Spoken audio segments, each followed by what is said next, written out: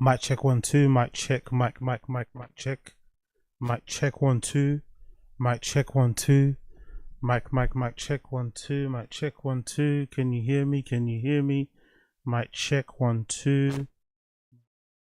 Check 1 2. Mic check 1 2. Hello. Hello, hello, hello, hello, hello, hello, hello. Welcome back, welcome back, welcome back, welcome back. Random show settings once again. Random show settings once again. We are back, we are back, we are back, we are back. Appreciate all of you. It's day number what? Day number 6, I think. Day number 6 of the marathon. Day number 6 of the marathon.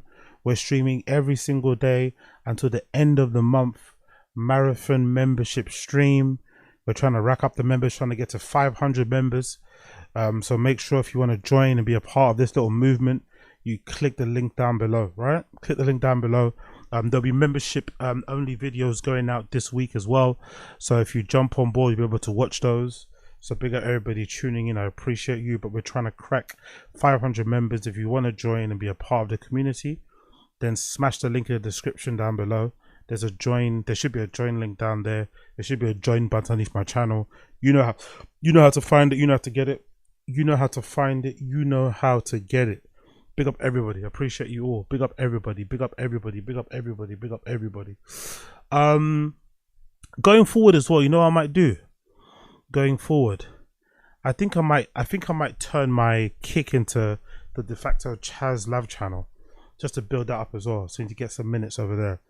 I think I might end up doing Taz live streams only on Kick, and then obviously uploading the clips on my YouTube channel, but using the Taz place as only a place to live stream Taz shows, and obviously any kind of comedy special that I want to do on there as well. I might use that as like a one-stop shop, you get me? Because there's no point in having a Taz channel and then just doing live streams on there. I might as well just, you know, for now anyway, at least do the clips on there, and then some other standalone videos. But I think live stream pods will all exist over there. So join the Kick as well. I'll be streaming stand-up specials on there, so make sure you join the stream. That'll be greatly appreciated. But I appreciate everybody joining in right now. Big up everybody in the stream chat. Big up everybody in the stream chat. Oh, got a bit of a fucking tightness on my lip there. But big up everybody in the stream chat tuning in. I appreciate you all. I ordered some. I did the Unforgivable today. I did the Unforgivable, and I went on AliExpress.com and I ordered some bits and bobs. Ordered some replacement studs for my nose piercing. I'm gonna get the other nose piercing done hopefully next week as well. So I needed to get another ball bearing so I can put it there. I'm hoping, fingers crossed, I'm hoping when I go get my other nose pierced, my other nostril re-pierced, because I had it pierced before, but it was a bit shit level wise. I'm hoping the person that does it will let me legit look in the mirror and see if I can line them up, because I hate when they're not lined up. Yes, I bought some bits and bobs. I also bought a replacement, I think, what do you call it? Foam guard or whatever for the microphone. And you know, I realized a bunch of that stuff on AliExpress, maybe I'm late in the party, a bunch of that stuff is stuff you find on fucking Amazon, but it's way cheaper. Obviously, you know, it's going to take much longer to get from China to here. But I end up buying everything for like about 20 quid or something. And the thing on Amazon, one thing on Amazon, like the foam for the microphone, would have cost me 20 quid itself. So you end up paying like pennies. I think I got the foam thing for like 79 cents. The earrings and all the stud things for like $1 each. Crazy how cheap all that shit is, man. Crazy, crazy, crazy. Then I automatically thought to myself, I wonder how much the workers are getting paid. I wonder how much the workers out in China are getting paid. If they're selling me, you know, studs for my ears and what you call it, microphone bits of foam and replacement straps or sliders for my headphones, all this sort of shit, right? How much are they paying the workers if they're selling that shit to me for like $1? If I'm buying like glasses for like $1, how much are they paying the workers? So I wonder, how's that tariff shit gonna work? Because I kind of get what Trump is trying to do, right? In a weird way, even though he's fucking up the economy, in a weird way, he's trying to bring jobs back to the US. But those jobs he's trying to bring back to the US, or the industries he wants to start, or whatever, restart, who's going to work those jobs? Do Americans really want to work in factories? My feeling especially from doing content online and seeing people and seeing the, you know, how normalized sex work has become, right? There was a point in time where only the freakiest girls were into that sort of shit. Now the you know, regular schmegular girls are into sex work. It's kind of like a standard thing. No one really bats an eyelid anymore.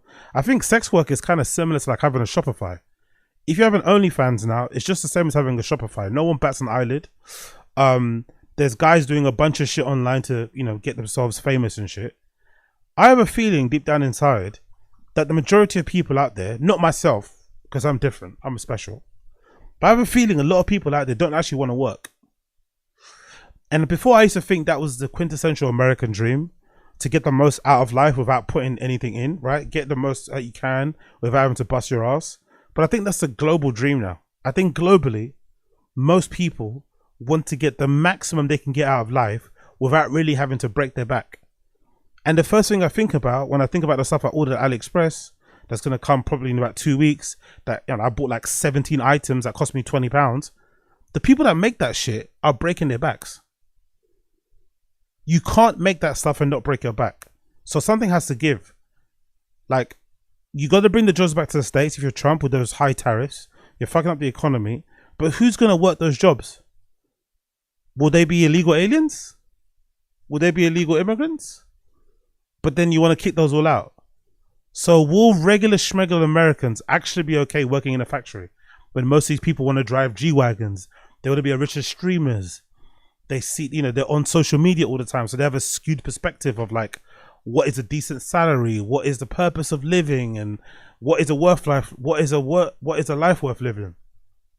We're gonna reach an interesting point in time. Honestly, I have a feeling like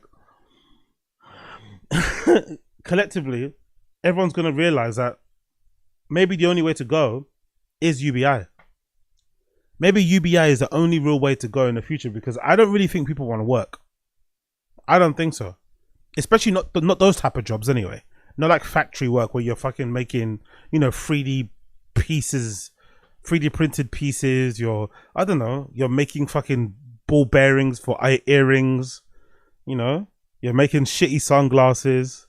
You're making scarves, socks, key rings. I don't think people want to do that sort of shit. They want to be online. They want to eat a fucking In-N-Out burger. And they want to get sent a ton of donations, you know, for that. They want to just be on stream, sitting down or sleeping, and get sent a ton of donations. They don't want to actually work, which is understandable. I get it, because that kind of work is horrendous. But, I don't know. I don't know what's going on there, man. I don't know. I'm just thankful that I grew up in a time when, or at least, maybe I grew up in a time when working was like admirable. Like, to have a job or to have a vocation that you did was like a good thing. It wasn't a bad thing, you know? You weren't looked down upon. I feel like nowadays people look down upon their own jobs. People kind of purposely hide their jobs. They don't want anyone to know they even got a job. They want to pretend like they're social media influencers when really they're working a 9 to 5, but they're doing their social media thing on the side. But they're embarrassed by the job because they want to be an influencer full time. And it's like, really? I don't know. Having a job is kind of fun. Being able to have colleagues and hang out and go somewhere every day, you know, kind of gives you a bit of a purpose, kind of gives you like real, you know, tracks to kind of follow, you know, so you don't kind of get off track and shit. It kind of also gives you something to look forward to on the weekends. I don't know, it's pretty decent. But I feel like nowadays people they don't really want a job. They don't want to have a job. They don't want to work. They'd rather just be at home chilling. So yeah, I don't know what's going on. I'd love to see what's happening, but I have a feeling those tariffs that Trump's trying to enact aren't going to have the necessary effect that he wants it to have. It's not going to work out, because he's going to bring back a lot of jobs by force, because the tariffs are going to make it too hard to import certain things. So manufacturing is going to have to, you know, start in some way, shape or form. But I just don't know who's going to work those manufacturing jobs. I really don't know. But hey, who am I? What do I know? Who am I? What do I know? Nada. Just got back from the gym, actually. Just got back from the gym, feeling fucking strong. You see that? See that bicep there? Just got back from the gym, feeling fucking strong, lifting a bunch of weight. This week or next week is going to be most of my cardio week. I'm going to switch things up again. And I can't wait, man. I've been really enjoying it. Really busy today in the gym, actually, weirdly enough, on a Sunday. I've kind of noticed that these last couple of months that some people switch their workout days to Sunday. So Sunday is kind of the start of the week and not the Monday. So that's been what it is. But yeah, man, I've been enjoying it. I've been pumping. I've been doing my thing, eating right. And yeah, man, I can't wait for next week. I'm going to do a bit more running. I'm going to be on my bike a lot more, get those miles up, get my Strava up and going, because I haven't used Strava in a fucking while. So I'm really looking forward to it. So by the end of the month, I should be where I need to go, where I need to be weights wise. So I'm looking forward to that. Fucking looking forward to that. So big up everybody that's doing their thing. And like I said yesterday, I was meant to go out tonight as well, but you know what? I thought it's better to stay in and lock in. You get me? I had a bit of a moment of weakness. I was thinking I should go out. I should go out and have a bit of a boogie, because there's a good night happening at Fall today, neighborhood night, featuring Freddie K, DJ Pete, a bunch of people that I like, Josie Rebel and shit. But I'm staying in. I'm locking myself in until the end of the month for this marathon stream. 30 days membership a-thon, whatever that fucking word is. Link to join is down below. Become a member.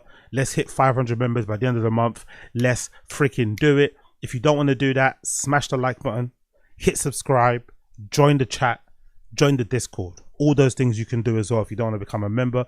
Actually understand we have a great community of people and two of the best mods in the world in Colin and Uche holding it down in the chat, so make sure you get involved. Powerful bunch. Big up NJ Ranger. Imagine Yuri in a sweatshop and then the TTS starts going Exactly. Oh, you know what? Today, right? Big up NJ. You just reminded me. Today we've got quite a bit of Yuri stuff to get through. What should we do first?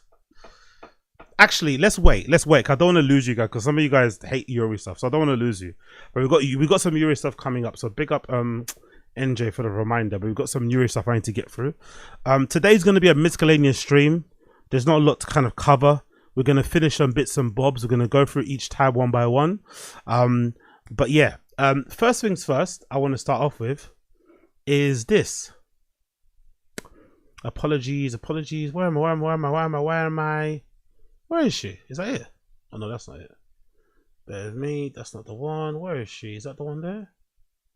What the fuck is she? Okay, no, it's there. There you go. Yo, big up Bill Gates' daughter. Big up Blood Club Bill Gates' daughter. We're gonna start off there.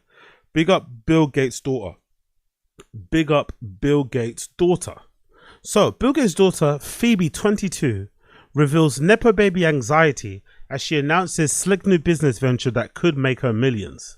This is a real change, because usually Nepo babies are very quick to dismiss the tag Nepo baby, and they're always quick to reiterate that they made it all by themselves and they didn't need no help from their parents who worked in the same industry, who are influential, who are rich. That's not the case. They did it all by themselves, right? Nepo babies usually don't like the label Nepo babies. But this is a one moment where I've seen somebody like a Nepo baby, like in this girl Phoebe, who's the daughter of Bill Gates, that she is obviously accepting that she's a Nepo baby and has some sort of anxiety about being one, because she has a business that she's launching that people aren't probably going to judge fairly because she's a Nepo baby, which is an interesting predicament to be in. So let's read it, courtesy of the New York Post. Bill Gates' younger daughter, Phoebe, is shaping up to be a mogul in her own right. The 22-year-old Stanford graduate launched a new podcast on Tuesday on which she teased a launch of her up-and-coming or forthcoming sustainable shopping site, Fia. The podcast, titled The Burnouts, is hosted by Phoebe and her business partner, Sophia Kiani. During the debut episode, the budding businesswoman admitted that she was anxious about being labeled a Nepo baby, said that she had such a desire to prove myself. I was like, I have so much privilege. I'm a Nepo baby, she declared, before saying I had so much insecurity around that. And no one's ever going to feel sorry for someone that grows up in that level of wealth, right? Because you can just imagine, I don't know what's Bill Gates' net worth? Bill Gates' net worth. What is it? Is it in the billions? Ooh. Allegedly, it's not even allegedly. Bill Gates' net worth is 107.9 billion. God almighty. 107.9 billion. So I can imagine if you're the daughter of somebody that has that kind of wealth. Powerful bunch. Oh, big up Vic Troller MMA. Appreciate you. Big up Vic Troller. You're a fucking legend. Big up fucking Vic Troller. Long time no see. Thank you for popping in and dropping a 5-member bomb. You are a fucking legend. Appreciate you. Powerful Big up Vic Troller. bunch. Make sure you thank Vic Troller in the stream chat for the membership bomb. You're a G. Appreciate you.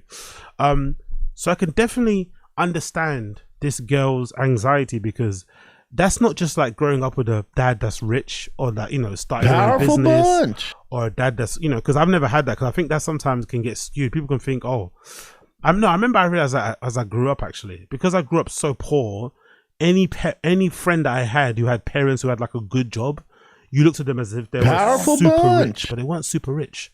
Their parents just had a decent job. But that's completely different to your dad fucking being Bill Gates, you know? That type of wealth is another level. So that must make you feel odd when you're going to Stanford. Powerful bunch. Not, you know, it's a prestigious school, but it's still regular people that go there, and they have troubles with their finances and whatever else and life in general. And you just, you know, you've been born, you know, with the privilege that you've been born with. It can be hard to kind of navigate and to kind of make sense of it. Like, why me? Sorry to interrupt, but I want to thank Aziz for the free membership, and am paying it forward. Bean cheese. You're a legend. Don't worry, you don't need to apologize at all to interrupt. You can interrupt anytime. I'm usually waffling like fucking shit anyway. So appreciate you, Victrola. Appreciate Aziz, Asad Aziz as well, everybody else that's in the stream chat. Even those of you that aren't gifting, just taking part in this fucking stream chat, hanging out in here, saying your little fucking jokes, whatever it may be inside of the stream chat. You guys make these streams just as fun as I do providing the content, because this stuff is a two-way street. You get me? I can be here ranting into the deep space. I've done it for many years, but it's way funner when you guys are watching, engaging, taking part in the stream chat, hanging out and all that good stuff. So big up Victrola, big up Asad Aziz, big up everybody in the stream chat. Appreciate every single one of you. Let's fucking go. Let's continue the article.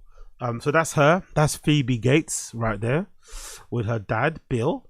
It says, Phoebe recalled that her father and mother, Melinda French Gates, were really cautious when she came to them with the idea of a sustainable fashion website.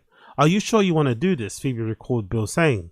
Bill and Melinda, 60, split in 2021 after 27 years of marriage, are also parents of the daughter Jennifer and Rory, 25. The exes insisted Phoebe finish school at Stanford before she launches her lucrative world of fashion tech. She graduated last spring with a degree in human biology. To be fair, they must have raised them pretty decent, innit? Because I don't really hear much about their kids. I'm not going to lie.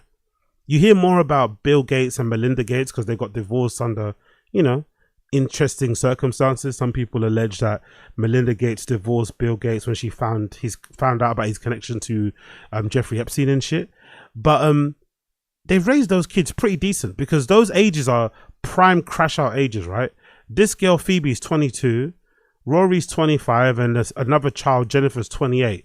Those are prime crash out years. So the fact that we haven't heard much about these kids in the media, in the news, maybe goes to show that there is a way. I'm not sure how. That must be really difficult. It's probably as difficult to raise a kid when you're poor and be well adjusted than it is to raise a kid when you're wealthy. It's probably just as difficult. I'd imagine the extremes on either end, they're probably just as hard. Like, how do you keep your kid out of crime, out of, you know, living a crazy lifestyle, out of getting addicted to drugs and whatever else it may be, getting involved in a gang when you're really poor, or just, you know, fucking not making it until they're fucking 21 or whatever. And also, if you're wealthy, how do you ensure that your kid doesn't end up like a fucking jackass? You know? Like, how do you avoid that? Even though you've made your wealth from the ground up, you got it out of the fucking mud. How do you do that? It must be so difficult to do. It must be so fucking difficult. It continues. There's a picture of Bill Gates and Phoebe Gates. The style-minded mini mogul first spoke about joining the fashion industry in 2022. At the time, she admitted that her mother's friendship with Stella McCartney made her realize that the offspring of the rich and famous can forge their own path. Oh yeah, that's a good point, because Stella McCartney is one of the maybe most accomplished Nepo babies out there, isn't it? Her and my mum are actually good friends, Phoebe told WWD at the time about McCartney, who is the daughter of Beatles legend Paul McCartney, but has become an acclaimed fashion designer in her own right. even when I was a little, she would send me stuff and little notes, and I'd be so excited. I've been asking my mum forever if I could meet with her. Okay, there's Phoebe Gates there. There she is there. Who's that in the middle? Okay, that's the other daughter. I felt connected to her. It feels like she's been able to use a platform that she had because of who her dad is, and then she took that and instead of being like, oh, people define me by this, she took it and she was like, okay, I have this immense privilege, now I'm going to use it to leverage something else. Phoebe said that I think we are really deeply connected because that's what I want, that's what I think about. Okay, I'm my parents' daughter, that gives me immense privilege, but it's not what I'm defined by. I want to have my own identity. I want to be my own person. I want to branch away from that. But how do I do that in a way where I can yield some sort of change? Yeah, so I don't know. I wonder how it is, man, when you raise kids like this. Like, I wonder is it just about the parents? Like, is it more to do with the parents? Like, do the parents define if your kid becomes an arsehole? Because, you know, not to be that guy and not to cast aspersions of people, but I'll be very, very surprised if Brendan Schaub and fucking, you know, Joanna fucking Zanella Schaub's kids don't turn out to be assholes. I'd be so surprised, you know? I'd be so surprised if those kids don't turn out to be absolute monsters when they get older. And it's largely to do with their parents being, you know, pretty much, you know, the biggest douchebags you've ever seen. So I wonder, are you kind of fucked if you have parents like Brendan Schaub and Joanna? Or do you kind of write your own destiny? Do you decide what type of kid you turn out to be? Based on your surroundings, based on your friends, based on maybe the job you the first job you get, based on if somebody punches you in the face super early, you know? You never know. You might be out fucking in and out with your friends acting like a dickhead and some older man just punches you square in the nose. And that might make you fucking, you know, recalibrate and figure shit out.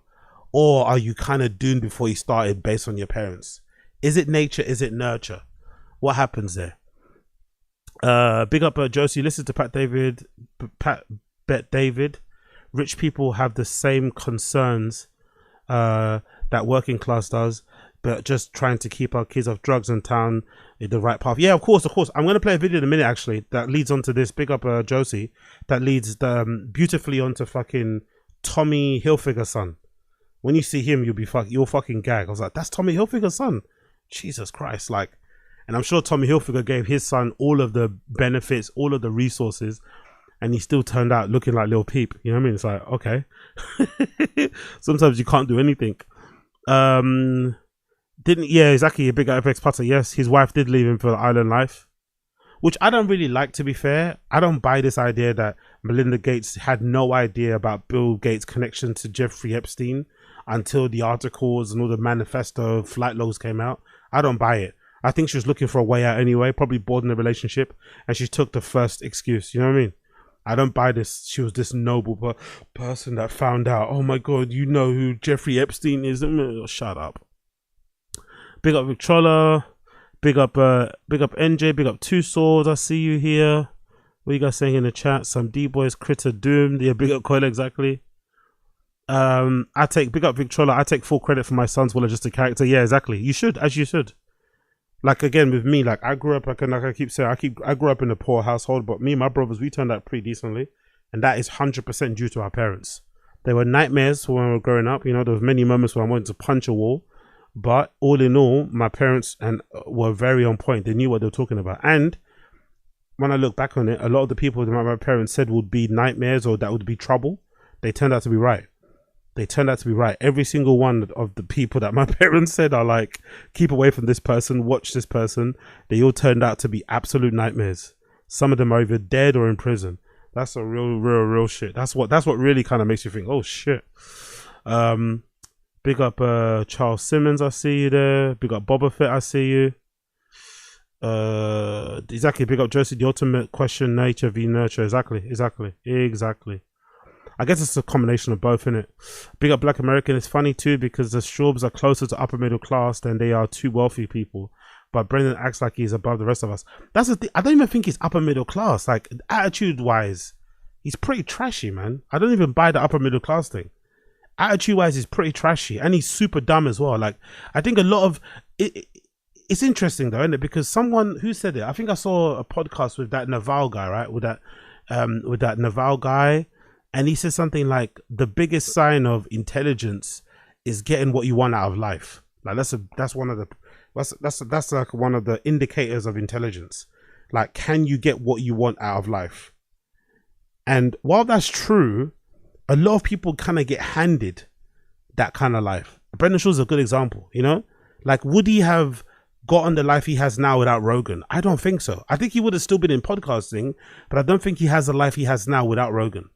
Like, so a lot of that is like, is that really his doing, or is that just you being around in LA, you know, fighting in the UFC, being friends with Callan, who's friends with Rogan, and then kind of getting lumped in that group? So a lot of life is like luck, you know, happenstance, circumstances, network, friend, all that sort of stuff is super important. I remember when I was younger, I think nowadays, I think when you get older, you start to realize this sort of stuff. When I was younger, I used to legitimately think, man, that you got everything out of life through just pure hard work. And then, you know, as I got older, especially living at home, I saw my parents busting their ass, working 2 to 3 jobs and still struggling. And I realized, it's not really about how hard you work. Sometimes you just get given a shitty deck of cards in that particular moment in life. Later on, my parents kind of got on their feet and shit. But I remember there was a time where they were like really struggling, you know what I mean?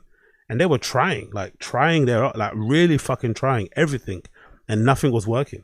So it's like, and some people, it never works ever, you know? That's the reality people never tell you. With some people, it never works ever. It never works ever. Big up King Bale. What do you mean, like hard work gets? Yeah, exactly. Yeah, we all did, AZ. We all did. Yeah. You guys are stranger. Let me know, what age did you realize that hard work doesn't get you what you want in life? Always, it's not always about hard work. Let me know, stream chat. When did you guys realize it? At what age did you realize that it's not always about hard work? Sometimes hard work doesn't get you what you want. What age was it? Because for me, it must have been like, because I left home super late. So it must have been like, I'm going to say it must have been like maybe 18, 19. 18, 19 might have been the first time that I was like, oh shit. It kind of clicked. I was like, it's not really about hard work, is it? You got to kind of like, it's kind of luck as well. Your network is really important. Like timing. Big up Young God Vibes, 21. Timo Kazi, 21. Addy Z, first job working corporate. Yep. Big up Jack Donahue Jr. Second half of 3rd grade, 10 or so. Okay, cool. Big up Jack Donahue. You worked out super good. Big up Mr. Studio Girl, 19. Big up Young. I realized hard work meant nothing when I got my first corporate job. Jesus Christ. Employment does that to you, innit? Employment's a fucking wake up call, innit? Big up Addy Z, 22. Charles Simmons, 8 inches. Yes, rude boy. Big up Charles Simmons. 8 inches. Big up King Bayou. High school to college years because I saw idiots get rewarded. Boom. Big up Black American, my mid-30s. As long as you got there, my friend, don't worry. Big up Victrola MMA. 16 working the Christmas tree farm. Jesus Christ, that sounds like a brutal job, Victrola. That sounds like a brutal job. Honestly, at 16 working in the Christmas tree mark, that sounds like a brutal job. I'm not gonna lie. That sounds like a fucking. I'm just imagining the fucking splinters in your fingers and shit, and your pines everywhere, and the carrying. Oh yeah. That sounds like a headache. Big up Vovak. Big up Vovak Ribas. My principal's son. Haven't got a day to school, had perfect grades, can enable, 2 swords. At first I thought it was just me, but I saw this at 15. Powerful bunch. Big up 8 Martins, appreciate it, bro. I was 19 years old. I got discharged from the USM Seafood Camp. I spent a year and a half before that cutting off bad influence, turning my life around. Yeah, okay, nice. Good lad. Big up 8 Martinez. Good fucking lad.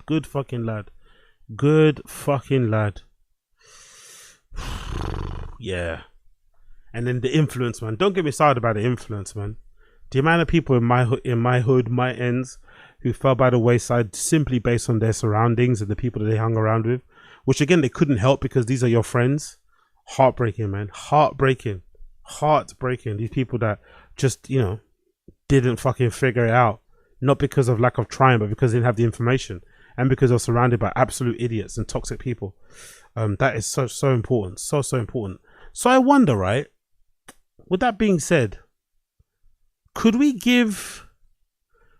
maybe extend some grace to Brendan and say maybe he is intelligent? Because if intelligence really is getting what you want out of life, he's kind of did it, innit? Despite being incredibly redacted, he's gotten what he wants out of life and is living life on his own terms, in a way. So is that a form of intelligence? Would you say he's intelligent in that regard? Or is it just pure luck and nothing else? Because I think there has to be some level of intelligence there to kind of suck up to the right people, to stay around. Big up Addy Z. No. Papa pisses in the sink, fam. Big up Perk Angle. Wagwan G. He sacrificed his brain. Brian. Okay, Brian. Big up Jonathan. He didn't get. He was given. Fair? Asking your dad and Ask Jay is not intelligence. Okay. Alright, Coy, that's a good point. The bank of Peter Shaw, Joe Rogan, and Ask Jay maybe isn't yeah, that's a good point. King Bayu, no, because it isn't. He isn't happy. If he was happy, then yes, fair. Big Young Vibes, he is dumb because he shot himself in the foot due to arrogance. Yep, true. Big up Two Souls, he doesn't have his CTA, he isn't smart. Rogan effect is a real thing. Yeah, that's a real thing. It really is a real thing. It really is a real thing. Anyways, that's that. Big up Phoebe Gates. Hopefully she gets what she needs out of life and she figures it out in the end. I would have to say, I don't like don't feel bad for yourself. I think that's really lame. Like, I remember growing up, there was one particular girl, I wish I could remember her name. There's one particular girl I went to secondary school with, high school, and she was from a rich family. And she was one of the coolest people I've ever met. And I think you do meet them along the way. People who grew up, like, you know, in affluence, but they're super chill, super level-headed, super like, you know, they don't act like fucking dickheads. And, you know, it's not even something they talk about in terms of what their mum and dad fucking do and what they make and shit. So I think sometimes you could spend way too much time worrying about how people perceive you and not enough time just focusing on being a good person, doing right by your friends and shit and your family. Trying to work hard at what you want to do and follow your passions, because why not? You got that privilege. You can follow your passions and just do it that way. Stop making excuses. You know what I mean? Like, stop feeling sorry for yourself. And I don't like the relatable thing either. I don't like this relatable thing of like, oh, I got anxiety. No, fuck that shit, man. Like, what anxiety? You know what I mean? You've been given the privilege. You've been born on, second base. Just fucking hit that shit home. You know what I mean? Run that shit home. It's all good. No need to feel sorry for yourself. Like, everyone, you can't really choose what family you're born into. You lucked out and you got born into that family, so take advantage of it. All this feeling bad for yourself thing is weird, super strange. But I guess you got to do that because you got to make it look like you're just like everybody else. It's like, nah, don't be like everybody else. You know what I mean? Don't be like everyone else. But again, what do I know? Absolutely nada. Cool. Let's move on to one Nepo baby to another Nepo baby. Look at this. Courtesy of Back on Fig. Ricky Hill on father Tommy Hilfiger and not doing clothes. I would have more money. So this kid allegedly is the son of legendary fashion designer Tommy Hilfiger. Look at him. Now, how does that happen? How does that happen? How are you Tommy Hilfiger and that's how your son ends up? Pretty wild, isn't it? So let's hear his story. I'm curious how that fucking happens.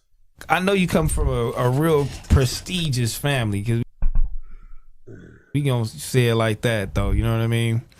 Put some respect on it, but yeah, like, he made it that way because it wasn't like that, though. At first, yeah, he came from nothing, so he started from nothing for sure. Damn, where did he come from? What was the beginning? Upstate New York. Damn. Yeah, upstate New York, Elmira, New York. Yeah. Do a lot of people expect you to like live in, his footsteps?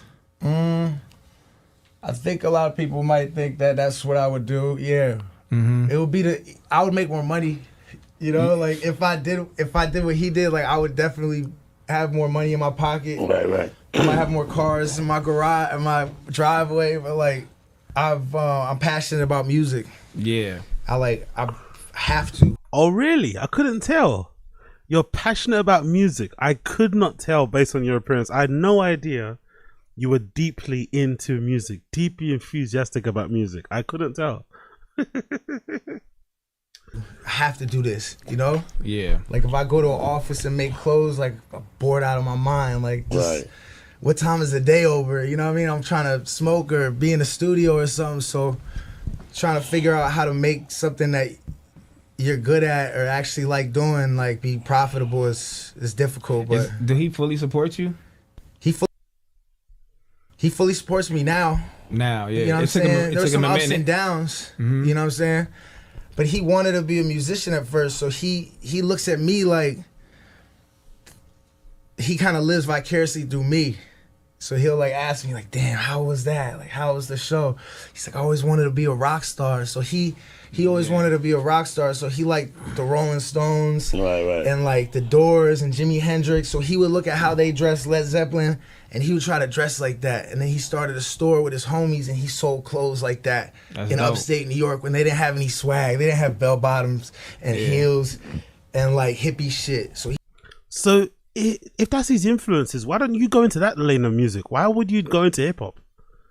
You know, and tattoo yourself like that. Why not just go into rock? Why not go into indie? Something a bit alternative, something unexpected. You know, he probably have a bet because I don't know what his music sounds like, but I got a feeling it's not good. Right, I got a feeling his hip hop music isn't that great. But he probably would have had a better chance making it if he did fucking rock. Powerful bunch. Big up Angel. This MF out here looking / sounding like Flush One. That's a good point. He does, isn't it? Yeah. He does have the same accent, isn't it? They kind of speak the same way.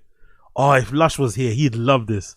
If Lush was here, he would fucking love this. He'd be trying to force similarities and shit between them. Oh, you grew up that. He'd fucking love it. He'd love it. Yeah. They're very similar in that way. That's a very good point. Big up Angel. He kind of brought that trend up where they didn't have it. You know what I mean? Yeah. And his whole inspiration is from music. So I just kind of wanted to go back to the roots. You know, I wanted to like be what the inspiration is. You know, I never wanted to be an actor in movies. I never wanted to make clothes.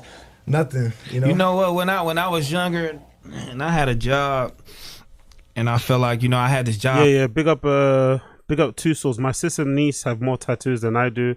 And everyone is always surprised that I don't have my arm and back full. Yeah, I've got to be honest, man. I'm kind of happy I held off with the tats. I don't have any, but I'm also kind of redacted because I also really want a hand tat.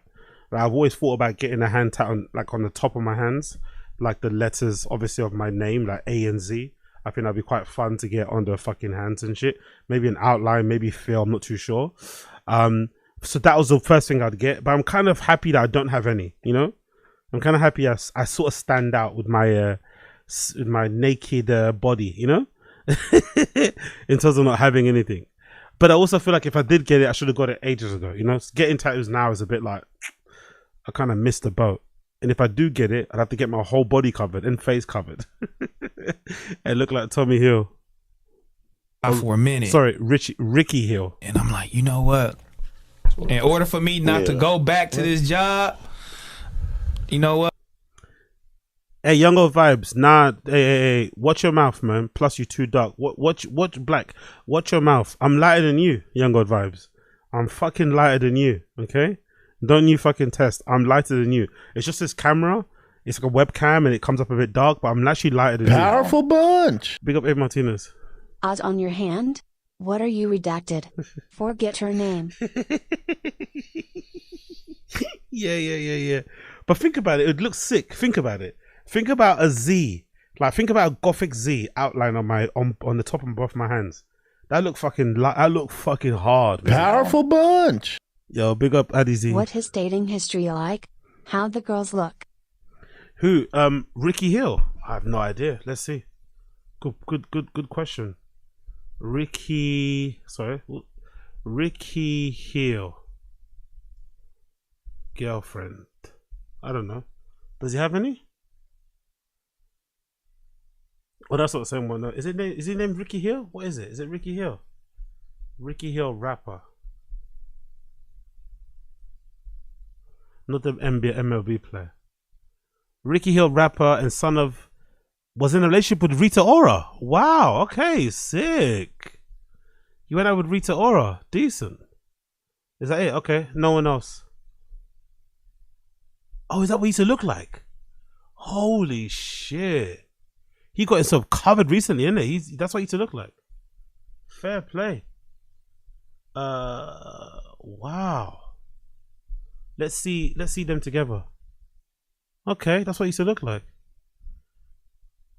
Oh, so this is, I guess that's his new girlfriend, I'm assuming.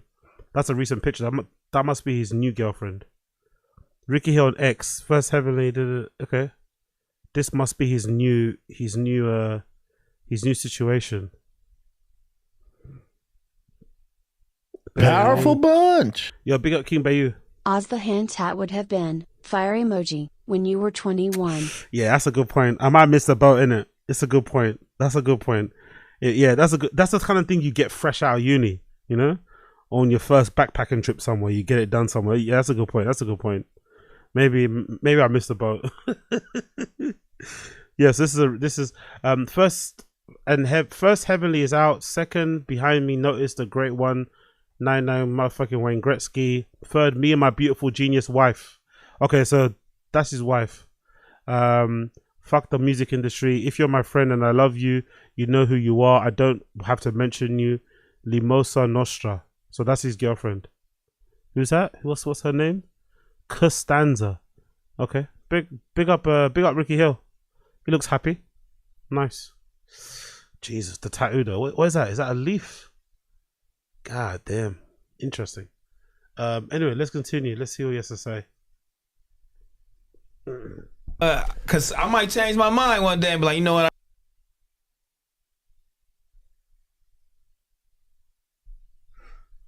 Come on, bruh. Powerful bunch. Yo, big up Asal Aziz. Nothing like I just feel like Tommy was my dad too, you feel me? Like we probably grew up in the same hood, you feel me? I got tats too, fool. My dad could have been a designer and we're both in hip hop, fool. Gladder on no jumper. Let me hit that blunt.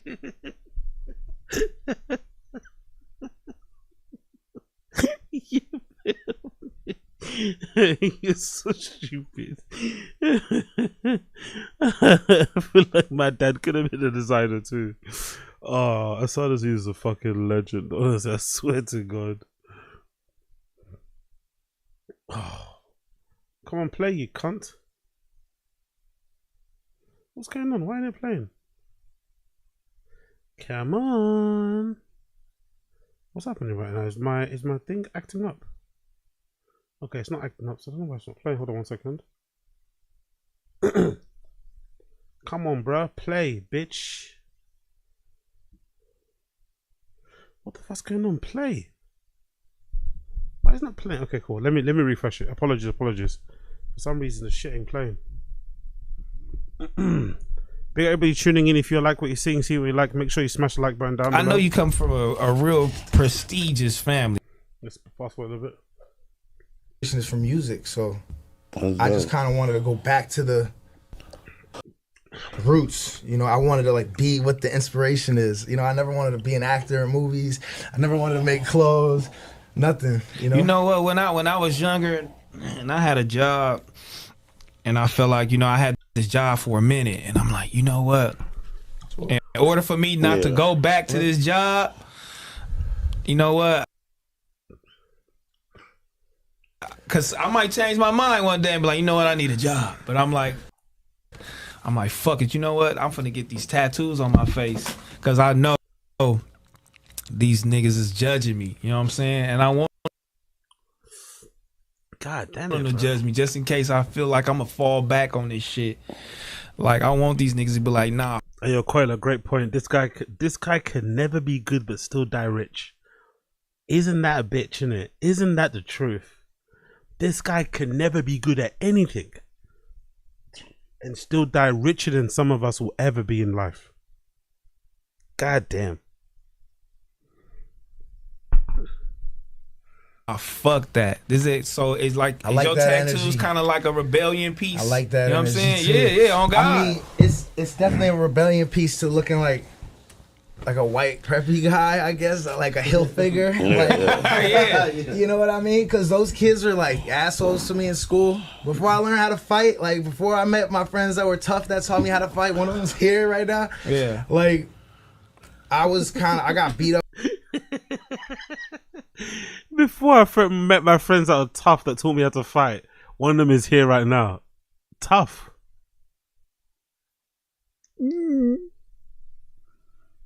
By preppy kids, bro. So I used to hate them, like rich kids. And my dad is new money, but he was famous, so they would make fun of me for that because they'd be kind of jealous that he had fame, you know? So my whole life, I just wanted to look like the opposite of what a Connecticut kid is supposed to look like. Honestly, I didn't feel like that. You know, I wanted to be the revenge, the motherfucker that comes back to beat up those kids. What happens, man? Why can't you just work a regular job? It's probably true. Most people do that, right? Like Bill Gates' kids, apart from the one I mentioned, that Phoebe Gates, I haven't heard of the other two. So the other two just live a normal life. But what happened to just being a normal person? Why do you also try to, why do you think kids that come from that type of background or like with a famous, you know, parent feel the need to try and emulate what their parents did? Why can't you just enjoy what your parents have built? You know, obviously keep it going so you can pass it on to your kids. But why did they all feel the need to step in front of the camera, to be a person, like to be a, you know, a public figure, to try and be someone famous themselves, when you could just be a regular person, working a regular job or not working a regular job and just chilling? Like, why? You know, like, what do you really have to say that's that necessary? You know, I get what you mean of that feeling he has, right? I understand, it's probably true to him, but it's an interesting path to go down. You know what I mean? But some of them got it. Is you the oldest out of your siblings? Huh? Is you the oldest out of your siblings? I'm the second oldest. So you got a brother older? I got an older sister. I have three sisters. Oh, okay. Yeah, you the only boy? I got a younger brother now. He's a half brother. Oh, okay. Yeah, I was the only boy for a long time though. Yeah. Oh. So how did you you say you met Bonnick when you was like 14, 15 years old? How'd you meet Bonnick, man? Well, I was running around with all these people from Philly. Yeah. Cause you ever heard of Freck Billionaire? West Philly Freck? Nuh-uh. He used to be with Street Fam. With Street Fam I know, but nah, he's I don't a know. legend, underground legend, mixtape era legend. I mean, like a lot of Street Fam mixtapes and just like known for being one of the greatest bar for bar. You know what I mean? Like metaphor rappers. He's from West Philly. Yeah. Got himself a little Latina. He's a legend, though. This guy's, I quite like him, I'm not gonna lie. He got himself a little Latina. He kind of looks racially ambiguous because of the tattoos and the bald head, right? You don't know if he's super white or if he's like, you know, Mexican white, you know, or if he's Cuban or Puerto Rican. You don't know. You know what I mean? He looks racially ambiguous because of the tats. But yeah, man. And yeah, big up Uche. Yeah, the hood accent. I don't know where the hood accent came from. Maybe it's, you know, spending time, you know, in the hood in Philly, as he said. But I'm not sure why. I kind of like him. He's a bit of a mess, but I kind of like him. So he brought me.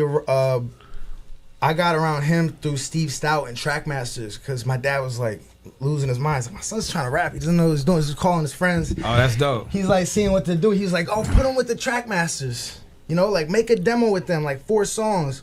And this guy, Freck Billionaire, he's gonna help him write these songs. So I met Freck. Freck taught me how to rap, and then just became, you know, like a big brother to me. Took me under his wing, and then a lot of his friends from Taxing Philly, you know, became like big brothers to me. And then at one point, they were talking extortion about checking in. This guy was talking about Bubonic from Philly's Most Wanted, and he was playing me all the Philly's Most Wanted shit and just helping me study that shit and like all the just the Neptunes. Like he's like, this is Pharrell's best era. Like Pharrell's in his bag with Philly's Most Wanted. Like he going crazy Bonic's right now. the special one. He's fucking special. Jay-Z takes bars from Bonic. Like listen to him. Like nobody's like Bonic. He's just a legend. So I was a fan of Bonic before I met him. He's like, we're gonna go down. Anyway, you get the point. You get the point. Big up Ricky Hill. Big up Ricky Hill. Big up Phoebe Gates. As much as we just like to laugh, it also must be really hard growing up in a family where your dad is fucking Tommy Hilfiger, or in Phoebe Gates' regard. Your dad is fucking Bill Gates. It must be really fucking hard, especially when you're trying to carve your own path. You don't want to follow in your parents' footsteps. You kind of want to make your own name. It must be difficult. It must be difficult. So yeah, good luck to both of them. Good luck to both of them. Good luck to both of them. Let's continue on. Let's do a bit of Johnny Somali. Big up the Internet Anarchist. Internet Anarchist has done a video on Johnny Somali. They do really good documentary things anyway, but this is probably going to be a roundup of Johnny Somali's latest goings on. So this is a little roundup courtesy of Internet Anarchist. You can watch it yourself here. That's the channel. That's the title of the video, because I'm going to be stopping it and playing it here and there to add my commentary. But if you want to watch it yourself, there you go. You've also got the URL in the bar there, so you can check it. But let's press play. Let's go. Turning entire nations against yourself isn't an easy task, yet Johnny Somali has somehow managed to do just that. He was given multiple opportunities to turn things around, but instead he decided to continue being a complete degenerate who lacks even the most basic human decency. God, I didn't know he was fingering the. I didn't know he fingered the statue.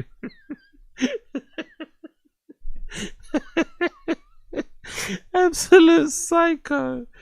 He fingered. I didn't know he fingered the statue. Licked his finger. God almighty, bro. It was only a matter of time before he faced the consequences of his actions. That time is Jesus Christ, man. Honestly. He's probably going to end up in prison for that, by the way. He's probably going to end up in a Korean prison because of that. How embarrassing. finally here, and his fate is far worse than he could have ever imagined. Hi, I'm the Internet Anarchist. I create weekly YouTube documentaries, and today, we're diving into the latest updates in the Johnny Somali saga, the high likelihood of him rotting in foreign prison for years, and how he's actively making the situation worse for himself. Yo, big up Ricky Pitcher, Wagwan G. I think Somali has three extra chromosomes. No, I don't think that's true. People always say that as a cop-out, but I don't think that's true. I think what we're seeing, Johnny Somali is like the consequence of clout culture. He's the embodiment of clout culture. That's what you're seeing. Unbridled clout monster. And people are confusing it for being a bit redacted. He's not redacted. There's nothing wrong with him. He just likes the attention. He loves the attention. Look what's happening with the Rico. Look what's happening with the No Jumper Rico, people. The No Jumper Rico has been incredible, right? Obviously the Rolling Crips Rico. But that Rico has been incredible because this is the first time in the history of Ricos where I've heard the people that are indicted in that case calling up podcasts and shit and having interviews over the phone whilst they're under arrest, whilst they're currently in prison, whilst they're currently in jail. The first time ever. And why is that? Because of the viral virus. People can't let go of that fame. It's so addictive. So we're seeing the consequence of what it is like to be out there and to be viral and to have clout. People just they want more hits of it. So I think Johnny's that example. I don't think there's anything wrong with him whatsoever. I don't think he suffers from mental health issues. I don't think there's anything wrong with him. I think he's perfectly fine. He just loves the attention. But he takes it to an extreme, but he just loves the attention. In my personal opinion. I could be wrong, but I don't think there's anything wrong with him whatsoever. Say, oh, I'm sorry. Oh, I'm mentally ill. I don't know what's going on. I have a bipolar disorder. But as you'll see by the end of this video, all this could just be the beginning of something far more disastrous for Johnny. Now, I've already covered the Johnny Somali situation in great detail, but if you haven't watched that video, here's a super quick recap. Ramsey Khalid Ismail, better known as Johnny Somali, wanted to become a globe-trotting content creator, but when travel vlogging didn't work out for him, he came up with a genius plan to be as insufferable as humanly possible, in the hopes of farming viral clips. He took the mantra "all publicity is good publicity" to heart and found his first target country, Japan. There, he did every obnoxious thing he could think of, from harassing passengers on a train. So he's had a pretty short run, when you think about it. He's had a pretty short run. It hasn't been that long, but it's been such a chaotic, rage-inducing run that it feels like it's been about forever, but it hasn't been that long really when you think about it. When he went viral to now, but yeah, here he is. To be fair, it's more surprising to me that he's going down before an Ice Poseidon, which kind of shows you that Ice Poseidon is a little bit smarter than what he lets on. Because Ice Poseidon's a piece of shit. He's a bit of a nuisance streamer, but he has somehow avoided serving any prison time really, or being in real serious trouble, apart from obviously the scam with the crypto thing with his fans. But he's kind of avoided a lot of that. Johnny Somali just wasn't smart enough to know where to stop, where to draw the line, you know, when to stop trolling. And kind of now he's going to pay the ultimate price. But it's pretty wild how short of a run he's had and how quickly it all imploded. Train. Hiroshima? You know Hiroshima, Nagasaki. You know why you do this? Pearl Harbor. To being a complete racist. Yo, this shit is in Mulan language. What does it say? This shit is in Mulan language. What does it say? I thought that shit was an error. Mulan language. Jesus Christ. Real NPC activity right now. It's hella NPCs out here. This is crazy. These are NPCs, guys. We with the NPCs right now, bro. I'm with the NPCs out here. I'm with the NPCs out here. Really with the NPCs. Hey, these are all NPCs, bro. All while streaming everything for the world to see. He also began terrorizing local businesses. Huawei.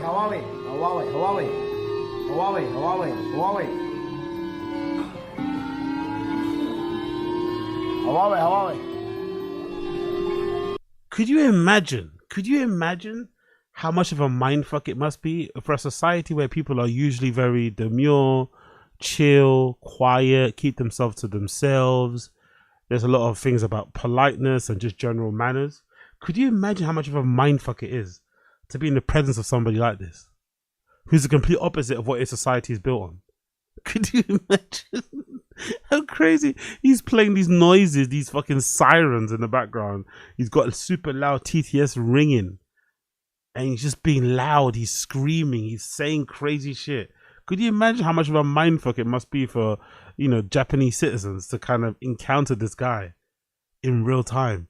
Fucking hell.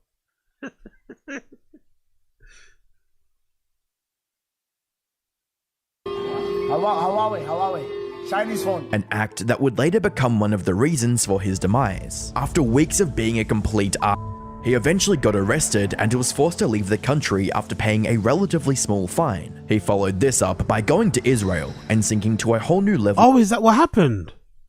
Ah, he got kicked out of Japan. They had to pay that's a crazy cheap fine. I didn't know that.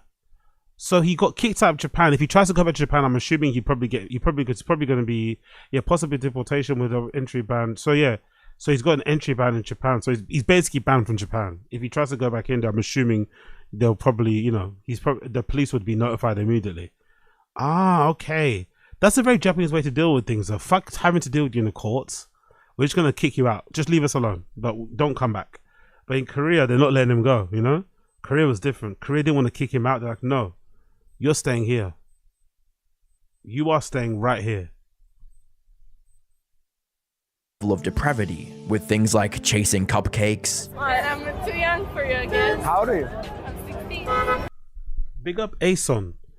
If he was your complexion, AZ, I bet the reaction to him would be a bit more intense. If he was my complexion, you mean what? If he was darker? Nah, I don't think so. I think you got that one wrong, my friend. He already has a very punchable face. And he does really obnoxious things.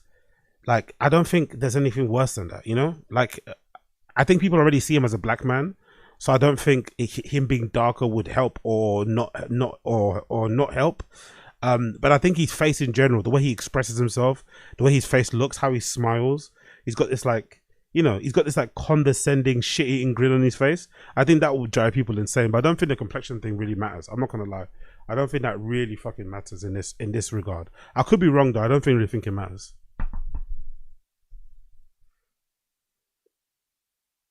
It's legal here in Israel. Harassing female cops. You a bad. I swear to God. You a bad. I'll take you to dinner. I swear to God. I'll change your life. I'll change your life, baby. Baby, I'll change your life. I promise you. You a bad. And even threatening to SA them in public. I'll slap that. I'll grab it too. Donald Trump told me. Please do it. Please do it. That's one moment where I wish he would. Please, I beg you. Please slap that police officer's ass. Please slap a female member of the IDF's bum. Please do that. Please do that. I would have loved to see what happened. Oh, that would have been fucking brilliant YouTube. I'll grab that too. Stop playing with me. However, after the locals started enacting their own justice on him and his cameraman, Hey, don't touch me, man. That was quick, by the way. That's the only time I'm going to big up Israelis. Big up the Israelis. They fucking dealt with him. They fucking dealt with him. he had no choice but to flee the country. But since he walked away practically scot-free in both Japan and Israel, he figured why not push his luck again, this time in South Korea. He kicked off his visit by desecrating a statue dedicated to... Don't you find it interesting that the place where he caught the worst the place where he had to face the consequences of his actions and got the worst beatings was actually South Korea? Aren't you guys surprised? And not Japan or Israel. It goes to show you never know, innit? That's the place I would least expect him to get, consequences to his action. Because didn't he get punched twice in South Korea? By like foreigners too, by the way. Not even by local people. Foreigners punched him up in fucking South Korea. That was fucking brilliant, by the way. I think he got verbally attacked by some French guy in Korea as well, who lives there. Give him a real rollicking in the street. So it's pretty interesting that Korea was a place where they said enough's enough. I would have thought he would have got chucked in a prison in Israel. He escaped there. Japan, I also thought he would have come across a Yakuza or someone who would have kicked his head in. But he kind of got away with it. But Korea was a place where finally, he kind of got it. Korean women Powerful who were forced bunch. into SA... Oh, big up IDZ. He has a neotenous face. Fits the dweeb personality. 100%. 1,000,000%. 1,000,000%. slavery during World War II, harassing an elderly convenience store employee, I didn't drink here. Are you dumb? I'm not gonna lie, this is the one that really irritated me. I know the statue thing was really disrespectful to them as people and shit, but this one and the fish, the rotting fish on the bus, this is what really got on my nerves. This really fucking boiled my piss. When I saw him going to this fucking shop and spilling all the noodles on the table, screaming, shouting, being belligerent, and then the other thing where he's carrying the rotting fish in the fucking carrier bag. Oh, God almighty, man.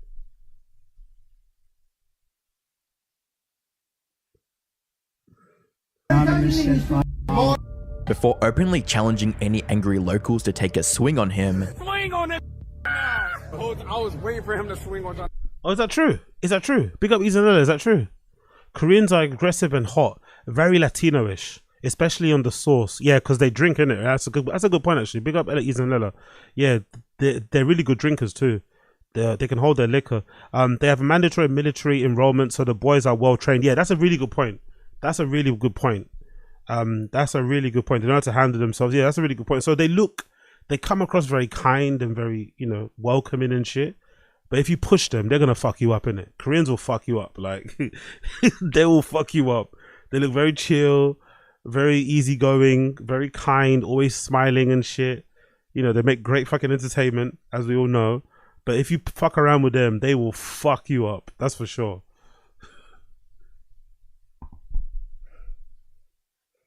I was waiting, bro. I was waiting. Oh, is that true? Big up Saul. Koreans are very Latino-esque. Okay, cool. Everyone's saying the same thing. Latino. Okay, I didn't know that about Koreans. Okay. So yeah, there's a lot of fire there. That's the same in Latin countries, right? Very welcoming, whatever. But if you test them, if you push your luck, you're going to get your head caved in. We're ready, Reddit, Twitter, come. Hank is here tonight. We're not scared. But what he didn't realize was that the Korean people were more than happy to take him up on his challenge. Look at that. Look at that. Look at that. Sweet justice. Ran after him, pulled him on the floor, kicked him in the face. Oh, brilliant. Big up my Koreans. Love it. Love it. Wow. Wow. leaving him bloody and bruised. Jesus Then, Christ. just when he thought things couldn't get any worse, he was arrested and charged with multiple counts of obstruction of business and more. The Korean authorities took away his streaming equipment and seized his passport to prevent him from leaving the country. This brings us to the present, and a lot has happened since my last video. When he was arrested back in November of 2024, many people, including myself, speculated that the Korean government was going to make an example out of him. After all, this was their chance to show other douchebag IRL streamers that Korea wasn't a public content farm, where they could do whatever they want and walk away without any consequences. Fortunately for them, Yo, what happened to that guy, by the way? Do you guys remember him? Oh, I remember this guy. What happened to him? He was a guy, I think he's from New York, I think.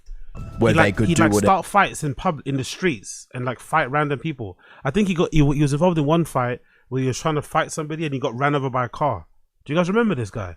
He was OG nuisance streamer. I forgot his name. I don't know if he went to prison or something. Do you guys remember this dude? OG nuisance streamer. I'm pretty sure he's American. And he'd go and like antagonize people on the street and shit. I forgot his name. Maybe it was with basketball too. I forgot his name. Whatever they want and walk away without any consequences. Fortunately for them, Johnny is going out of his way to dig his own grave. As a comment on YouTube from Atozy points out, Johnny started falling down a staircase about 2 years ago, and is somehow still falling down that same staircase currently. You see, he was scheduled to stand trial on March 7th, 2025. You'd think he'd lay low and keep his nose clean while waiting for his day in court. But Johnny couldn't help himself. 10 days before the trial, he went ahead and committed yet another crime by sharing links to a corn site in his Discord. For those who don't know, the creation, promotion, and distribution of explicit material is completely illegal in South Korea. That said, he still had some plausible deniability if this ever came up in court. He could have argued that he shared the link accidentally and that it wasn't meant to be a promotion or distribution of explicit material. But as is tradition with Johnny, he immediately destroyed any. Like, honestly, look at his face. Like, I don't think it's skin color that matters. Just look at his face. He's got one of the most punchable faces you've ever seen in your entire life. Like, look at him. He looks like a troll. Like, he's got the most punchable face you've ever seen, you know? It's not really about race or anything. That guy just looks like somebody that you'd want to fucking, you know, push down a set of stairs, you know? He looks wild. Any chance he had of talking his way out of it. Seconds after posting the link, he sent 2 more messages reading, "Need all my N-words to goon," and "next business venture," essentially admitting. Pick up Aiden in the chat, or Aiden, monkey jeans, non-racial. Monkey jeans, hashtag no racist. I don't know if that's possible, but I appreciate the attempt. Legend. Admitting that he shared the link on purpose and did so for profit. It's almost like he wants his sentence to be as long as possible, with one person writing, "Johnny Somali's biggest enemy are not his haters, not the authorities, not legal mindset, it's himself. He is the one who..." Hey yo, going back to what I think what you said, Ason. AZ, please just don't go try and be a nuisance streamer. Blood. Brother, look at me. If I attempted to be a nuisance streamer, I wouldn't make it to the end of the day. I would not make it to the end of the day. I'm dying, bro. Let's be real. If I attempted to be a nuisance streamer, if my big ass attempted to nuisance stream, somebody is knocking my head off from my shoulders. Nobody's giving me any grace. I'm not getting any benefit of the doubt. I'm not being treated with kindness. You know? I'm getting fucked up. Come on, man. Let's be real. I'm getting fucked up. Who keeps making cases against himself and producing/recording his own crimes. However, this wasn't even the worst thing he did leading up to the trial. The night before, he went live and managed to incriminate himself even further by revealing his plan to trick the Korean court system. According to Johnny, all he had to do was plead insanity, and the Korean government would set him free with a small fine. When I go to the judge tomorrow and say, "Oh, I'm sorry. Oh, I'm mentally ill." Doing this before your trial on live stream, Doing this before you go on trial on live stream, brilliant. Fucking brilliant entertainment. Brilliant entertainment. Bad for your case, but brilliant entertainment. I don't know what's going on. I have a bipolar disorder. And what may I do? I left my medication in America. I don't know what's happening, Your Honor. Please help me. I'm a psychopath. Come on, man. This guy's great entertainment, man. I know he's fucking annoying. I know it. But he's fucking entertaining as fuck, man. What an incredible person to watch from afar. What an incredible human to watch from afar. Like, what the fuck, bro? Laying out your entire fucking defense on stream about how you intend to lie to the judge and to the court in order to get off those charges. Bragging about it, mocking it. It's so brilliant. I plead mentally insane. And they say, okay, go home with a fine of $500. Obviously, this was never going to work. The only reason Johnny thought he could get away with something this absurd was because he's a complete racist. He genuinely sees Asians as inferior and wants them to get exterminated. I hate Asians. I think all Asians need to be exterminated. Even if we give him the benefit of the doubt. Jesus Christ, I didn't know about that. Holy shit, I didn't know about that. Holy shit. Where did this anti... I guess it makes sense because why he's there, but where did that come from? Fucking hell. What an absolute psycho. Powerful bunch. Yo, we got NJ. Also, the light English dandy voice is wild, bro. Yeah, exactly. That's how he's trying to get out his sentence, isn't it? He's going to put the English voice on, you get me? That's what everyone has to do. Put on the English accent when you want to get out of a sentence. When you go to court, you put on your Burberry shirt and then you try your best English accent and try and get off the charges. God almighty. And say that he knew his insanity plan wouldn't work. The mere fact that he's willing to lie in court will likely influence the outcome of his trial, as a comment on YouTube stated. Yo, big up Asad Aziz. His anti-Asian sentiments came from watching Chin vlogs.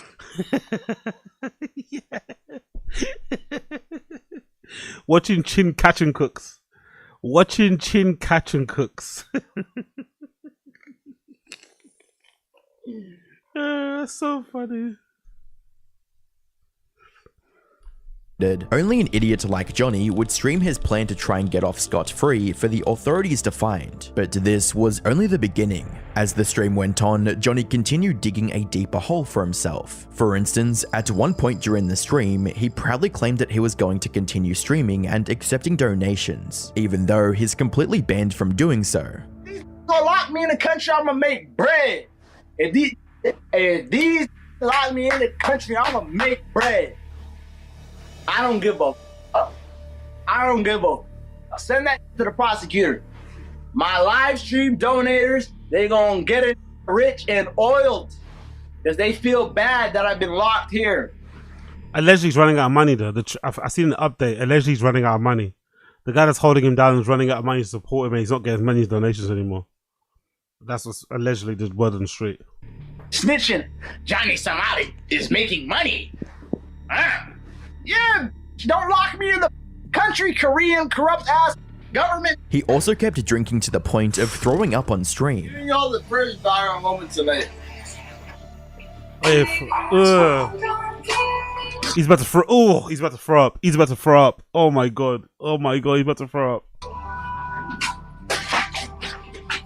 Oh my god, I threw up everything. Y'all want to see this? It's worth noting that he was doing all of this just hours before his trial, and as you might imagine, it didn't end well for him. YouTubers Atozy and Legal Mindset both traveled to South Korea to attend the trial in person. According to them, Johnny came to the trial looking like an absolute buffoon, wearing an oversized suit and a MAGA hat. He also showed up an hour late, most likely because he was drunk from the stream he did just hours before. Yo, big up Joss Says. Can you gift memberships on YouTube mobile app? No, I don't think you can. Unfortunately, I don't think you can gift memberships on the mobile app. I think it's only via desktop, if I'm not mistaken. The only person who came with him was his Korean roommate and friend Hank Yu, a man who's known as the Asian Nazi as he became famous for singing a deeply racist song while wearing a Confederate uniform. A Tozy and legal mindset also revealed that Johnny was in a rather jolly mood as he entered the courtroom. He even spotted the two YouTubers and started making faces at them like a 10-year-old child. The judge saw him making faces at us. Right, yeah, when he walked in. And then So he turns up hungover, still probably drunk and high, and as he walks into the courtroom, he sees these YouTubers that have been covering his trial or covering his, you know, adventures in Asia and shit, and he makes faces at them. He sticks his tongue out and all that shit. Yeah, I think he wants to go to prison for the storyline, you know, for the story, for the meme.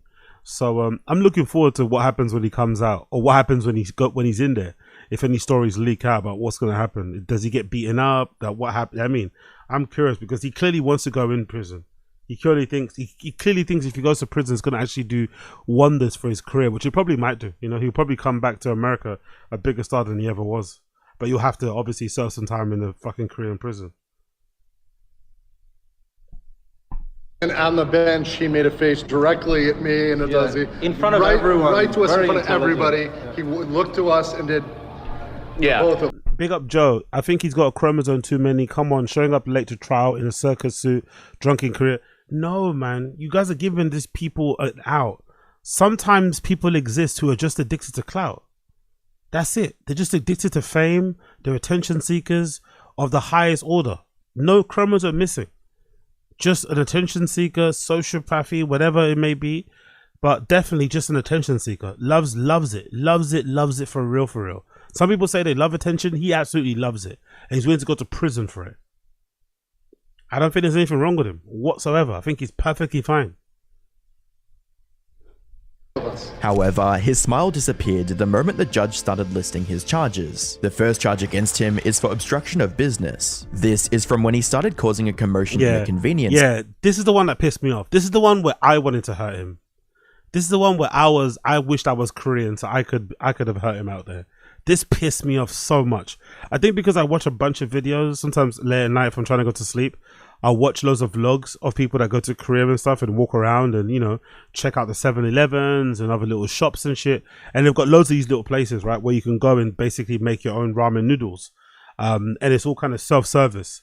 And every place has it different. Some places, you know, have a self-service thing. Some places have like a person that makes it for you. Some people have like a vending machine. Everywhere is different. So it's kind of cool to watch it and really calming. Sometimes it makes me help me go to sleep. So I guess when I saw this, it triggered me. Because I was like, oh my God, man. Why are you know what I mean? Why are you disrespecting people's space like this? Why are you fucking know what? Because I'm so familiar with seeing these fucking shops and shit. It drove me fucking nuts, man. It honestly drove me nuts when I saw this.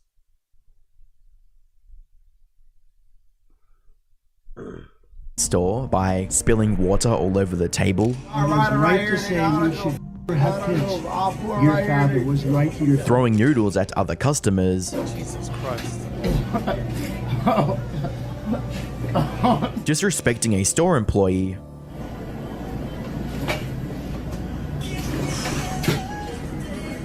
And being a massive nuisance in general.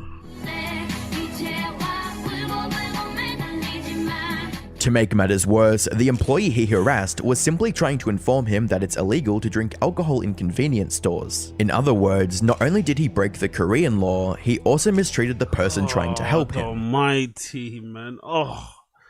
Ay. If that's your mom, if that's your auntie, if that's your grandmother, oh, you'd be pissed if you saw this, isn't it? You'd be so fucking pissed. The second charge is for harassing the public with a rotting fish in his hand. He got on a bus with this fish and kept approaching random people to get a reaction. I fucking hated this one as well. This one drove me nuts too, by the way. The rotting fish thing. This one drove me nuts too. Yo, big up Young Gold Vibes. If this was America, he would have gotten twisted teeth for the face. That's the thing. He knows where to pick. He picks and chooses where to go. There's no way he survives if this is America. There's no way he survives. He knows where to go. He knows where to fucking go. He knows where to fucking go. Out of them. The final charge against him was for lewd behavior in public. This included his antics on local trains and buses, as well as the vile dance he did in front of the Statue of Peace. Surprisingly, Johnny immediately folded and pleaded guilty to all 3 charges. Altogether, these can send him behind bars for anywhere between 1 and 5 years. Maybe he realized that there was nothing he could do or say to avoid conviction for these charges, so he pleaded guilty to get it over with instead of dragging the case out further. However, what he didn't realize is that he was in for a shocking surprise, because as it turns out, the prosecutors had filed a 4th charge that neither Johnny nor his lawyer were aware of. The unexpected 4th charge. The judge asks Ramsey if he's received the letter of the 4th charge. Both Ramsey and his lawyer appeared confused. His lawyer asked for more time to review this new charge. The judge accepted this request and scheduled the next hearing on the 9th of April. As for why they surprised him with a new charge like this, Legal Mindset has a theory that seems quite plausible. According to him, now that Johnny has pleaded guilty, he can be tried as a repeat offender for the new charge, making it easier to give him a punishment. And if that's not bad enough, he might face 2 more charges on top of this. One for creating explicit deepfake videos of several Korean content creators. Oh yeah, I remember that. Oh, the deepfakes as well. It's not just the stuff he did on stream. It's the deepfakes too. Oh yeah, fuck. He is actually fucked, isn't it? He legitimately he's definitely gonna do some prison time. Just to show how long, but it seems like he's gonna do some prison time for sure. It'll be a miracle if he gets away with no prison time and just a fine or deportation. I think he's going to do some prison time. Including streamer Bong Bong IRL. Korean girlfriend, look, you see? Y'all niggas jealous, y'all niggas getting pussy like this. And another for threatening gang rape to a girl in public.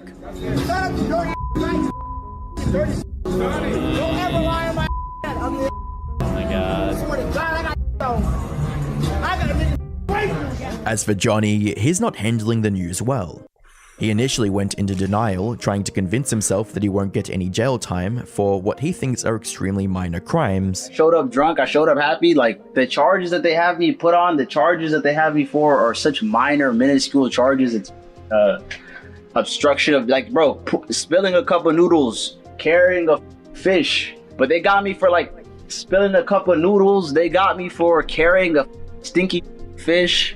They got me for some, bro, like, this is, you can't go to jail for that in any country. However, yeah, but you're not in any fucking country, are you, brother? You can't downplay what you've done and say you wouldn't go to jail in any other country. You're not in any other country. You're in Korea, a country where you can go to jail for those type of things. Hence why you're on trial.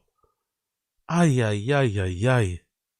weight of the situation is finally sinking in. He'll likely spend years trapped in a Korean prison, and he knows there's nothing he can do to avoid his fate. So now, he's pretending to be some master criminal whose evil knows no bounds. That said, it's all likely a ploy to farm donations from the few people who still tune into his stream. If y'all give me the support and the donations and the love, the power chats, the crypto donation, I'm ready, bro. Yo, people that send him donos, they're the real psychos, isn't it? I love the little communities that do this. The ones that really try and push these guys to the edge and really try and make them fucking crash out, they're the real psychos. The people that send Johnny Somali donos to keep on trolling. If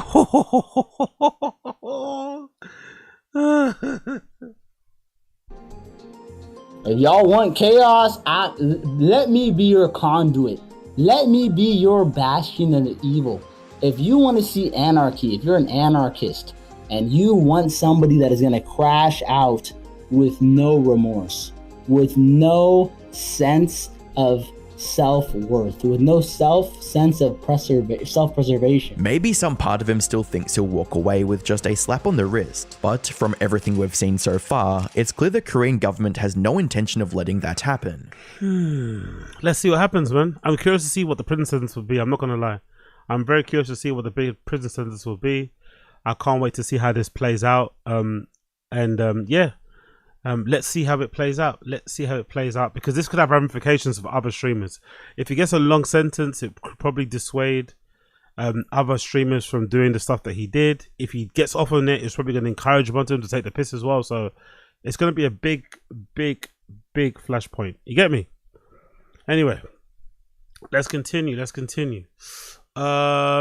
do Andy Dick shows up intoxicated to Matan. Big up Matan. I haven't watched this yet, but he punches Matan. I want to quickly skim through this and see if there's anything that could be worth reacting to. Let's see what I go on. Andy Dick shows up drunk to Matan. Let's see what happens here. Everybody, welcome back to the podcast. For today's guest, we have Andy Dick. Welcome in. Now you come in, sit in the middle. And for today's co-host, we have my manager, Var Flooring. Welcome in, Var Flooring. Excuse me. If you can pull the mic close to your mouth. And then please... Why don't you pull this close to your mouth? Come on. Yeah. And then please, in case anybody doesn't know you, please introduce yourself. Hi. There's flip. Jesus Christ, he's sloshed, isn't it? He is sloshed. He looks like he stinks as well. God damn, Andy Dick. God damn it. 15 cameras going on. Look in that middle one and introduce yourself. I'm Andy Dick. I'm a movie star, a television star. Just star all around. You seem extremely intoxicated right now. I could be more. Or what are you on right now? Drunk? This and that and hither and thither. What do you think, people in the stream chat? For those of us who are real party boys and party girls, what do you think he's on? Straight booze or something? What do you guys think he's on? Guess the substances. Guess the substances. What do you guys think? What is he on? Is it just straight booze? Is he on some adult multivitamins? What do you reckon he's on right now? Bit of Ricky Picture, Xanax, alcohol, and poppers. I like that. Big up Engine Ranger, Downers and Booze. Big up Young Vibes, Booze and SSRIs. We got Kevin Cornell, Perks and Liquor. Joe, think weed, booze, and some ketamine. Big up Two Swords, pills and booze. Yeah, I would say that too. I think there's some booze there. Not sure. Sorry, pills. I'm not sure which ones, but I think some pills. Blue Scorpion. Yeah, big up Quayla. Big up Asen. Booze and SSRIs. Big up KP. Wait, what's the Dr. Drew? That's not Dr. Drew. Oh my god. Big up KP. Wait, that's not Dr. Drew. Silver Wrench, he's on 30. Big up Brian. Coke, maybe Xanax. No, I don't think it's Coke. I think this is pills. It's either pills or Xanax. Beat me to it. Thick Nectar. Big up Ricky Picture. Thick Nectar and Happy Hippo. He's on that Happy Hippo. Use code DICK to get 5% off. Hilarious. Let me ask you something. Okay. Did your dad or mom, you're not going to like it, did they used to drink? No. None of them. We've never done any drugs or my mother. I've never done anything. I've never even drinking alcohol. My mother's in jail right now. But you were asking for weed outside, which is legal. But are you on anything else that's illegal? No. You mean cocaine? No, I'm not. Nothing like that? Do you have any? I don't. I'm a... Okay, well, he asked for it. Okay, whoever said Coke, you might be right. The first drug he mentioned was Coke. Whenever someone does that, it's usually what they're taking. As a resident party boy myself, the moment you mention something is probably what you're taking, you know? Even in a jokey way. So if you mention it in a jokey way, he's probably on it. Yes, Josie, that's Andy Dick. The world famous Andy Dick. Right there. That's him. That is him right there. In all his glory. Clean cut guy. Yeah, I tell you what, you're looking good, old No. good, kid looking good. Are you gay? Jesus Christ! Immediately hitting on Matan. Immediately hitting on Matan. He wants a bit of that Matan magic stick, innit? He wants a bit of that Matan, aka 17-year-old, not 17, magic stick. Is that on your list of questions? Yes. And then no. You're not? No. Are you gay? I said no. That's good to hear. Is it that quick? I said no. So you're gay. Question weirded me out. I was gonna save that for later. Well, you spilled it out right away. Yeah, that weirded me out a little bit. Oh, because you think I'm trying to get up on you? Yeah, stay away. But I'm not. I just didn't know because you asked to bring some of your boyfriends here, so I just wanted to make sure. I didn't say boyfriend. I don't have boyfriend. That's what you said. But no. Are you not worried that if you don't get sober soon, you might end up like a ghoul from Fall? Is he missing teeth? Is he missing teeth? Or am I bugging out? Is he missing some teeth? Ay. Out? Like a what? A ghoul, basically a zombie. I mean, you're almost there. You're 90% the way there. That's not much different from I how am, you are outside. right? So I'm already there. Oh, wait, what's he going? Can I see what's in that? Are you not worried about that, though? Worried about what? Seems like you are. I mean, I love the Ferrari kid. He never says a word. He just got that smile on his face. The Ferrari kid is one of my. He's one of my favorite characters. I'm not gonna lie. Ferrari kid is one of my favorite characters. He just smiles. Never says a single word. I'm a caring guy. I feel kind of bad. Boo hoo! Cry me a river, doll. Okay, well, I'll take that as a no. Do you think your friends would be doing you a favor by putting you down already? Jesus Christ. Oh my God, look at that. Oh my God, I have friends. So good.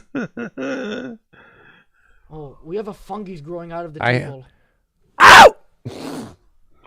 Jesus Christ. One more time. Out of the table. Ow!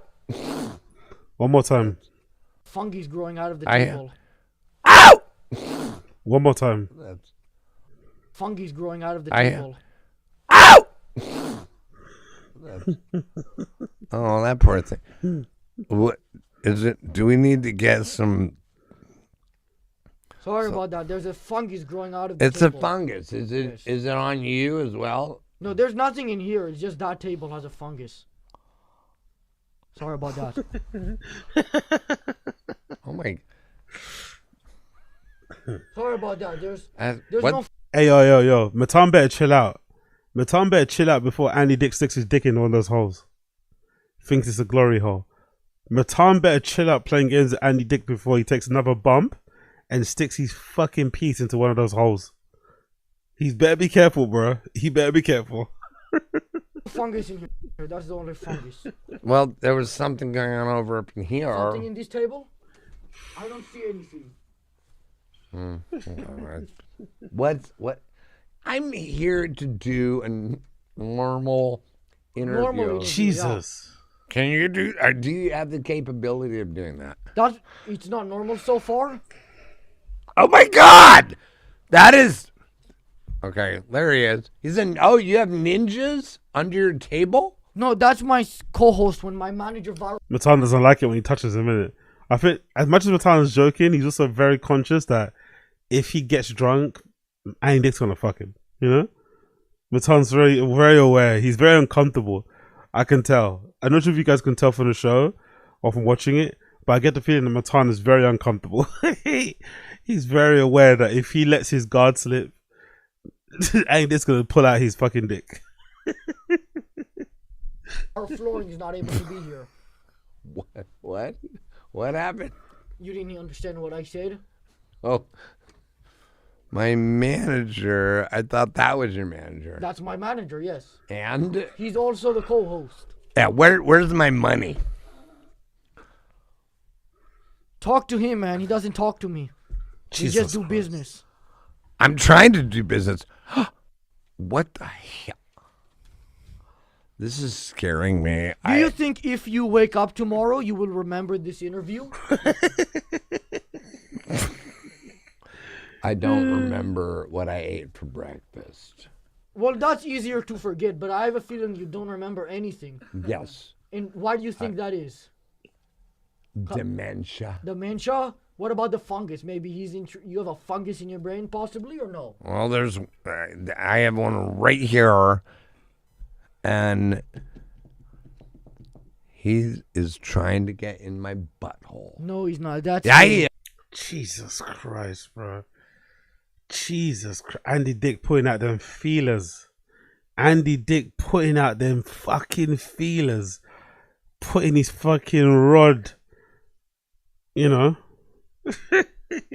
He's putting his rod out there. You want to see who bites? Jesus Christ. Yes. See, you're gay. You're doing gay What? shit. Stay away from me. I'm right here. I'm in it. Yeah, but keep distance from me. I'm over here. And keep distance from my manager, viral flooring. I don't want the gay stuff. Oh, so you want that your manager is a viral hepatitis C? No, my manager's name is viral flooring. He makes floors explode, and that's just a fungus. I don't want any funguses on me. There's a fungus among us. A fungus among us? Like the video game? Is that your reference? No, I'm just saying what is going on. God almighty, bro.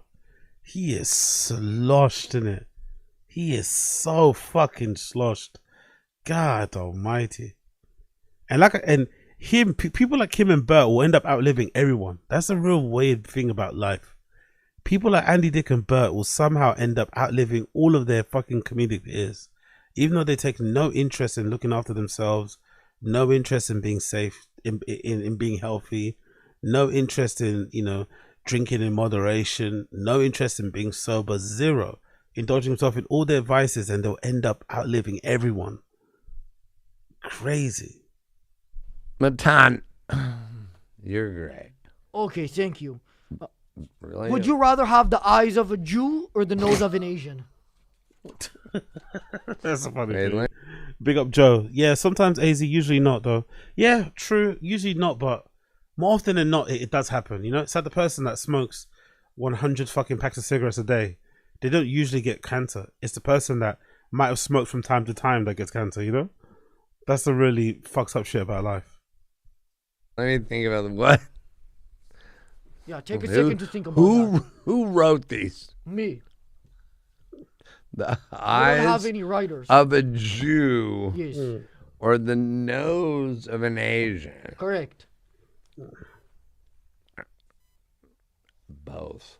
Both? I'd love to look like an Asian Jew. Oh no. Why? Wait, let me switch it. I want. What you hate when I want the Yeah, eyes he doesn't. of Yeah. Asian. Even Andy Dick is noticing. Every time he touches him, Matan jumps. He doesn't like it. Matan's very uncomfortable.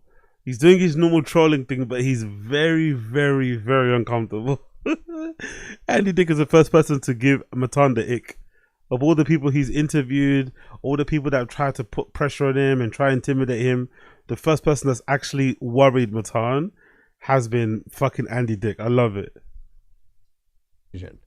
The eyes of an Asian? No, but he's the nose of an Asian or the eyes of a Jew. No, but I'm switching it up on you. I want the eyes. Can you do that? Do it with both eyes at the same time. Okay, I'll do it for you. Chinese. Terrorist Mike, come here for a second. Chinese. Come here for Japanese, a second. Dirty knees. Look at that. Chinese, Japanese. No. Put this down for a second. You need to put this down for a second. Put the Why? cup down. I don't like it. I'm trying to have him steal it from you. Get out of here. Bye. Why is your ex-wife such a bitch for getting a restraining order on you for breaking in through the windows? What? Who's his ex-wife? I did some research, yes. Who's his ex-wife? It's odd that that's one of the first things that would come up. Is it for real? That's sad. Are you asking if that's a true is that story? true? That that's one of the first things, or that you did that? Did what? She's the one that got the restraining Yeah, order. she's a bitch for that. Wait a minute. Okay, no, Now- you said it. Now I'm thinking Well, about okay, it. now you're on to something. Yeah, I'm thinking about it now. Why did you break in through the window? I didn't break, huh? You broke in through the window. Want me to break into your sheets? That's fine, but you're not I wouldn't. I don't know. That sounds like a proposition. I'm not gonna lie. Do you want me to break into your sheets? That sounds like a proposition. I'm not gonna lie. That doesn't sound the way he probably wanted it to sound. That sounds like a threat. Wouldn't get a restraining order on you, but why did you break in through the window? I didn't. It's established by the police. Call the cops. What? In what?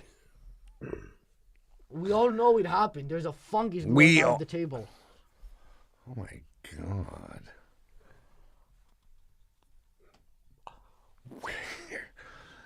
You know what? You want to get my wife on the phone? No, she's a bitch for. Oh, I have a calling- present for you. Oh no, keep everything away from me. Oh, dude, is that shit on that? No. Is that a t-shirt? Shit on a shirt and try to give. How did he put a t-shirt in his pockets of his suit trousers? How did he fit an entire t-shirt in the pocket of his suit trousers? Huh?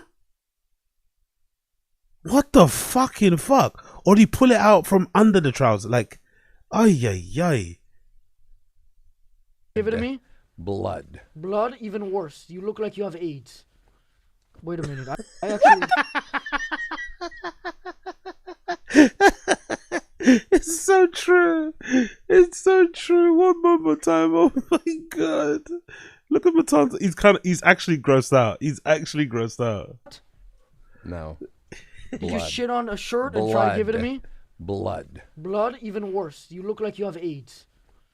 Wait a minute. I actually. That's actually blood, you know? Yeah, he's definitely been on a coke. Okay. Everyone that gets coke, you're right. His nose is bleeding. His nose is profusely bleeding. That's why he's got a white t-shirt in his pocket. It's not a t-shirt you're going to give him a town, like some merch, like a present. He somehow has a white t-shirt. Maybe he was wearing it, but he's got a white t-shirt that's covered in blood. Look at that. Look at the spots. Can you see the spots there? And there's a bit there too. Blood. Look at that. Oh my god. Blood, even worse. You look like you have AIDS. Oh my god, bro. Oh my god. Okay. Big up, who was it? It was Joe, innit? Big up Joe. Maybe you're right, Joe. Maybe I got this one wrong. Maybe this guy's not gonna make it. Big up Joe. Maybe this guy's not gonna make it. Maybe he won't outlive his peers. Maybe Bert will, but maybe this one won't. Oh my god. Oh my absolute god. AIDS. Wait a minute. I actually. Did you hear him? I look like I have it. Can you sign this for me? I want to sell it. You're gonna get 50 cents. Ow! Ow! Fuck wrong with you? Hey man, I didn't mean for that to happen. It's one of those pens that's got electric shock. That's fucking incredible. That's really funny. Bullshit! What happened?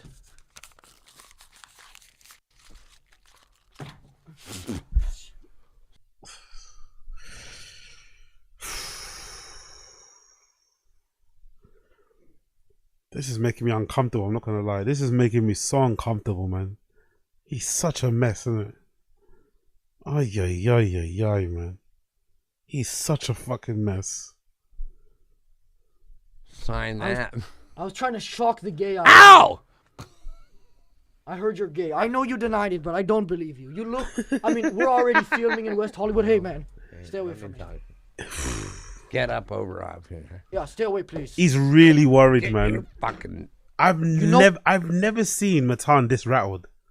Matan's really rattled. He's really worried that Andy Dick might just pin him to the ground and fucking go to town on him. He's really fucking worried.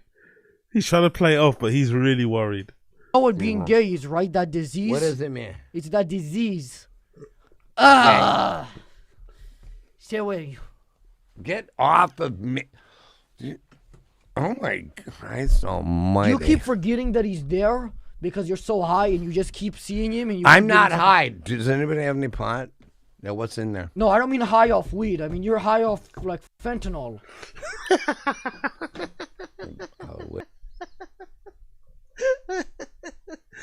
I love Matan. You look like you have AIDS. You're high off. No, I mean fentanyl, not booze. Don't worry.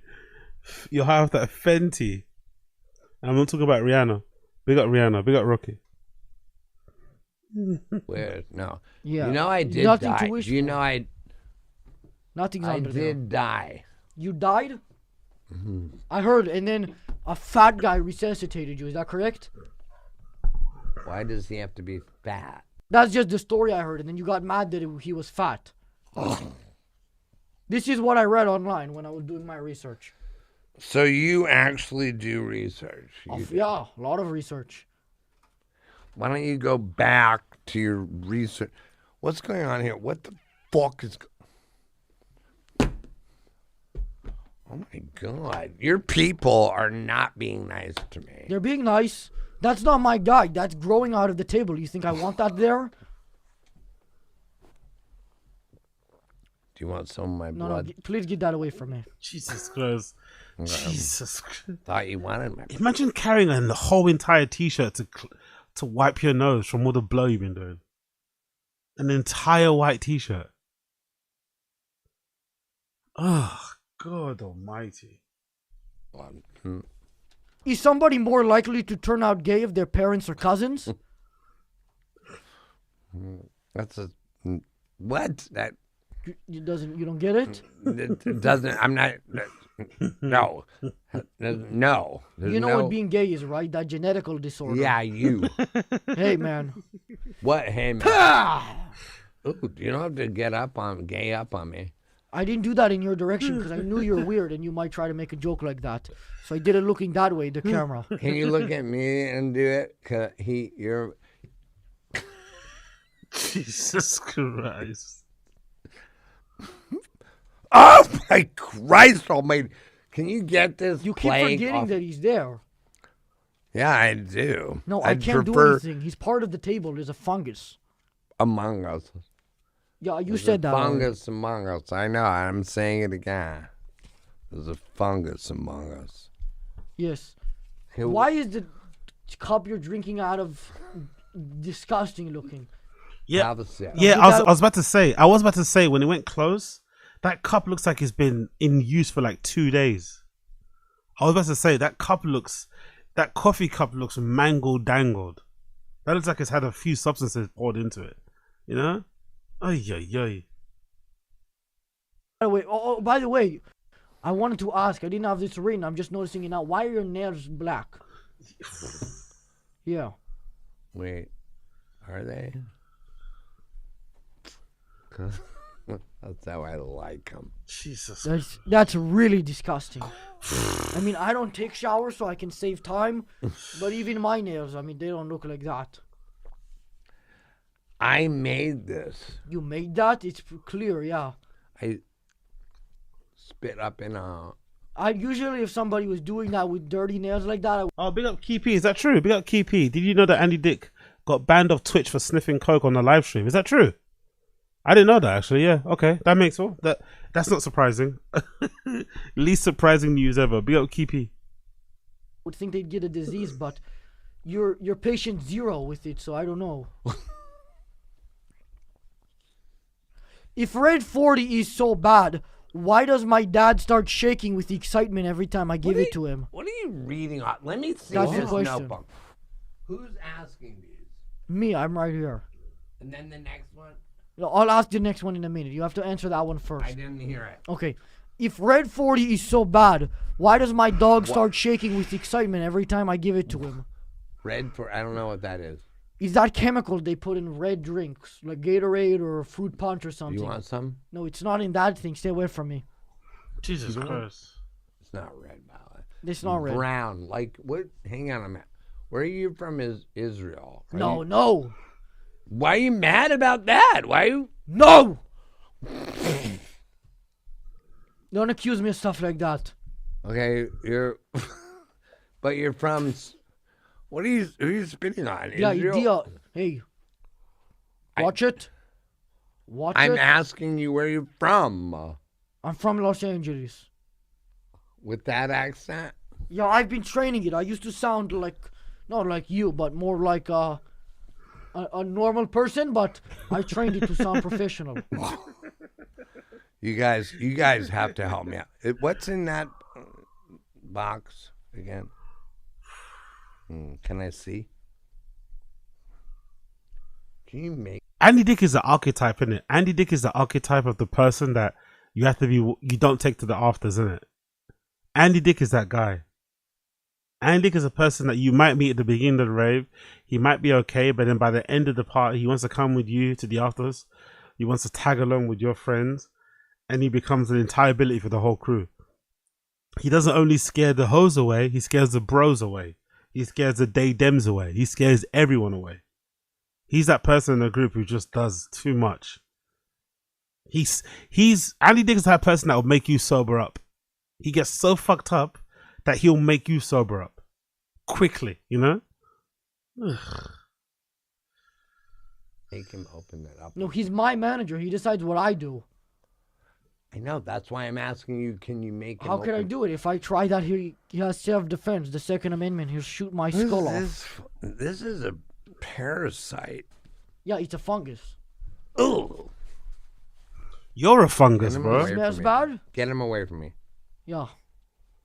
He'll keep his distance from you if you keep your distance from me. Let's continue. You didn't answer the last question, but I don't think I'm getting an answer to any of these. What's the last question? We'll move on. Is asking if you're sober similar to asking if a bear shits in the woods?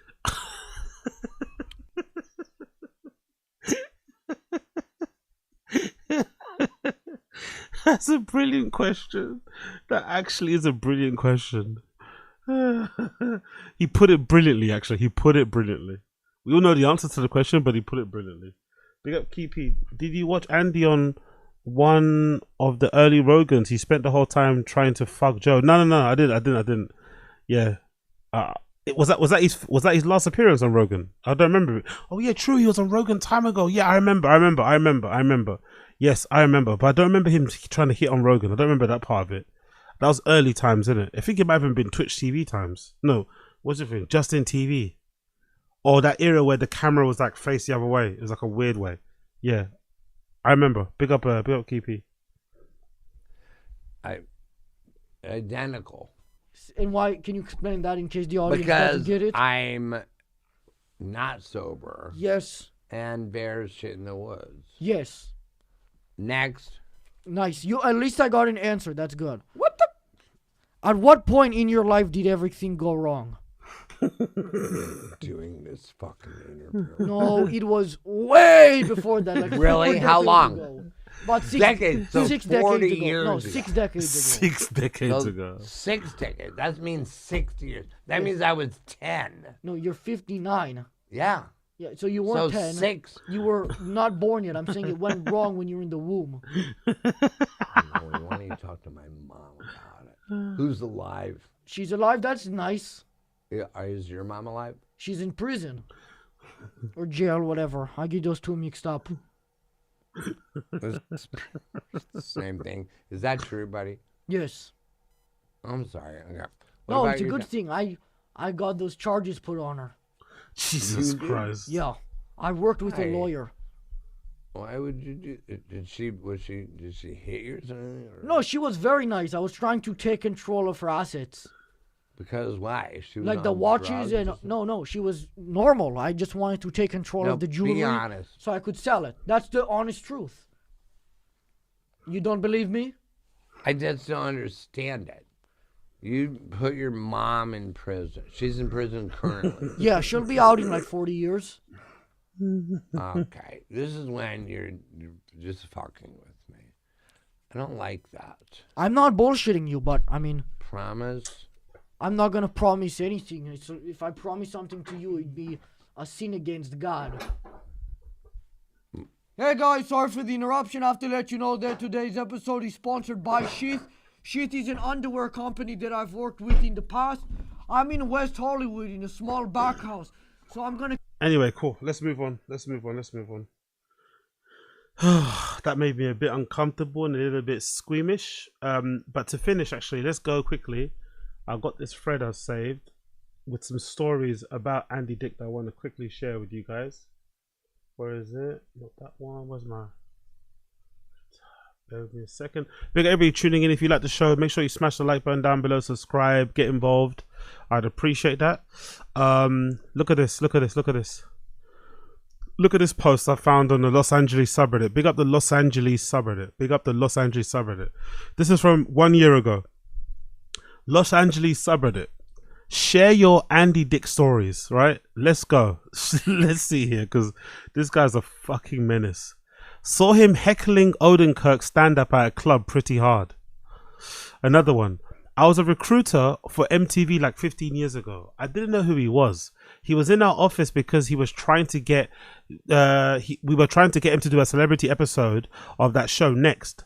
We were just chatting with him My boss, the other recruiters, then out of nowhere, he tells everyone to get out of the office. Everyone out.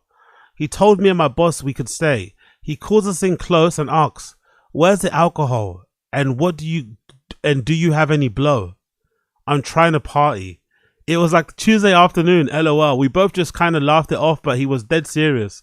I had no idea what to say, just awkwardly laughed. My boss was good at deflecting, so steered the conversation back to getting on the show, but it was still pretty funny looking back. Good old Hollywood. In the middle of an interview in the Tuesday afternoon. Fucking legend. Absolute legend. He used to live near my Trader Joe's that I used to work at. He'd come in with his son, high as shit, and they would all walk around the store opening and eating food. He'd always steal wine and we just let it happen. He'd always ask if I wanted to party with him and invite me back to his place. I'd see him so much that we developed a work friendship. After a while, he'd just be normal and we'd just shoot the shit. It was kind of sad because he always just seemed lonely. Second story. My very first interaction with Andy was out in the desert in Mecca. My band was playing a festival and the green room was this random cabin type house. There were 2 couches and I was sitting talking to a longtime friend of another band. Andy was sitting alone fucked up and kept butting into our conversation. Again, he just wanted to party. By the end of the night, me and my friends went walking into the desert. He was wandering out alone, blitz off his mind. We walked him back to some campsite area and I don't remember what happened to him after that. Fucking hell. God damn. God damn.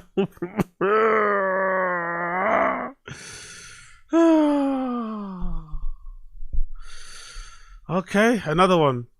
I was with my girlfriend in downtown for dinner one night when Andy Dick wandered out of the apartment building. He saw us and got really excited. "You guys," he called out. "I haven't seen you in forever." He came over and hugged us both. I got to meet some people right now, but I'll come over later and we'll hang out and catch up. Then he went on his way. We literally never met him before in our lives. And no, we didn't go over to later to hang out. I used to work as a dispatcher for AA in my youth. I talked to Jay all the time on the phone. His weird old car's always breaking down somewhere.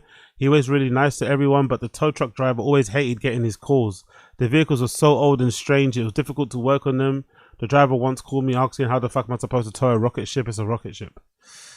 I wonder how many people have bumped into Andy Dick, not knowing how crazy he is, and have went back to his house and were in for a rude awakening, you know? Because I think if you live in LA, you're probably used to seeing him. You're probably used to seeing him really fucked up. But if you're not used to it, and he catches you off guard, and you just think he's some crazy fun guy,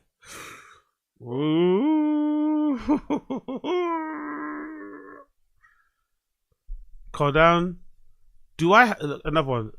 Do I have to? Okay, cool. Sigh. So, this one time at no vacancy for a friend's birthday, I went to get a round at the bar. It started to get pretty packed. I realized next to me was Andy and some guy. We were talking and just commenting on our respective drink orders, and Andy asked me to buy him a drink. Mind you, the bar had just opened. It was real early and he was pretty wasted. So I'm like, bruh, you're literally famous. How about you buy my drinks? He wasn't having it. As I thought I was like, okay, jog on. I'm waiting for my drinks. He tried to get closer to me. Then he keeps trying to lick my face. I pretty much tell him to get fucked before he gets thrown over the bar. The dude he's with gets him to back off. Then I found out they don't even know each other. They just met. I think they were trying to fuck. I honestly have no idea. It was weird. Anyway, these younger girls were up to the bar and I'm like, oh, into it. He proceeds to lick their faces again. Super weird. I got my drinks and returned to my friends and told them about shenanigans that occurred. We proceeded to watch him get wasted, try licking, humping people. Then he got tossed from the bar. God almighty. Can you imagine? Can you imagine? What you guys saying? What you guys saying? What you guys saying? What you guys saying in the stream chat? Andy went camping with Chin. Lonely soul Andy. Exactly. Going to Andy Dick's house is the same premise as the movie Climax. Jesus Christ. Ricky Picture. Ricky Picture. Jesus fucking Christ, man. We got Keepy. Do you think Chin would go camping with Andy Dick and Peg Watson? Yep. Isn't he registered? Yeah, he is. True. He's a sex offender, isn't it? That's a good point. Isn't he? Right? Is he a sex offender? Whoops. Can't type. Sex offender. Okay, cool. He was convicted and sentenced to 9 days in jail in November 2022. After his release, he was a registered sex offender and attended 52 sessions. Parents to the victim received mental health and attended Sexual Compulsive Anonymous. Jesus Christ. Yeah, there he is. Registered sex offender. Actually, who was his wife? Someone said he had a wife, right? Who was his wife? Personal life. Andik was married to Ivone Karlowski. I guess she's Polish, with whom he has a son. He also has a son and a daughter with Lena Sved. Okay, cool. So he's legit Biden, isn't it? Right? He's had a wife. He's had 2 wives and kids and shit. Who's this? That's his wife, yeah? Okay, I'm assuming ex-wife. And the other one, what's her name? Lena Sved or Sved. I think that's Scandinavian, right? If I'm not mistaken. They kind of look alike, innit? This and the other one. Fucking hell. Is that one of his kids? Meg Dick. Film director. Andy Dick. Why is Andy Dick's daughter? Meg Dick was born 1997. She's the daughter of comedian Andy Dick and Lena Sved. Rate. She looks kind of well adjusted. That's again. Do you have what you said earlier about having when your dad's a real fuck up? That's what happens, isn't it? You end up being quite well adjusted. This girl looks like what? She's a director, I guess, right? Or she does directing. There's a picture of her with her dad. I'll attempt to take a normal father and daughter picture. Fucking hell. How do you end up looking kind of well adjusted and normal when you have a dad like Andy Dick around? Maybe he wasn't. Maybe the key is he wasn't around in her life too much. Maybe that's the key. Maybe the key is he kind of left her alone. Shit, that's Andy Dick's daughter. Fair play. Fair fucking play. Anyway, let's move on. Let's go to the main piece of the fucking stream. Big up everybody that's tuning in. Please like the stream down below if you're enjoying the stream. Subscribe, all that good shit. Let's go on to the main thing of the show, which is the after hours show, which is going to be a bit brutal. I'm warning you guys, it's going to be a bit brutal. But this is after hour episode number 29, Chin's podcast with his other friends like Nick and the other people that work at TFATK and shit. So let's see what these guys are saying. Right, we're gonna do a little watch along with this. It's gonna be brutal, but hang in there, hang in there, hang in there.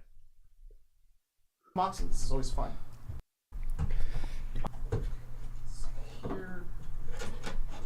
Go, motherfucker! Oh my god, dude! What the fuck? Dude, he cut his thumb off! He cut his fucking thumb off! Welcome to the After Hours Pod. Hey, welcome to the After Hours Pod. Hey, welcome to the After Hours. Hold on, I was about to say, of course that guy rollerblades. Of course he looks like a rollerblader. That's the guy in the middle, right? I didn't clock the intro. This guy rollerblading is the guy in the middle. I forgot his name. Yeah, no wonder. He looks like a rollerblader. He's got that. Anyone knows that's a rollerblade or seen rollerbladers? He's got a bit of a dumpy bum, right? Or am I not mistaken? People that rollerblade have really big asses. I don't know. They're built weird. They got kind of like, they got fucking back offs, Like maybe it's the way you skate or the posture. He's got like a. He's built a certain way, if you know what I mean. He looks like he's got big thighs and a big ass. Yeah, that makes complete sense. After Hours Pod. Hey, welcome Yeah, that's him, innit? Yeah, that's him. Yeah. Hey, welcome to the After Hours Pod. Yeah, welcome to the After Hours Pod. Are we? I think we're up. We're up. We're live. Welcome to the motherfucker. No, that's not. No, you could say it. Yo, big up Coiler. Look at the shit on the table. Big up Coiler. Big up fucking Coiler. Big up Coiler. Look at the stuff on the table. Look at the stuff behind the producers. Look at all this shit. Look at the cable management or lack thereof, right? Not even a sheet. Not even like drilling it into the table or hiding it. So look at the cable management. Look at all the shit lying around. No fucking hangers for the jackets. Welcome to the motherfucker. No, that's not. Right, and then look at stuff on the table. White Claw box, like God Almighty, man. Ay, ay, ay, ay, ay. Clean it, please, for the love of God. No, you could say it. Welcome to We're the gonna motherfucking do live. after hour because we don't want to get demonetized Yeah. now that we're monetized. We've made $118 from YouTube. Oh my fellas. gosh, a shame. Dude, where we going? Are they monetized now? Okay, cool. I've got a feeling Chin's gonna stay. Because I was thinking about it the other day, if Brendan's leaving, what do you think is gonna happen, guys? If Brendan's leaving and moving to Austin, Texas, primarily you'd reckon to kind of save money on the rent, will they have to downsize the podcast? Will they move out of this studio? Or do you think Chris and Eric will take it over and start doing their podcast from this studio? What do you think they're gonna do? Because maybe this show can carry on. Maybe they can carry on doing it here. But I wonder if these type of places, you probably sign a lease for a long time, innit? So you've probably got some months left. You can't break it. Maybe it's one of those places where you have to sign like a 2-year or 5-year lease. So maybe there's still some time going, so they can probably still stay there. And then after the lease is finished, they'll have to probably move somewhere else. But I wonder what they're gonna do. Owen, 3 digis. we could go to San Bernardino. Nice. That's not that far. That's affordable. No, but it's the nice part of California where people like guns and. Yeah, big up Game Bread. I said the same thing. Chin keeps saying options. I said the same thing. Chin being a producer, he's got the option. His options are open being a producer. As bad as we all think he does his job, he has got skills, or he does do a job that's in demand. Every podcast needs a producer, especially one that's got experience. So he really shouldn't be hasty to move to Austin, Texas. Especially if you're just going to follow Brendan and Brian. Because, in my opinion, that podcast is one cancellation away from being finished. If Brian gets into trouble again, or if Brendan gets into trouble one more time, I think they're done, you know? So, pinning all your hopes on Brendan and Brian when they're kind of on the downward slope is a bit dumb. If I was Chin, I would just go work for a fucking podcast that is just churning away, doing its thing, and then just, do your thing on the side. You don't need to follow those guys. I don't know what you guys think in the stream chat. Do you think it's a good career move for Chin to go follow Brendan and Brian to Austin, Texas? Or should he stay in LA and, I don't know, go work for fucking, I don't know, who could he work for? Whoever still lives here. Maybe he becomes a producer of Whitney Cummings' podcast or something, you know what I mean? Or like Adam Carolla, you know? Maybe he should go work with Adam Carolla and just go do that shit. Like, what do you guys think is the best decision for Chin? Move to Austin or stay in LA? Stuff. Sure. It's the part of California people don't understand exists. Have you seen the Tim Heidecker where he's running for mayor of San Bernardino thing? Mm-mm. You haven't seen that? Mm-mm. Dude, it's so good. Maybe Patreon will watch it later? Yeah. We'll watch it later. Let's put that on the notes. Yeah. Patreon later. Yo, big up A's of Andy. They're done anyway. This move killed what's left. That's a good point, bro. Starting again in another location? That's a good point, bro. And there's no guarantee too, by the way, because Brian's very flaky. Brian's very flaky and a little bit slimy and slippery. There's no guarantee that Brian's even going to follow through and still do TFATK. You know what I mean? I think Brian might end up scumming. He might end up snaking Brendan, you know? Brian's a bit of a slippery dude. He might end up just not turning up to a couple of shows. Oh, my stand-up is taking off. Do you know what I mean? Like, he's going on tour. He's back in Rogan's good graces. He's hanging out at the mothership a lot more. Imagine he gets back into the good, whatever of what everybody else in that scene. I could see Brian turning his back on, like, ghosting Brendan essentially. You know, so there's no guarantee that show even picks up where it left off. So Ace of Andy's right. The move probably killed them before they even started again. Watch Tim Heidecker running for mayor of San Bernardino. It's in the notes. Great. What else we got in those notes? Well, we have errors and omissions. Wow. Really big ones. Wow. Probably my biggest error of all time. What did we do? Yo, big up, what's it called? Big up Ason. The days of cancellation is over. America's red pilled. I don't mean getting cancelled like that. I mean getting, like, the problem with cancellation for these guys is the money.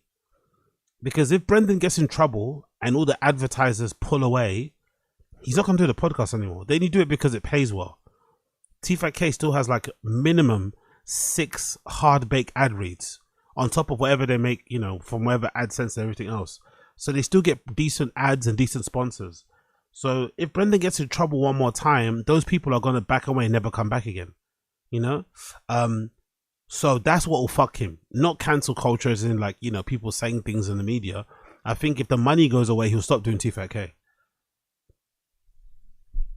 This time. No, is extreme ownership. Well, one's definitely me.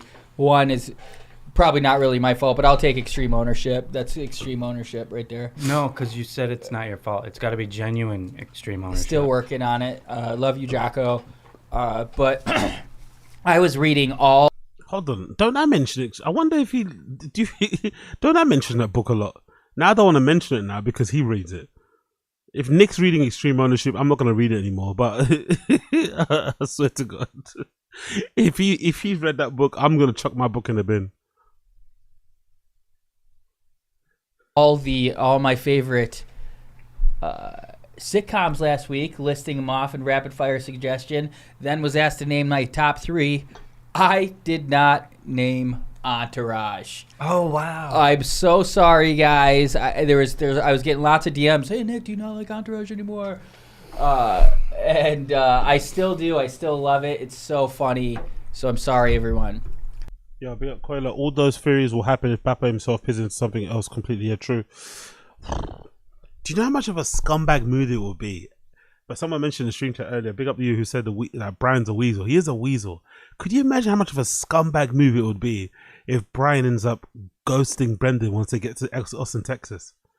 How it plays out. They move there. They do their first couple of episodes. Then Brian starts hanging around at the comedy mothership a bit more. He starts doing what he usually does. Coming late to a couple of appearances.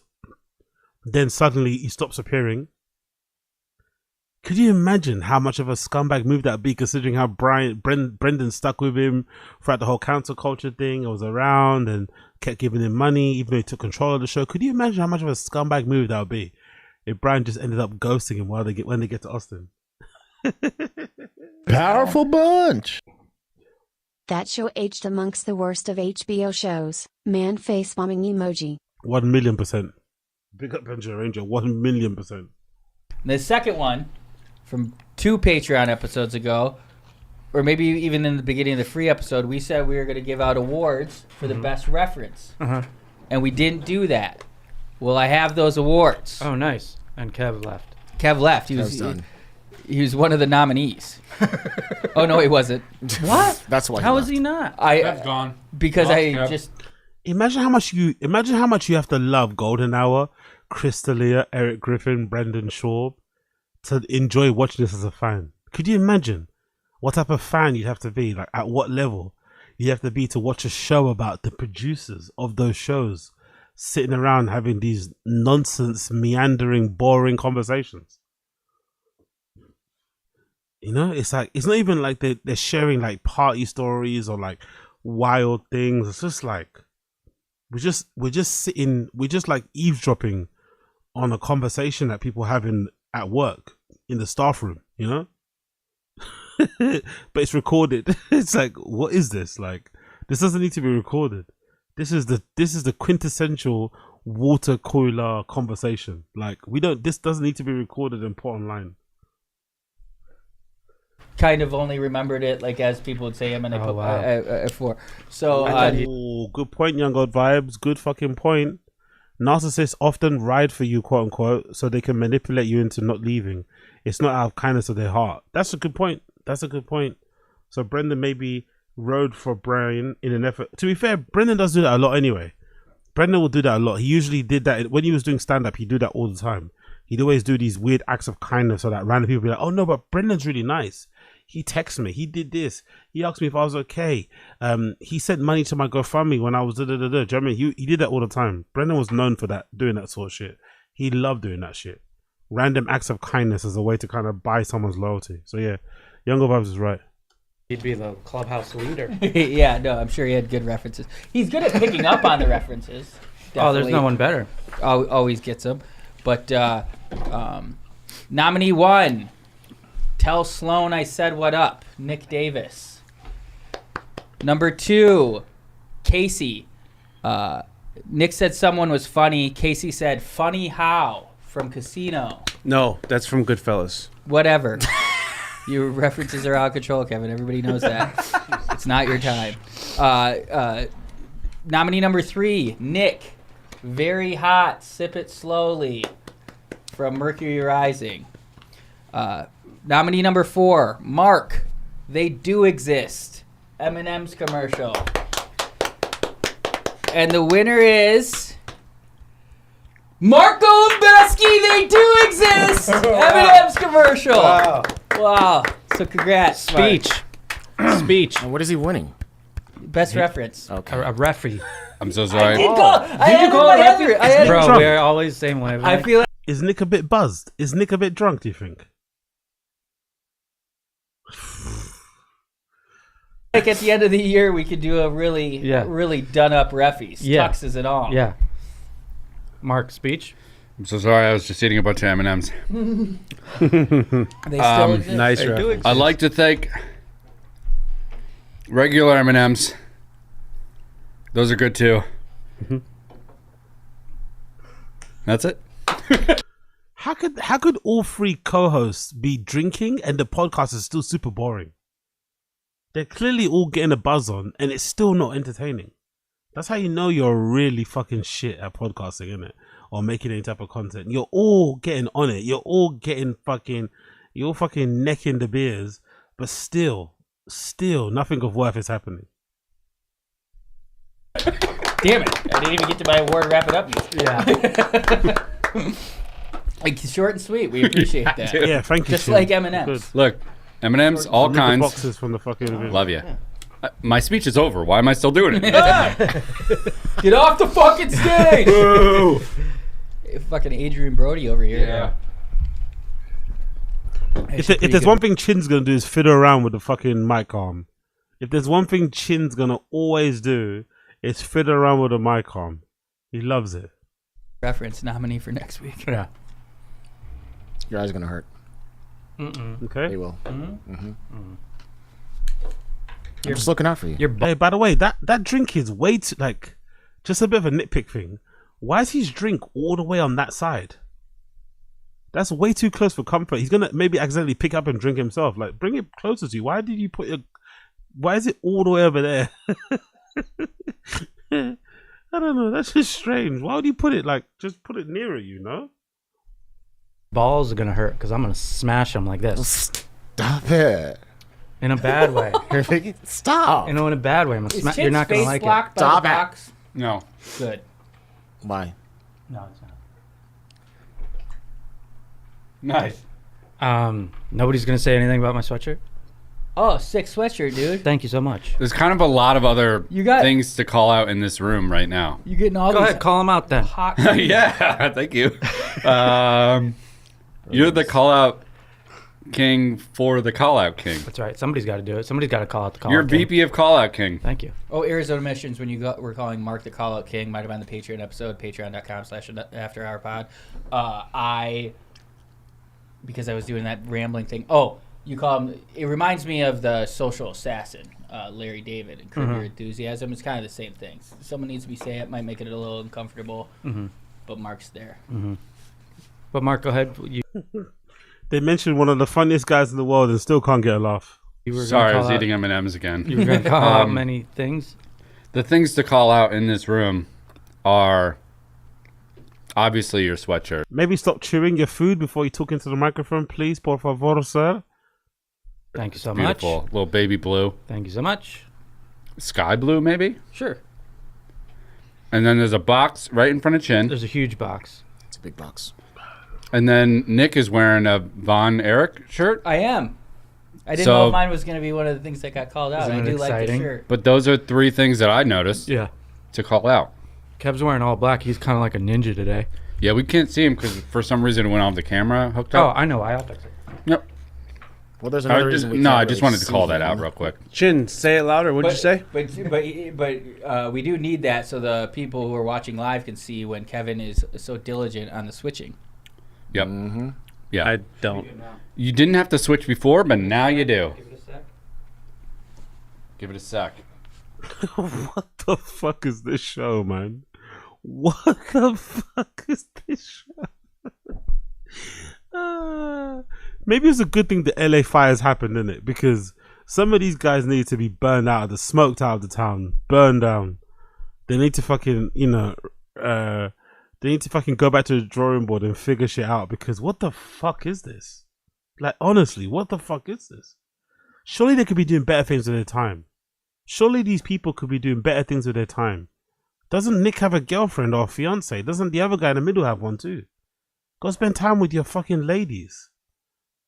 I don't know. Like, what is this?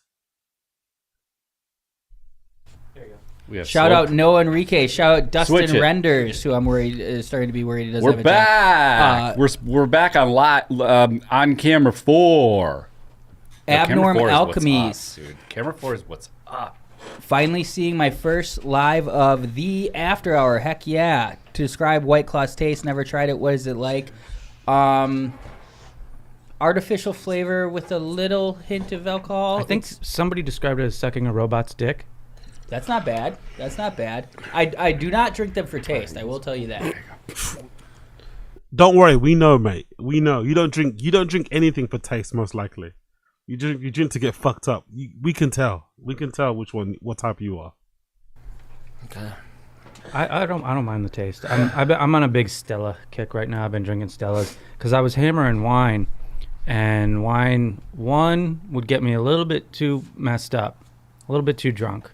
Not like, oh, I'm fucking too drunk, but just like a little bit, just teetering on the brink. And then I would wake up in the night hot, and I switched to beer. You could drink, 12 beers, get away with it. Yeah. You know what I mean? Yeah. Still got good sleep scores on the beer? I mean, it's in like the upper 60s, lower 70s, but I'll take that. I'm having fun. You're passing. What about the cows? You worry about the cows? Talking this much about what you drink and how you drink it is just really embarrassing over the age of 25. Maybe even over the age of 21. To talk this enthusiastically about booze and make it a part of your personality is kind of lame. That must mean you got nothing else going on, Like, I don't know, just drink or don't. It's like, no one really cares, really.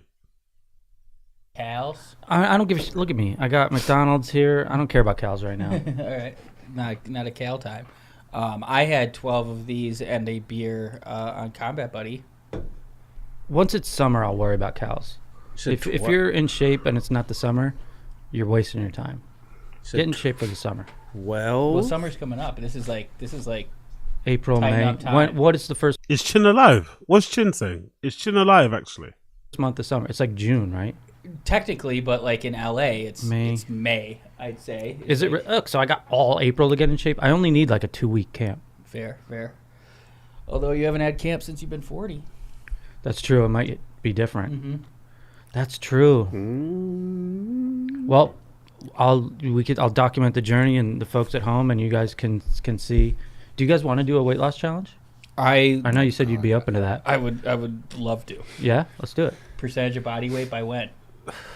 So so not like how much weight you lost, but body fat percentage. I feel like that's just more fair for. I agree. Us. I could. When does it start though?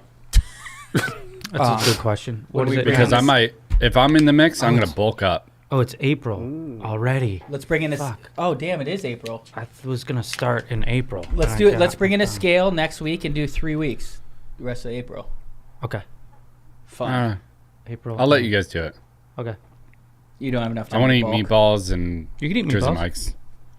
Jersey Mike's be tough. Right now, I'm gonna give myself a stomach ache. Nice. Powerful bunch. Hear you getting? I know. Yo, big up JU for life. Appreciate you. Loving the stream marathon. Don't forget to hit the like button. Yeah, you're a legend. Thank you. Big up JU. Appreciate you. Oh, big up for the fucking member bomb as well. You're a fucking legend. Thank you for the 5-member bomb. Appreciate you. Big up JU Life. Make sure you thank JU Life in the stream chat if you get a fucking membership. You're a legend. Appreciate you, JU for life. Thank you for the membership bomb. Thank you for the membership bomb. Powerful bunch. Marathon stream. Member fun until the end of the month. Appreciate you. Appreciate you. You're a fucking G. Big up JU for life. What is that? It's a 5-hour energy, 200 milligrams of caffeine straight to the dome. I did a Tommy Boy. Powerful bunch. Like noted for the nominees, potential nominees. What'd you say? I said you can hear him getting fatter. You said it earlier, and I was like, "What? Yeah, is that?" Yeah, I had the same thought. You're like, What that was was he really eating? I me. still don't even remember. Powerful bunch. Steak, maybe they were at that place, diner. Tommy Boy or Black It's gotta Sheep? be your bowl. It's gotta be. Ooh, that's a good question. Tommy Boy or Black Sheep? No, it's Tommy not a good Boy question. easy. It's Tommy Boy so easily. I like Black Sheep. Tommy Black Boy's Sheep always is Powerful You guys aren't bunch. even processing the determination. Like you're not even. I have a close the better, connection. funnier movie. Yeah. What's Chin doing right now? What's Chin doing? Powerful bunch. What is he doing right now? Is he just waiting to play his prank? The whole entire time he's just sitting there silently. Is he high? Is he just like redacted? Like what the fuck is going on with this guy? He's not saying a word. He's just sitting there. He's so weird. He's such an odd guy, isn't it? He's such an odd guy. Tommy Boy. Tommy Boy. He's like, what's your reason? Moving on. It's fucking No. better. Yeah. Yeah. Chin had an out of control reference in the group chat related to Chris Farley. Lay off me, I'm starving. You sent that gif. No, He I didn't know didn't. what he No, was. I don't think Chin knows That would how to never send do gifts. that. Yeah. You're realizing it was something else?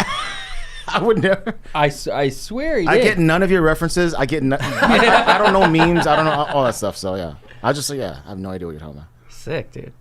I said it in the chat. I almost screenshot it or screen recorded that and was gonna send it. Definitely not me. Crazy. Okay, You're just in so nice many dead air. chats. Nice dead air. That's something Mark would said. Hey, what was that thing you sent to Brendan that was bad? Yeah, tell us.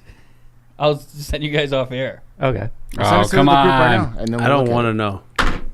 know. I'm scared to know. We're live though, so right? We are. Yeah, we're So- live for 4 people. Should I say it? No. No. Just send it. I'll say it. I'll take us all down. Send it after hour. And then let's all take a look at it. And, what are you doing? I'm not that fat. Damn, I No, can't you're find not. it. I don't remember. You've never been. I'm not that fat. It's been a lot of reference talk. Span. Nice. Reference. I want that Reffy, baby.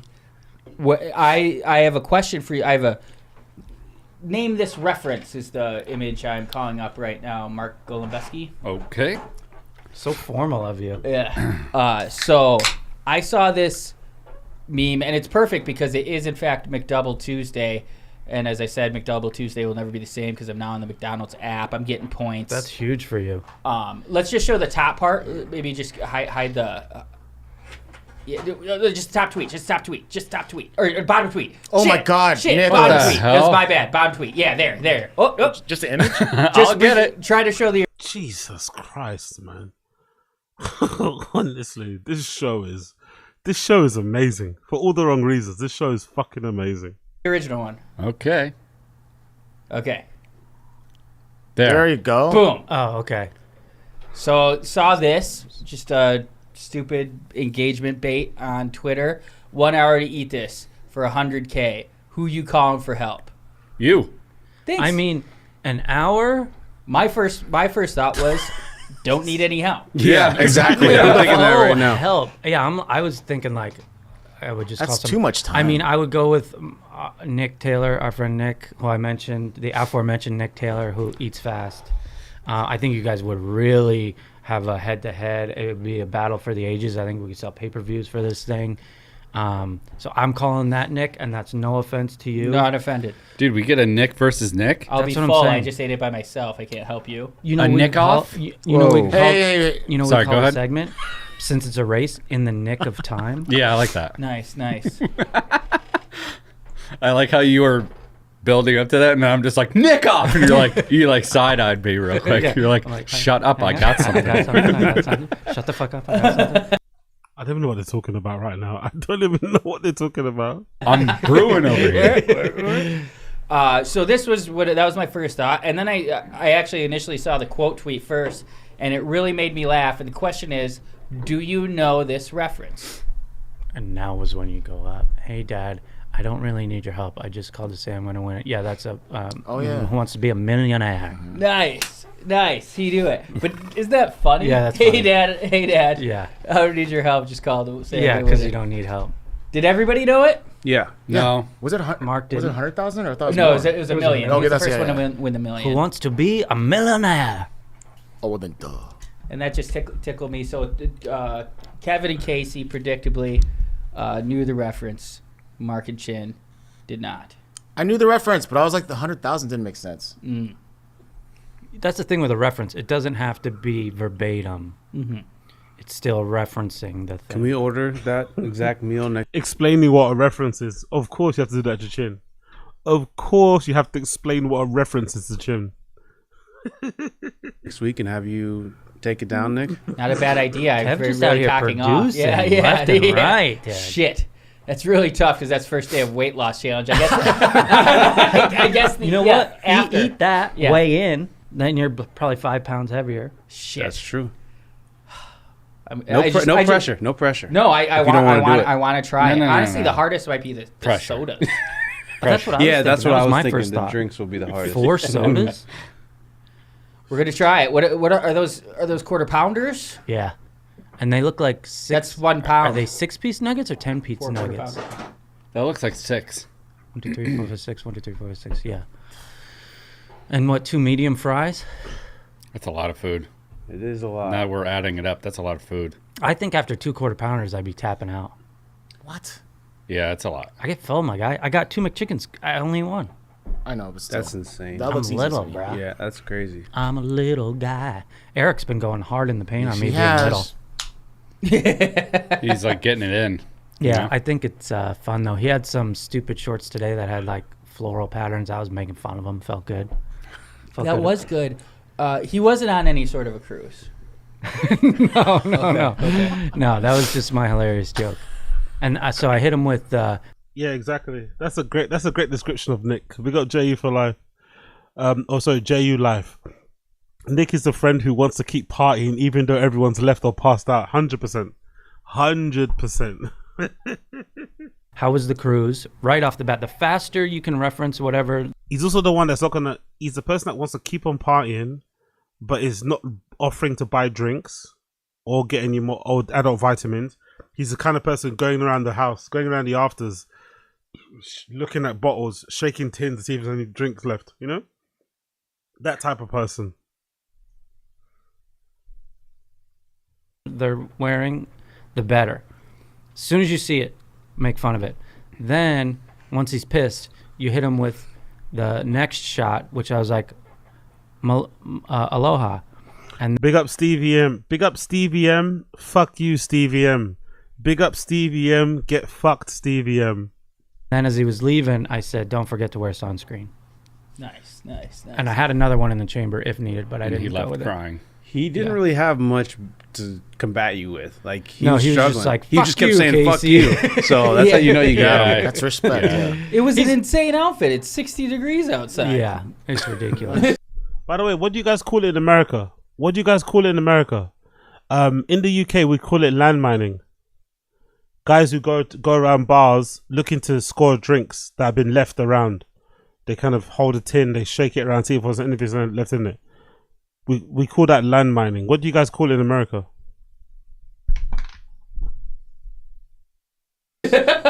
I'm surprised Chris didn't jump on it. Chris was like, "No, I like it." He must. Big up Young Old Vibes, broke. Big up Ricky Pitcher, bum. Okay.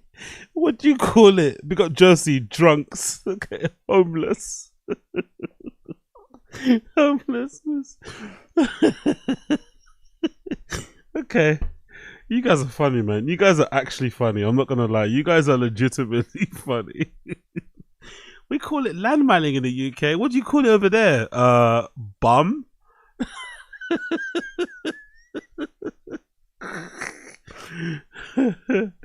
Yeah, it's a thing here in the UK. It's called land mining. It's a thing. It's a thing. It happens a lot. To be fair, I think it happens a lot here because people drink. You know, the UK, we are drinkers and we can't really hold our liquor, so people get blitzkrieged. So if you get super smashed, you're likely to just leave your drink, innit, half drunk. because you're already super fucked. So if you are good at it and you go to a busy bar, you can basically drink the whole night for free if you want, you know? And no one will notice because everyone else is fucked as well. He was foggy today. Oh, right. Yeah, you're right. What's we got Victor E. We don't have a name for those bummy activities. That's fair. Brutal, but fair. Let's figure out what's in the box, Chin. What's in the box? You want to talk about the box? Do I want to talk about the box? Do you want? So he sat there quiet. Chin sat there quietly, barely taking part in the podcast for nearly 20 minutes. Chin sat there for nearly 20 minutes, not taking part, so he could do his fucking shitty little prank. God, he's definitely on the spectrum, isn't it? Chin is definitely on the spectrum, that's for sure. God almighty. You want to talk about the box? Yeah. Well, let's talk about that box. Before we can get to the box, I had a camping trip that I planned with Nick. It was one of the best things that would happen this year, especially since I'm leaving to Texas. Maybe I might stay, depending on how, you know. Still be determined. The after our army. What do we call them? After our army. Because we always say army for a lot of things. The after army. After army. I like that. After army. Yo, big up my jigger 40 FPS. Big up 40 FPS in the stream chat. Wagwan G. Double A. Well, so I got this. We're still gonna go camping before you leave. Yeah, sure. Bro, you can't make. I've said this last episode, maybe episodes previously. You can't make plans with Nick. You got to make them like that day, or there's no point. Trust me, I know. I've known this for quite a while. Anyway, so this is a power bank from Jackery that I ordered. It cost me. It's not a big deal. It's only $745. It was for our. Whoa, to heat us all money up, bags, McGee. No, because it's going to be their first time camping, and it's going to be very, very cold. Mm-hmm. No, not at this place. Yeah. It's windy, and it's like really, chilly. So I got this Jackery so that you and your girl could have warm blankets. And you could Jackery off. Ashley says she'll still go. No. But let's open it. This is an unboxing. This is always fun. A live unboxing. Fun knife. Oh yeah, this is also the toadfish knife. Well, while he's diving in there, I will say I can't because PFL World Tournament starts Thursday, and I'm going to be doing a live stream on a new channel called In the Arena MMA with my good Twitter buddy Magic M, who lives in Spain. He's a professional gambler. He's got a big following. We're combining forces.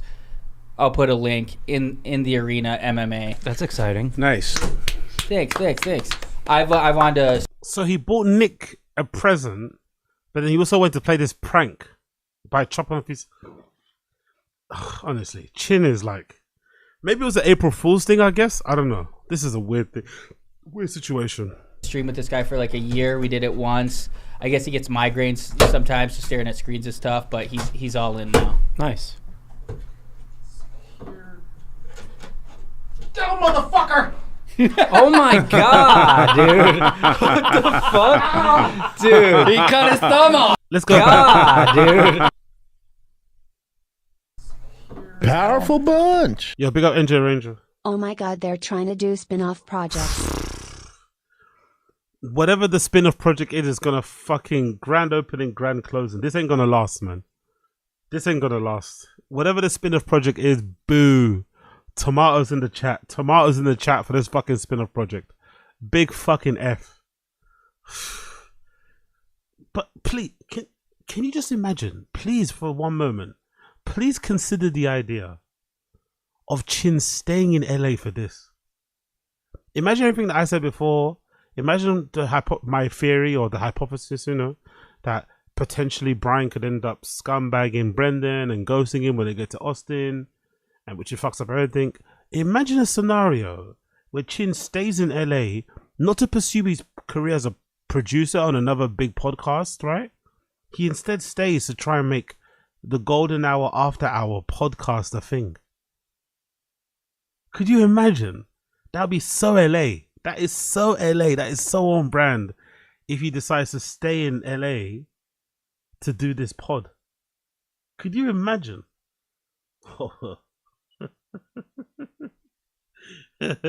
Yo, big up 40 FPS. The Bronze Hour is a very It's kind of racially charged, isn't it? It's kind of politically.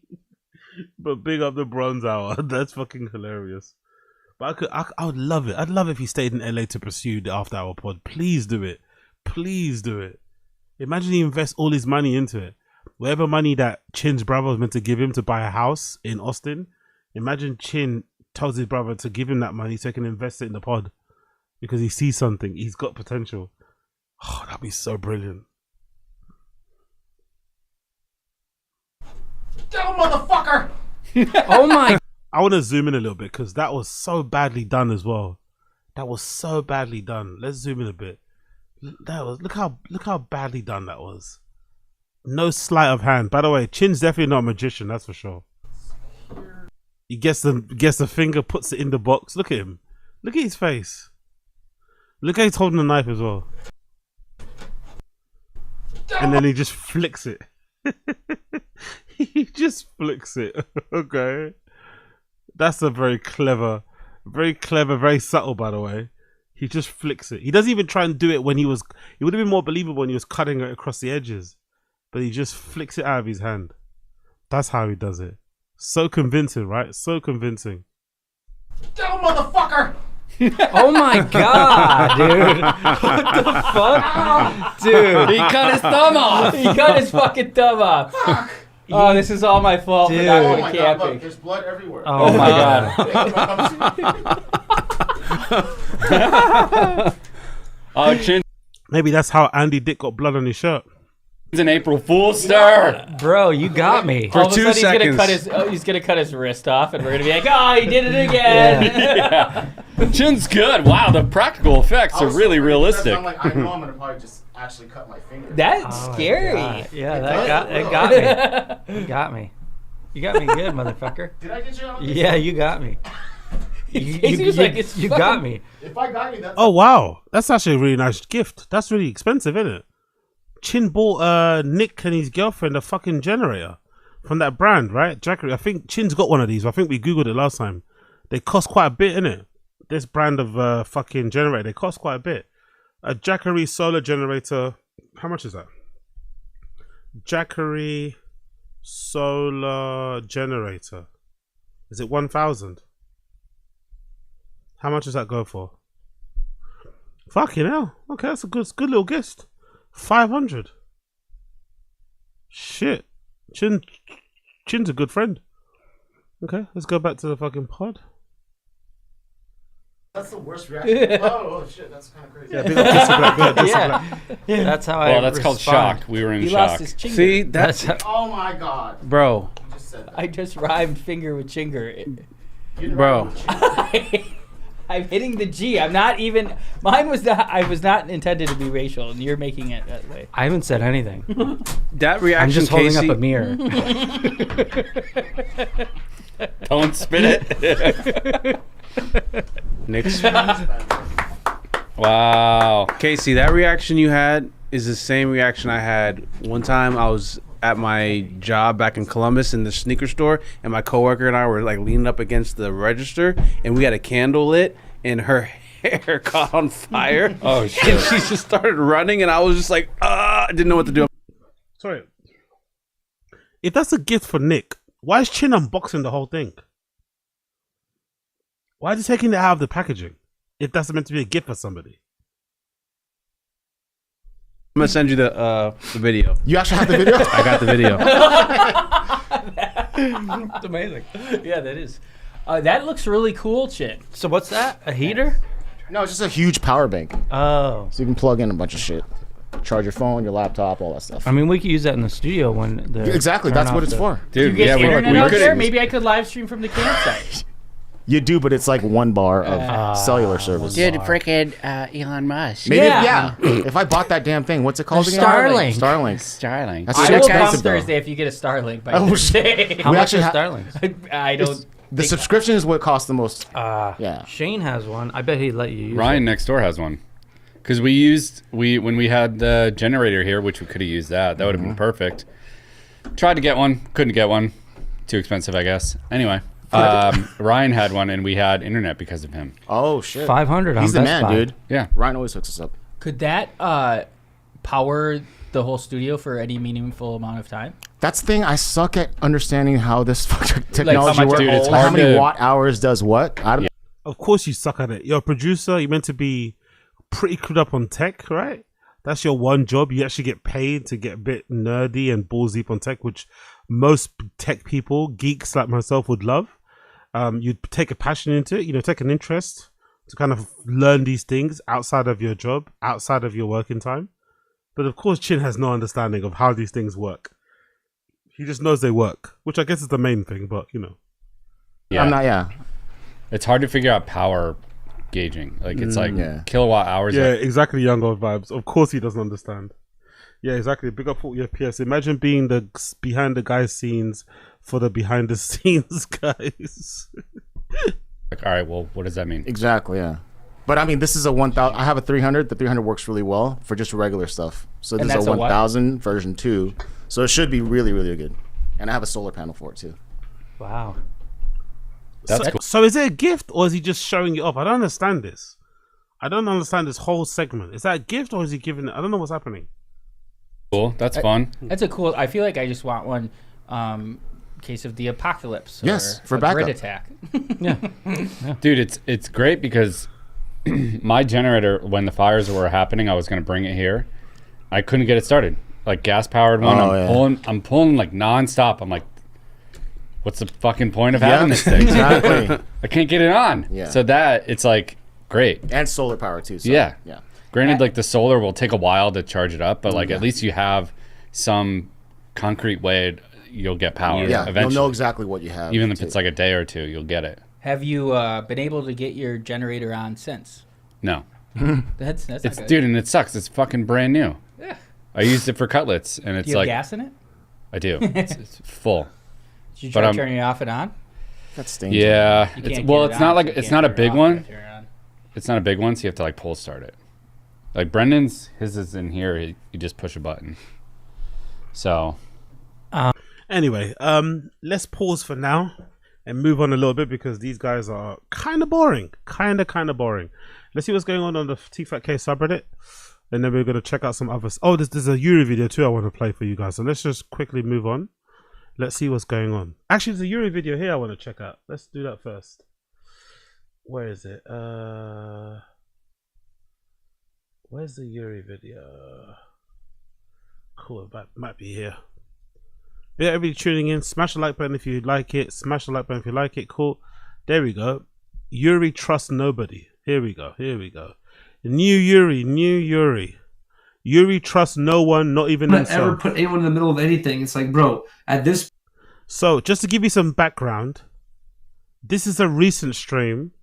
Yuri's crashing out, basically, right? When did this happen? When did that stream happen? Let's go on these videos. Yeah, that stream happened the other day. So he's wearing that t-shirt, right? So yeah, he's wearing that t-shirt. So I'm guessing this stream happened like 24 hours ago. So 24 hours ago, Yuri's out here. Essentially, so yeah, recently Yuri's cut off his friends from reconnected. He doesn't have any friends anymore. Him and Riley have isolated themselves. And the reason being because Adam22 called up during Potlord stream Potlord and Housephone called Adam22 on Potlord stream, and Adam22 at the end of the phone call said FPR forever. And if you know, FPR means Fat Pussy Riley, which is a nickname that the No Jumper kids gave to Riley, Yuri's girlfriend. So Adam22 said that at the end of the phone call. Housephone and Potlord laughed. So because of them laughing, Yuri crashed out and essentially unfollowed everybody. Riley also unfollowed everybody, and they have basically refused to be friends with those guys again. And a lot of people in Yuri's stream chat are basically telling him that he might be the problem. If he keeps having to cut people off, if everyone is essentially, quote unquote, betrays him, and he's always the one that gets betrayed, maybe he's the problem. But he doesn't understand that. He doesn't see that. So this is Yuri explaining why he doesn't trust anybody. Point, my trust is minimal. Like, I'm sorry, but I'm also not sorry because it's like it always hurts me at the end to be over trusting and over everything. You know, it's like at this point, it's like, bro, my trust is minimal with everything and anything, and it just lies in. I don't even know, dude. I don't even know how I can build my own trust at this point, to be honest. It's like, if I want to become my own friend, if I want to become Yuri's friend, how do I even build Yuri's trust? I can't even tell you at this point. That's how fucked up my trust is at this point. In my personal opinion, I think that's a weird thing to say, because I think the reason why he doesn't trust anybody is because some people don't agree with him fully. If people have a criticism about how he treats his girlfriend on stream, if people criticize him and how he acts, if people criticize the things that he says, he immediately groups them as being an op. You know, he doesn't understand that people can disagree and have a different impression on how you live or whatever you do. It doesn't mean that they're your enemy. But in Yuri's head, if you don't agree with everything that he does, if you don't turn a blind eye to it, if you try and call him out on it, you're an op and you can't be trusted. Please, let's leave this conversation, because I have to reply to what you're saying. You're saying Lucha was solid though, bro, right? Listen to me though. I got messages months ago, 9 months ago, weeks ago, up to a month ago, showing screenshots of specific moments of conversation in BB podcast. And BB, I guess what's that? Is that Reconnected before it was called Reconnected, right? Which he's talking about chasing the little two bands. Now, you know what's funny about this? I love this, by the way. Big up the fans, big up the viewers. I love that Yuri's fans and viewers are basically egging it shit on, because according to Yuri, his fans were on the Reconnected stream chat and were sending him screenshots of what his friend Luch was saying about him in the chat. I think that's amazing shit stirring. I love that shit stirring from the fans. Hey, have you seen this? Look what your friend is saying in this stream chat. Look what he's saying about you and your girlfriend. This is brilliant. It's so high school, but so brilliant. In which, at that moment in which he says it, it comes off incredibly disrespectful to me and Riley. Incredibly. Never said a word about it. Never Big up Boba Fett in the stream chat. I appreciate you. Big up Boba Fett. Never said a word about it to anyone in DMs, on stream, off stream. Never even talked about it to anyone. I just saw it and I kept it to my head, and that's it. And then Lucha joins my stream telling me, like, bro, you saying this, you saying that. I'm like, bro, I haven't even talked about you. What the fuck? So nah, man. And also, bro, I'm gonna stand on this. Hold on, what is that example? So somebody called Luch was talking shit about Yuri on the Reconnected stream chat, but he didn't say nothing. He didn't confront them. Why is he bragging about that? It doesn't that make you look like a pussy? Powerful bunch. Big up Asad Aziz. As the great philosopher Lil Wayne aka Lil Weezy aka Lil Weezy Anna aka Weezy F Baby said, trust no man, not even the man in the mirror. I think Yuri has been reading into existentialism. Number one, thinking Yuri knows who Lil Wayne is, and number two, thinking Yuri knows how to read is an incredible assumption to make. I don't think this guy's read a book in his entire life. I'm not gonna lie. I love Yuri, but I don't think reading is his strength. But big up Asad Aziz. I'm not too sure why Yuri thinks this is something to brag about. Why didn't you confront your friend or the person that you know, Luch, about what they said in the stream chat if they did say something bad about you? Which is a little joke, by the way. That chasing 2K is a joke. Sorry, it's a diss that I think Housefun said to him, but it's weird how Yuri, any slight infraction, Yuri cuts you off instantly. Like, he seemed to be quite thin-skinned, didn't it? Considering he does a lot of dumb shit, or he said a lot of dumb shit in the past, and they're your friends, they should be allowed to tease you a little bit, and poke the bear, you know? Tease you, razz you, whatever that shit is.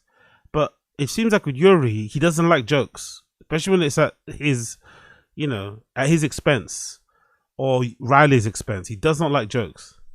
this, bro. Oh, Uncle Deadly, bro. Now you're triggering me, bro. I'm sorry, man, but you're triggering me because now I'm like I want to talk about this off stream because now you're triggering me, bro. The Discord has been talking shit about me and Riley. If anyone wants to deny that, you're a part of it. That's it. If you want to deny, what's wrong with people on the internet talking shit about you and Riley? You're the one that made your relationship public. People are always going to have something to say about it. It doesn't really matter what they have to say. As long as Yuri and Riley are good, that's what should matter. He wants to control how everyone interacts or what everyone says about him on the internet. That's never going to happen. You can't control what people say. Just let it be. You can't control the narrative. The moment you started barking at Riley on the stream chat, the moment you started crashing out on her because there was you found a video of her when she was in high school where she was sat next to a man that you don't know before you met her, is fucking insane. But the moment you did that, like, you opened yourself up to get trolled. It is what it is. You have to pay the price for that. And unfortunately, with the internet, no one's ever going to forget that. Because I watch a few of Yuri's streams and they don't argue at all. Not going to lie. I watched a few of his streams and they don't argue at all.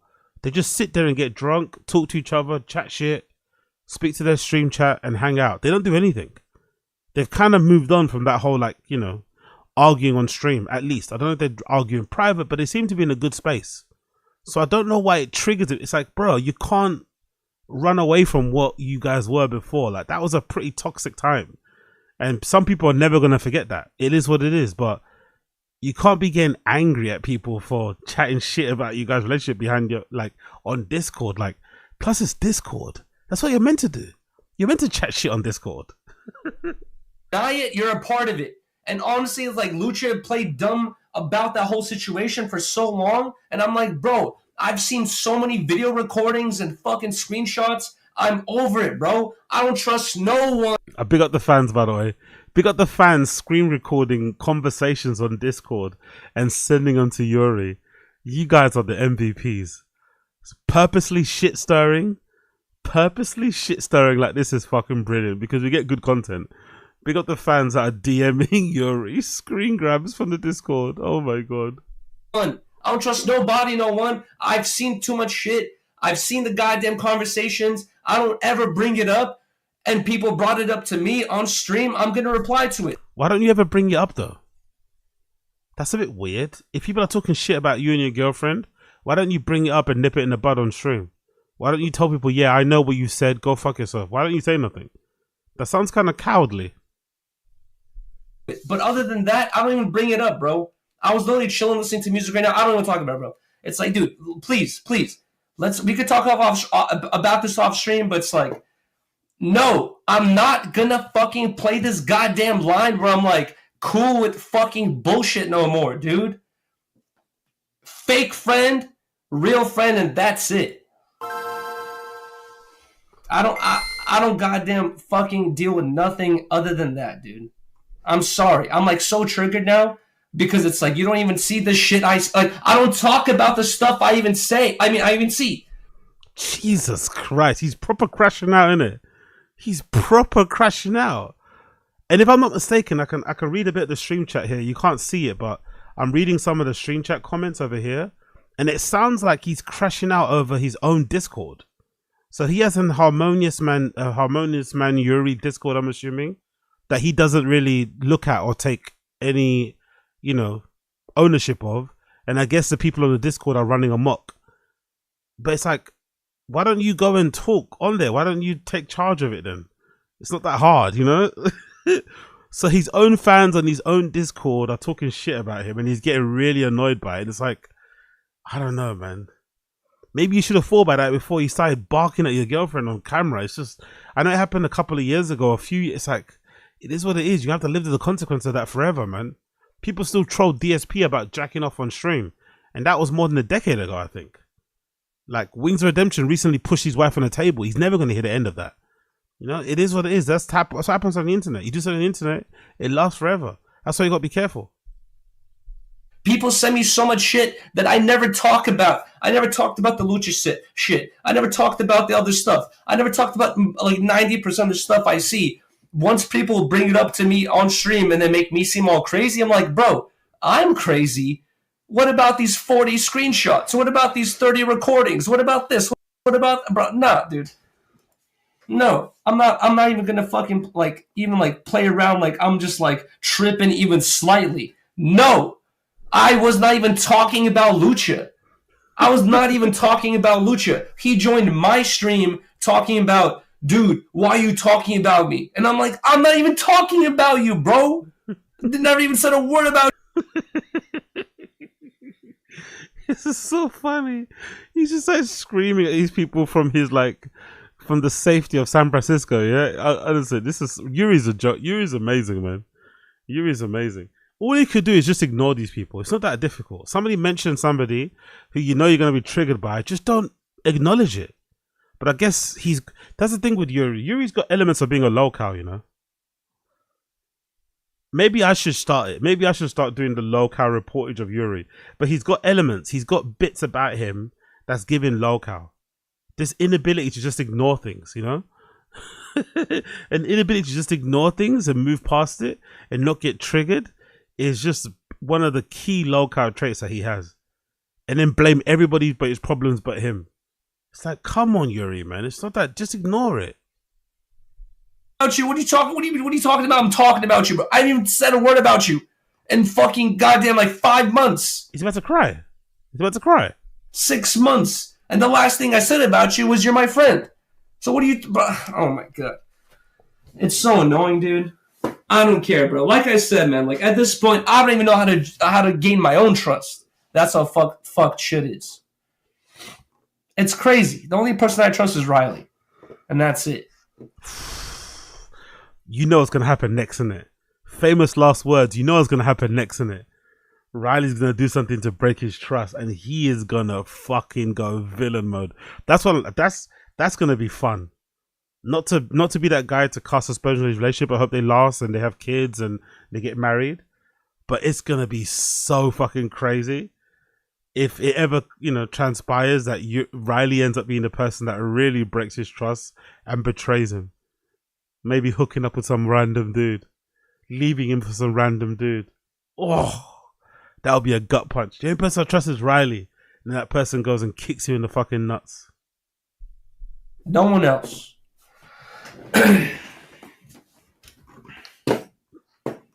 That's so annoying, dude.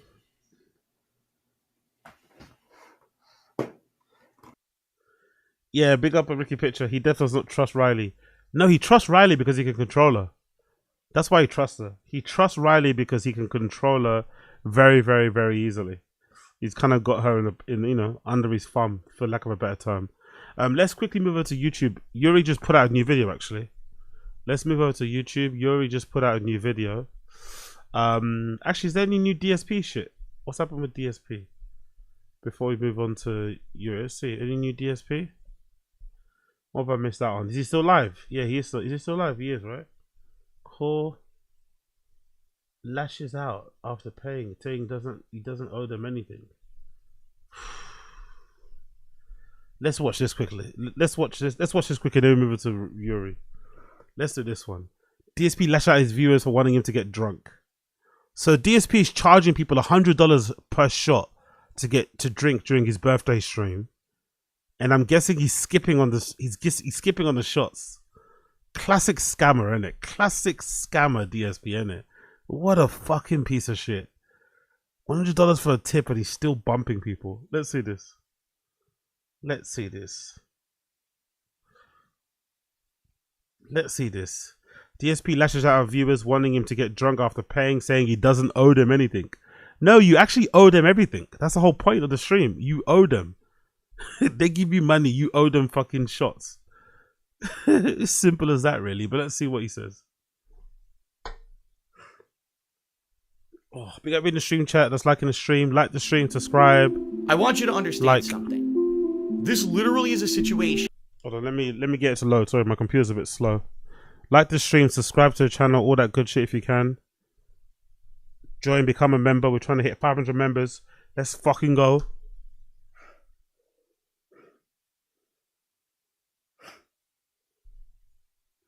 Come on, you cunt. Work.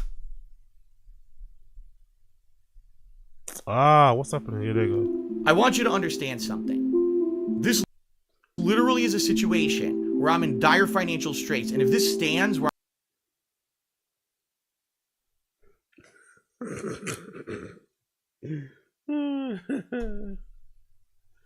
Come on, what's happening with my computer? I've got too many tabs open, probably, innit? I've probably got. I'm going to be making half as less money on YouTube as I ever did before, starting now. I'm going to lose my house. I'm going to have all my shit reclaimed. You know, credit card bills are going to go default. I'm probably going to have to declare bankruptcy. By the way, have you noticed how many times he looks himself in the mirror? Have you noticed how many times he checks himself in the fucking monitor? It's pretty impressive, isn't it? That's something I've learned with locals. Although he's incredibly ugly, right? He's got these snort sacks. His skin is literally the fucking same color as a piece of A4 paper. He's got a weirdly shaped head. He's got the weirdest, dodgiest hairline you've ever fucking seen. He still has this real strange, like, confidence with his appearance. Like, he can't get enough of himself. Like, he loves looking at himself in the fucking monitor of OBS. He loves checking himself out. It's pretty impressive, that, isn't it? With fucking locals. Same goes for Wings. Same goes for Boogie. Like, and with DSP it's even weirder because DSP has a really annoying voice. DSP has a super annoying voice, really whiny and nasally, and he doesn't shut the fuck up. I find that with locals to be super impressive. Like, you can be a local, you could also be a narcissist, but be like physically repulsive. Like, you know, you're not nothing to look at all, but you can't, like, you're in your head, you see yourself as like this stud that you can't, you know, you just keep looking at yourself in the monitor. Oh my God, look at me. I look fucking amazing. Look at me. Like, he just can't stop looking at himself. It's like, rah. He always keeps eye contact. He's never like looking down. He's never, you know what I mean? He's pretty self-assured for somebody that looks like, I don't know, he got his head stuck in a vice. I'm going to lose everything.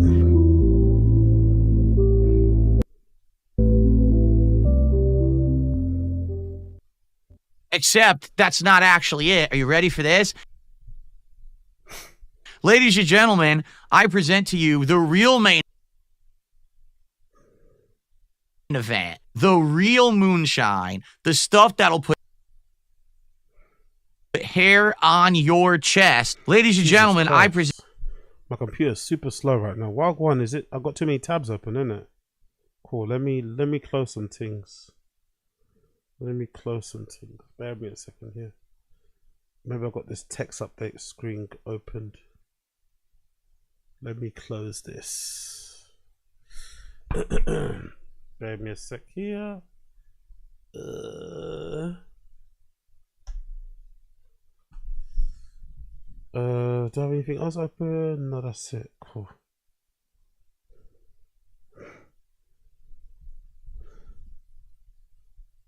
Big old star disease, yeah. Exactly. To you, Old Smoky Blue Flame Moonshine. Are you ready for this?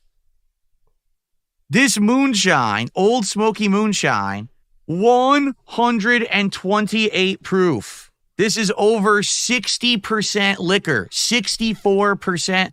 By the way, he's allegedly, oh my God, the fucking, it's so pickulated here. He's allegedly a recovering alcoholic, by the way. No, he used to be an alcoholic that's in recovery, but drinks occasionally. Makes sense of that, by the way. He was an alcoholic, yet somehow he is sober, has got over it, but he still drinks occasionally. How is that possible? I don't know. Old Smoky Moonshine, 128 proof. This is over 60% liquor, 64% liquor. It is the actual strongest, most concentrated liquor I will ever have had in my entire life. He's so happy, isn't it? He is so happy. He's really fucking happy. In these 18 months, Phil spent around $44,000 on microtransactions. Jesus Christ. These are not the only purchases, which shows his dysfunctional nature. Jesus Christ. $44,000 on microtransactions. I'm sorry, but as much as I don't like this guy and he's a real fucking piece of shit and he deserves nothing but misery and pain, you have to blame his dents, innit? You have to blame his fans. His fans enabling him to spend and to waste this kind of money and to be this piece of, you know, be as big of a piece of shit he is. That enabling is another level, innit? Because you watch his streams sometimes, you think to yourself, like, what do his fans get out of his streams? He's so rude. He's so hard-headed. He's so, like, boring to watch.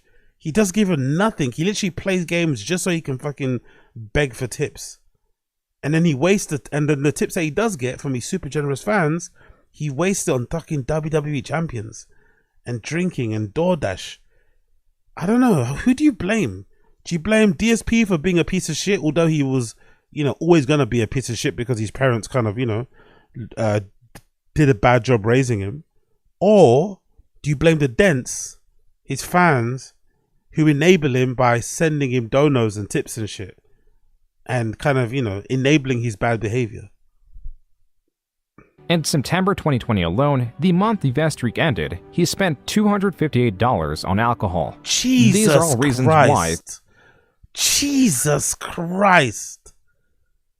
$258 on alcohol. Yeah, he tells you that he's broke. He's going to lose his house. You have to pay him this, pay him that. Powerful bunch. Big Adventure Ranger. Phil himself is a dent to WWE champions and DoorDash. That's a great point. That's a great point. That is a great point. Dents recognize dents. He himself is a dent. That's a good fucking point. As much money as his fans give him for begging is as much money he gives to fucking Scopely and WWE champions, isn't it? That's a really good point. So essentially the dents pay for WWE champions.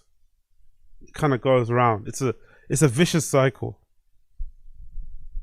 Phil cannot state his bank account was accessed because it would simultaneously prove that he is an alcoholic with a gambling addiction.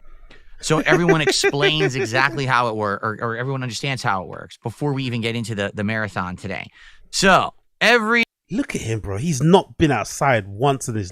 Look at how pale he is. Look at the patchy beard, that fucking hairline, the shape of his head. It almost gets bigger at the top. I've never seen somebody with a head like that. It's like an upside down triangle. Somehow his head is bigger at the top than it is at the bottom. The fucking snort sacks. Look at the snort sacks. Look at those snort sacks. Look at them.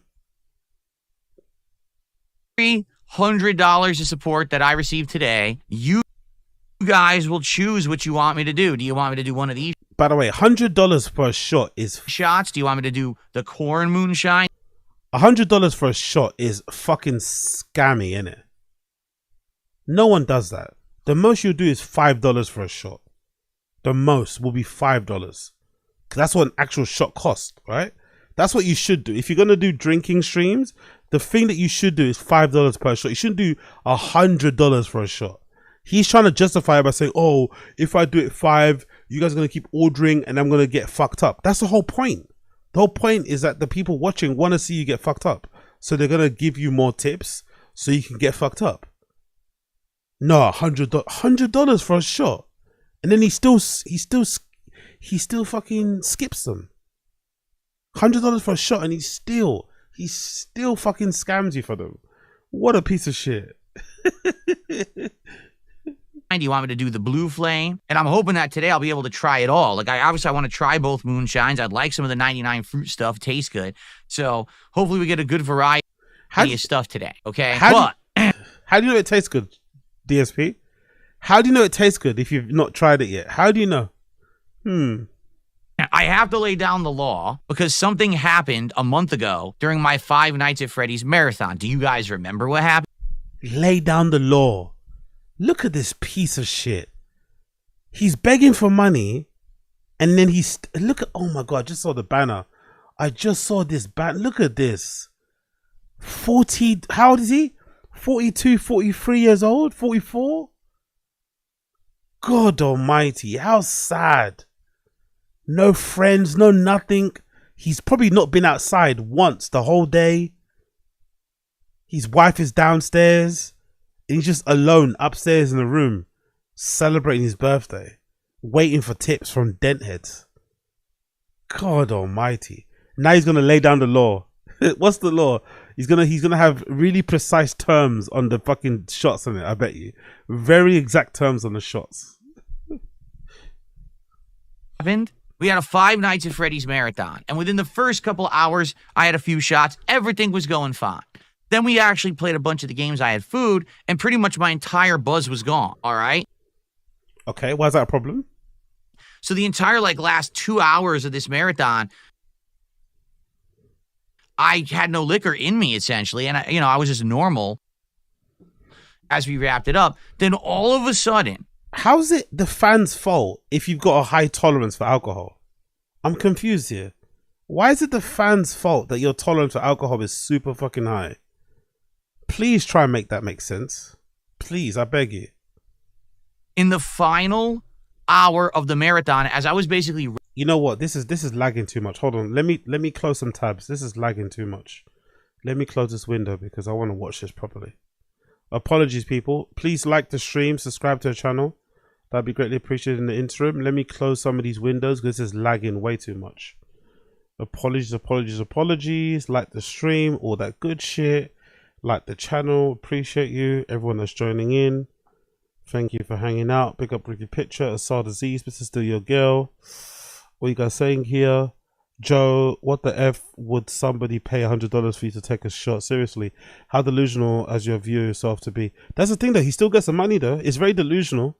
It doesn't make any sense. But somehow, I think at the last count, I think I checked. I think he's on like £1,000.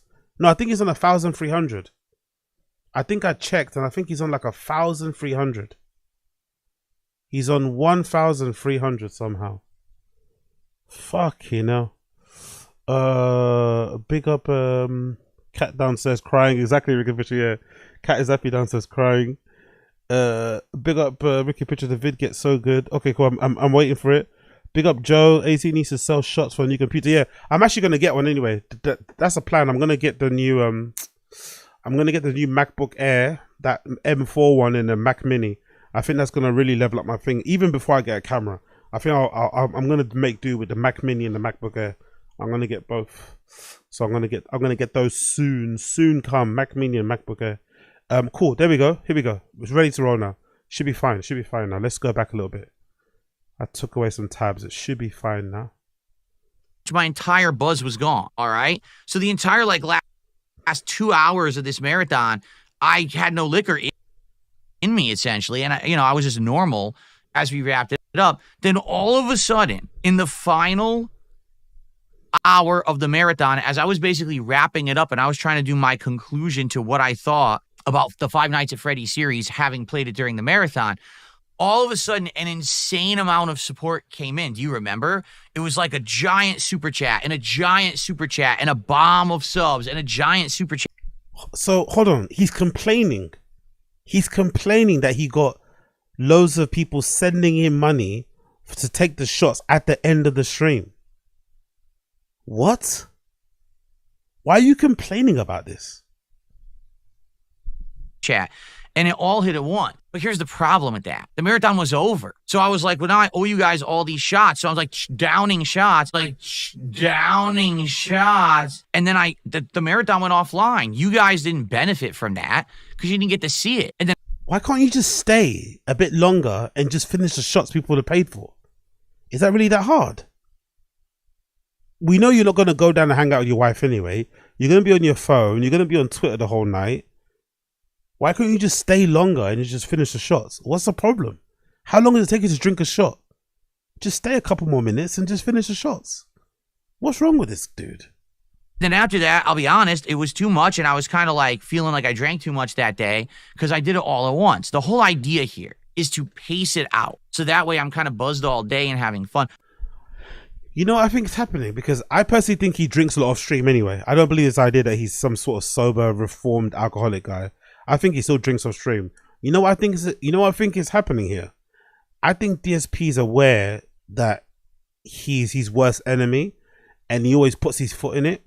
So I think he tries to avoid getting drunk on stream so he doesn't say or do something that will fuck him up, that will fuck him over.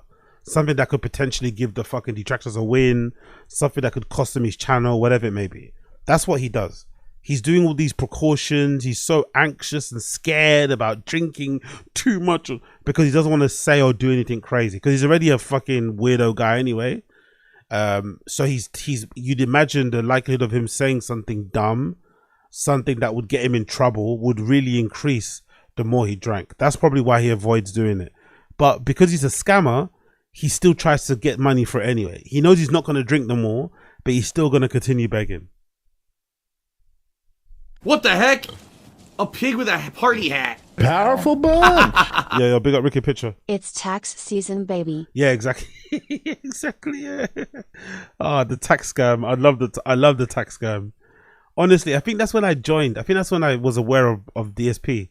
I got aware of DSP the moment he was going through that whole tax thing. That's when I got aware of DSP. When he was trying to get his bankruptcy done. That's when I was aware of DSP. And I remember I joined then and I was really looking forward to him really getting in trouble and not getting the bankruptcy granted. But somehow he got it granted. I think it was because of COVID. That kind of probably helped him. But I remember the celebration stream after. He wore like a black shirt. He had like a chain on. I think he had a chain on. He had his hair slicked back. He had this shit-eating grin on his face. He knew he got away with it. And that's when I started to really follow a lot of the detractors during that whole bankruptcy thing. But yeah, he's been a piece of shit before that. Hello, Mr. Piggy. Ziggy Piggy. Same thing. I'm just going to tell you this right up front. If I'm feeling like I drank too much, I'm going to stop. All right. I don't owe anything. This is not a contract that I am owing you. Like, let's say, for example, today it's my birthday and people are very generous and I raise a bunch of money. That doesn't mean I owe you 20, 30 shots. I'm going to kill myself. Hold on. So what's the point of having a challenge or a thing where you say if you give me $100, I'm going to take a shot? So he determines how many shots he takes, even though he says if you send him $100, he's going to take a shot. Oh, what a piece of shit. What an absolute scumbag scammer, innit? Even when his fans are giving him money to drink, he still finds a way to scam them.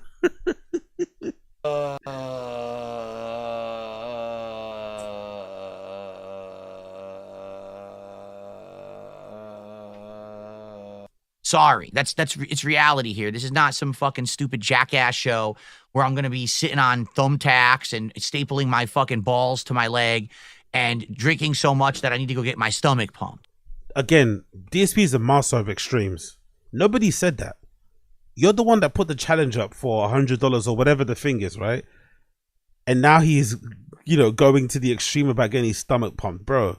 You survived this long being a functioning alcoholic. You'll be all right. You'll be all right. You probably drink gin every fucking night and you're fine. Relax. This is not what DSP gaming is all about. If you're here for that, you're in the wrong place. This is supposed to be about having chill fun, having a good time. I don't owe anything. I'm doing it as a fun thing. All right. Hold on. I'm curious. I want to see how much he's on now. Big up the stream chat. I want to see how much he's on now. How much is he on now? Big up Raw Phil. Raw Phil restreams DSP so we don't have to give DSP any views or any fucking shekels when it comes to fucking AdSense. So let's see how much he's on now. Last time I checked, it was 1,300. Let's see how much he's on now. How much is he on? How much is DSP on right now? Oh, but I think he's drinking. I think he's actually drinking as well. Let's see. I want to see how much he's on. And I want to see him drink, actually. Actually, let's go back slightly. I want to see how much he's on. Let's go back a little bit slightly. Let's see. Is it 1,000? I think it's 1,300. Maybe he's not hit 2K. We're down to the wire. His goal, about an hour left. His goal is to hit 3,000, by the way. He wants to hit 3,000 so he can prove Kino Casino guys wrong, that he doesn't need to use people or have guests. He can just raise a lot of money by himself. Let's see. And you know what I love about this, by the way? You know what I love about this, guys? He'll most likely top out. He'll most likely end at he probably won't get the $3,000. He might get like 2,500, right? In total, he might end on 2,500. And by the way, that number's skewed because now he includes memberships and subs and shit in that number. Before he didn't used to do that. Before he'd only count tips because he wants the money straight away. But now he counts super chats and he counts memberships and kick subs and shit, right? So it's a bit inflated, but it is what it is. I think he'll probably end at 2,500. If he streams tomorrow, he's still gonna beg for money. He's still gonna expect $150 for the first stream and $150 for the second stream. And he's gonna be upset if he doesn't get it. That's the thing about this guy. It's so fascinating. He'll raise $2,000 one night, then the next morning he'll just act like it didn't happen. Hold on. Let's see. I want to see him. Look at that face. Look at that face, bro. That's a face only a mother could love, innit? Fucking hell, what a freak. Hold on, let's go back a bit. Corn whiskey. Whiskey. What the fuck is that? Whiskey in a jar. That's some real alcoholic shit, isn't it? What the fuck is that? Is that even good tasting, or is that just purely alcohol? All right, let's do some of the corn whiskey. Corn whiskey. Yeah, big up Joe. Yes, we're monetized now. Unfortunately, there's a lot of ads now, so apologies for you guys. I think I might have to turn off the fucking monetization on the live streams because I've noticed when I've got a little monitor here with my phone on the stream, and it fucking inserts a bunch of ads. I put it balanced, but it still inserts a bunch of fucking ads. YouTube doesn't fucking play around, but apologies to the viewing experience isn't enjoyable. Moonshine. Hooey, here we go.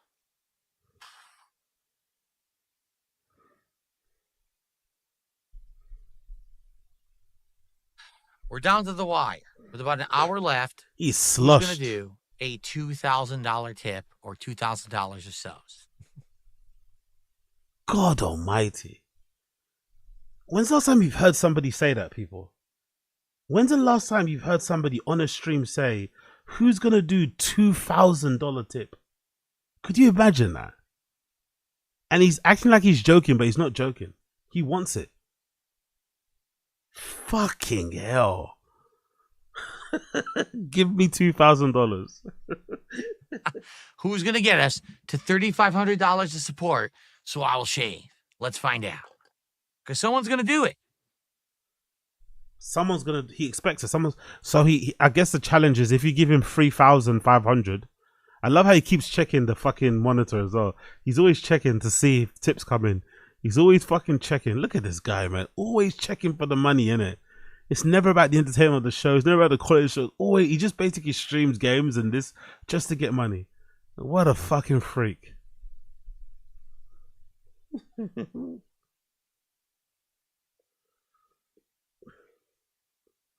That's like what the fuck is that? Yeah, that looks disgusting. That doesn't look good.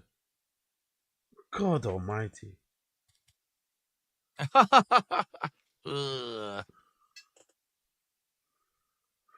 That's not good.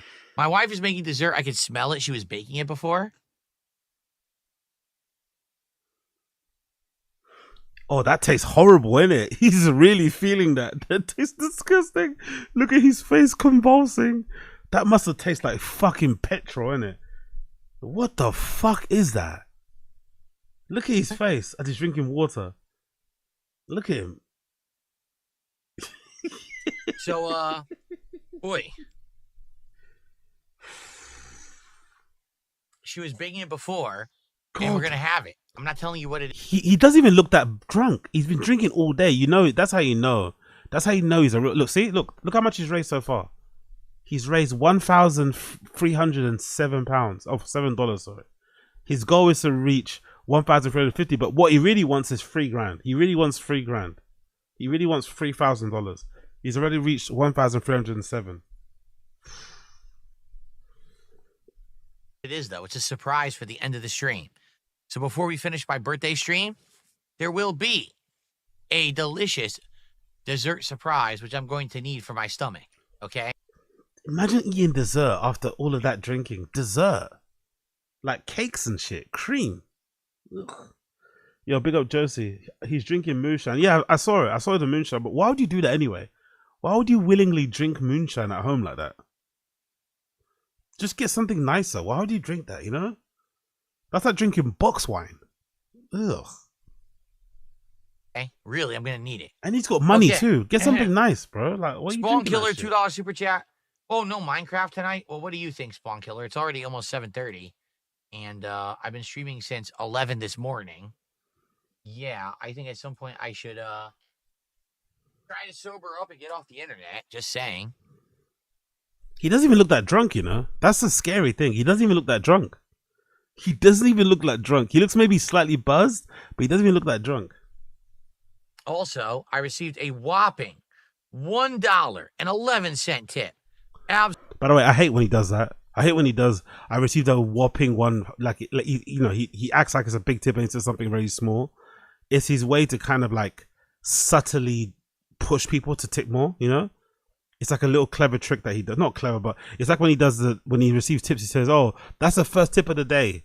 Like, why do you need to say that? Why do you just say it's the first tip of the day? Why don't you just say thank you for sending me anything? He says first because he wants people to know, oh shit, now I can get some more. Oh shit, it's only the first one. Let's get DSP some more shit. Oh, what a piece of shit. Absolutely ginormous support. I'm not reading this. It's stupid. Okay. What that person say? And I received a $4.20. What that person say? Oh, no, I'm not reading no this. Minecraft. It's stupid. Don't know. Okay. And I received a $4.20 tip. I can't see that. We can't see the super chats. We want Minecraft. That's also stupid. It's the same guy twice, giving 2 stupid tips. So thanks for $5 of stupid tips. Okay. Yeesh. I love how he acts like he's getting one over on the people because he doesn't read out the tips, but he still gets rattled by it. So technically they still win, you know? Yes, you didn't read out the message, but technically they still win because you got rattled. But look at his head. Have you ever seen somebody with a head that shape? Where it's slimmer at the bottom, but bigger. It's sort of like a light bulb size. Like, look at that head shape. And it's sort of like it goes up on this side. Like it's like he's literally got like a weird, like it's almost disfigured or something. Look at his head. It's literally the size of a light bulb. What a wow. Okay, what are we at? 13, 14. At 1350, we've at least hit the record of the most supported stream I've done this year. Oh yeah, big up James. Yes, you're right. Swastika, look at that. End stream. Happy birthday, Phil. So let's see if we can hit at least at 1350 by the end of the stream. All right, what they want me to do, they want me to take this and put it on here.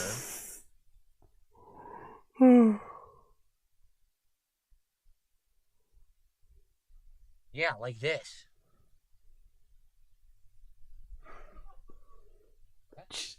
That's the most insufferable face, isn't it? Look at that face.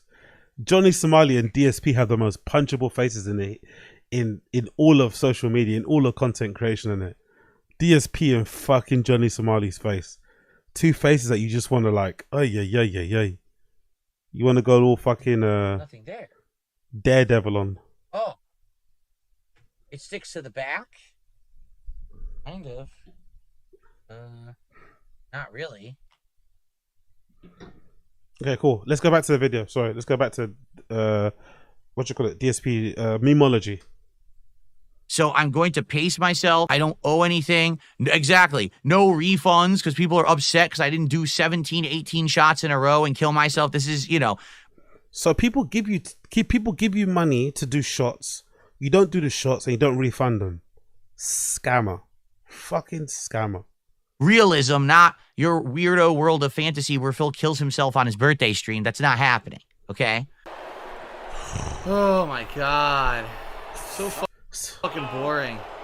So FYI, at the end of the stream, if all of a sudden in the last hour I get a ton of support, don't expect me to grab the blue flame and just chug the whole thing. I'm not going to do that. If you think about this rationally, what would be the best way to go about this? If you're going to support the stream, support it up front or... Of course. That's why he said that. He said that because he doesn't want to get sloshed and say something stupid, but ultimately he said he doesn't owe anybody tips or shots, so that he can suggest a solution that involves, if you tip me early, then I can obviously drink the shots. But if you tip me late, then there's no guarantee I'm going to drink them because I might be fucked by then. Oh, fuck, you know.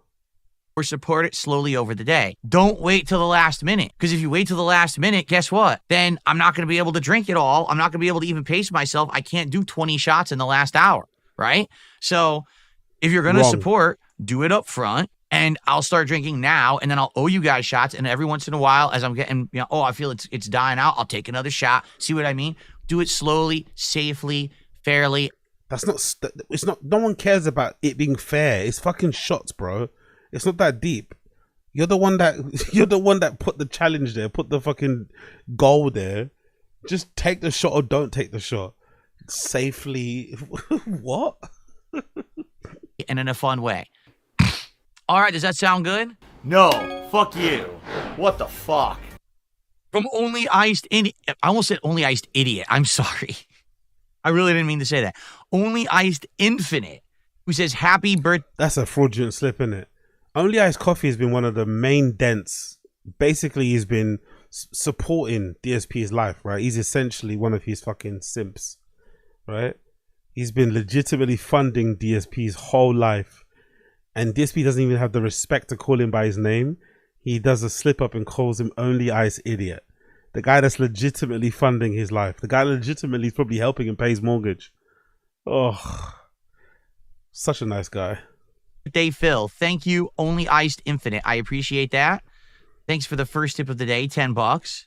You are not an idiot. You are a generous supporter and longtime viewer, and I appreciate that. Thank you. He is an idiot because he only gave $10. He's meant to give $100. That's why.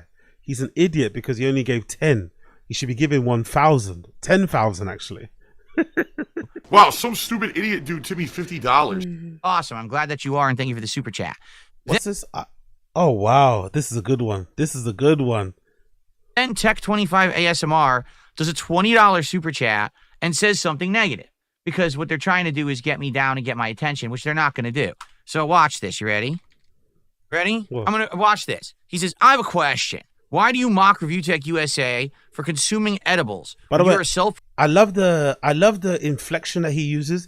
Whenever somebody sends him a super chat or a question that he doesn't like, he always has this like mocking tone that he uses when he's reading out the question. Okay, something he doesn't like.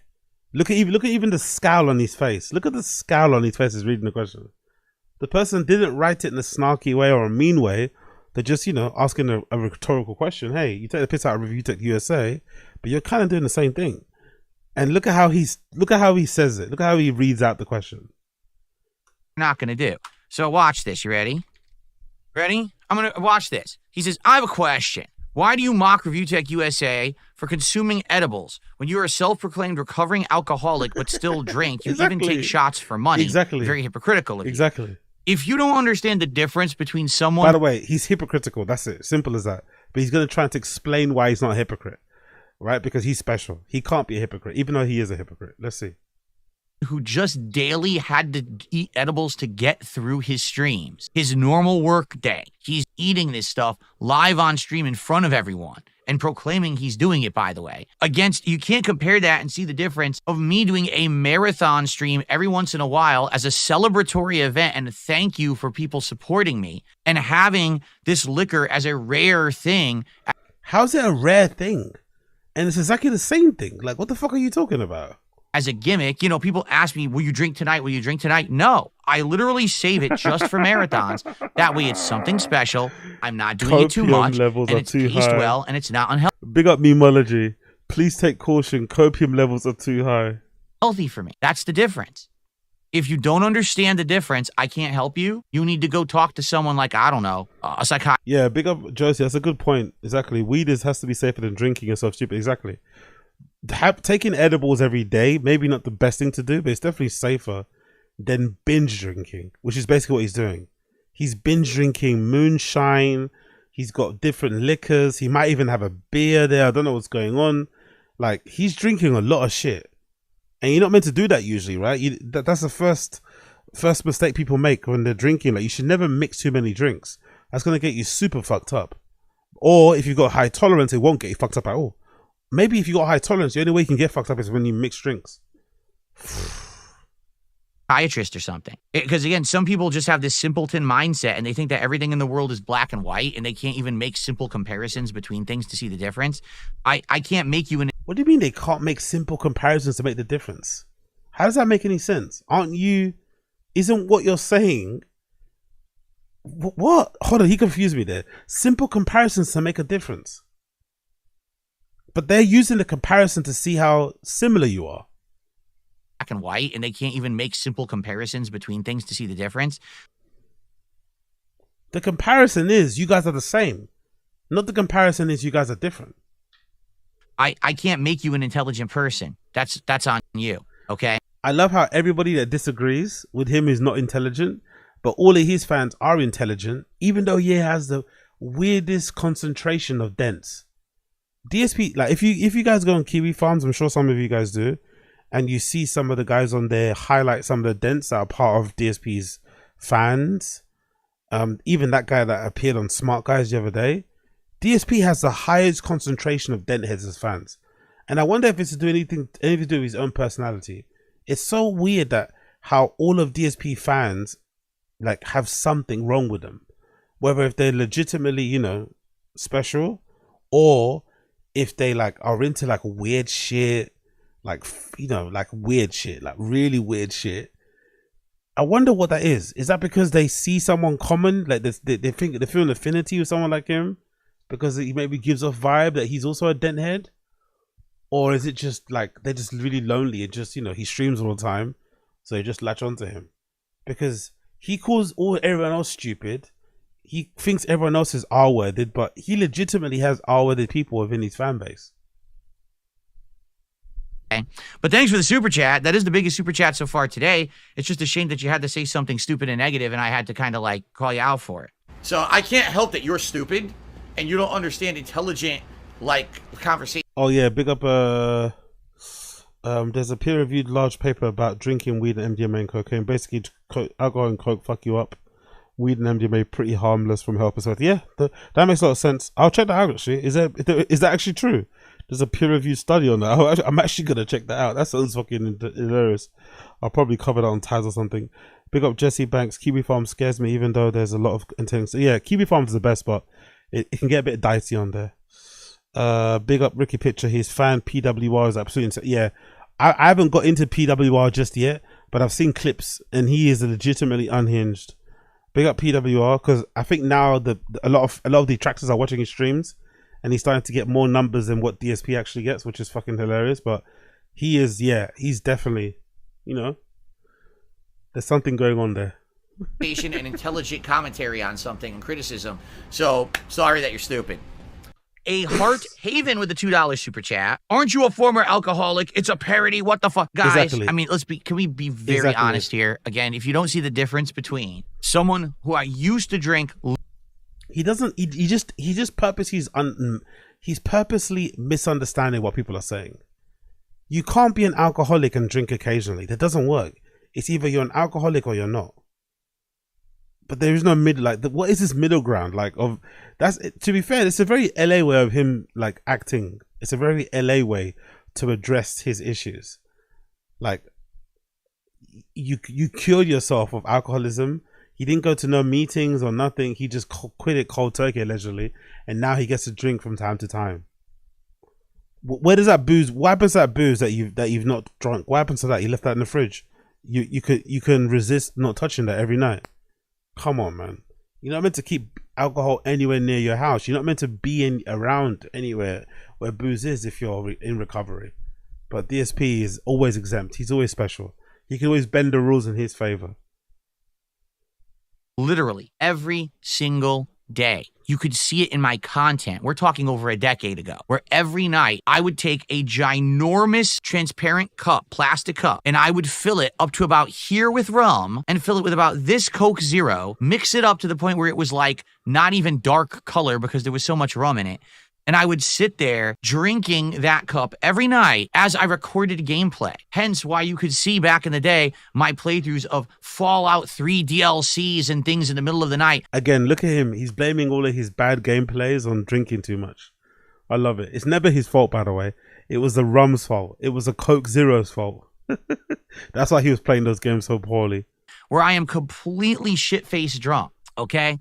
If you don't see the difference between that and me maybe once every month doing a marathon where I have some shots during the day, I can't. Shots, moonshine, and liquor, by the way. You're refusing to include those other bits. And also, drinking a whole glass of booze and then saying it's different from how you're drinking now is crazy. They kind of sound the same to me. Help you. Your stupid is showing, and you need to work on yourself, because I can't explain how stupid you are to the world.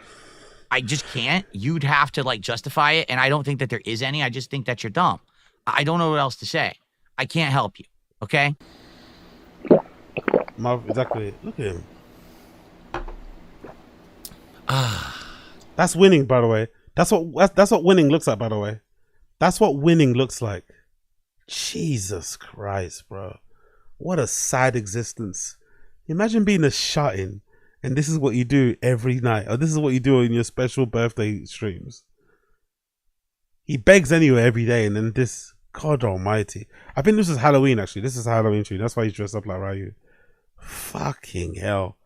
Look at how pale he is.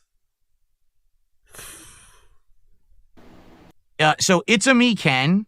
FYI, you gifted a whole bunch of subs last week, remember? And they were great and they counted. But those last few subs you tried to gift on Friday, I believe, never counted. And now you just tried to gift more and they're not counting. They're not. Keep trying. Send more money.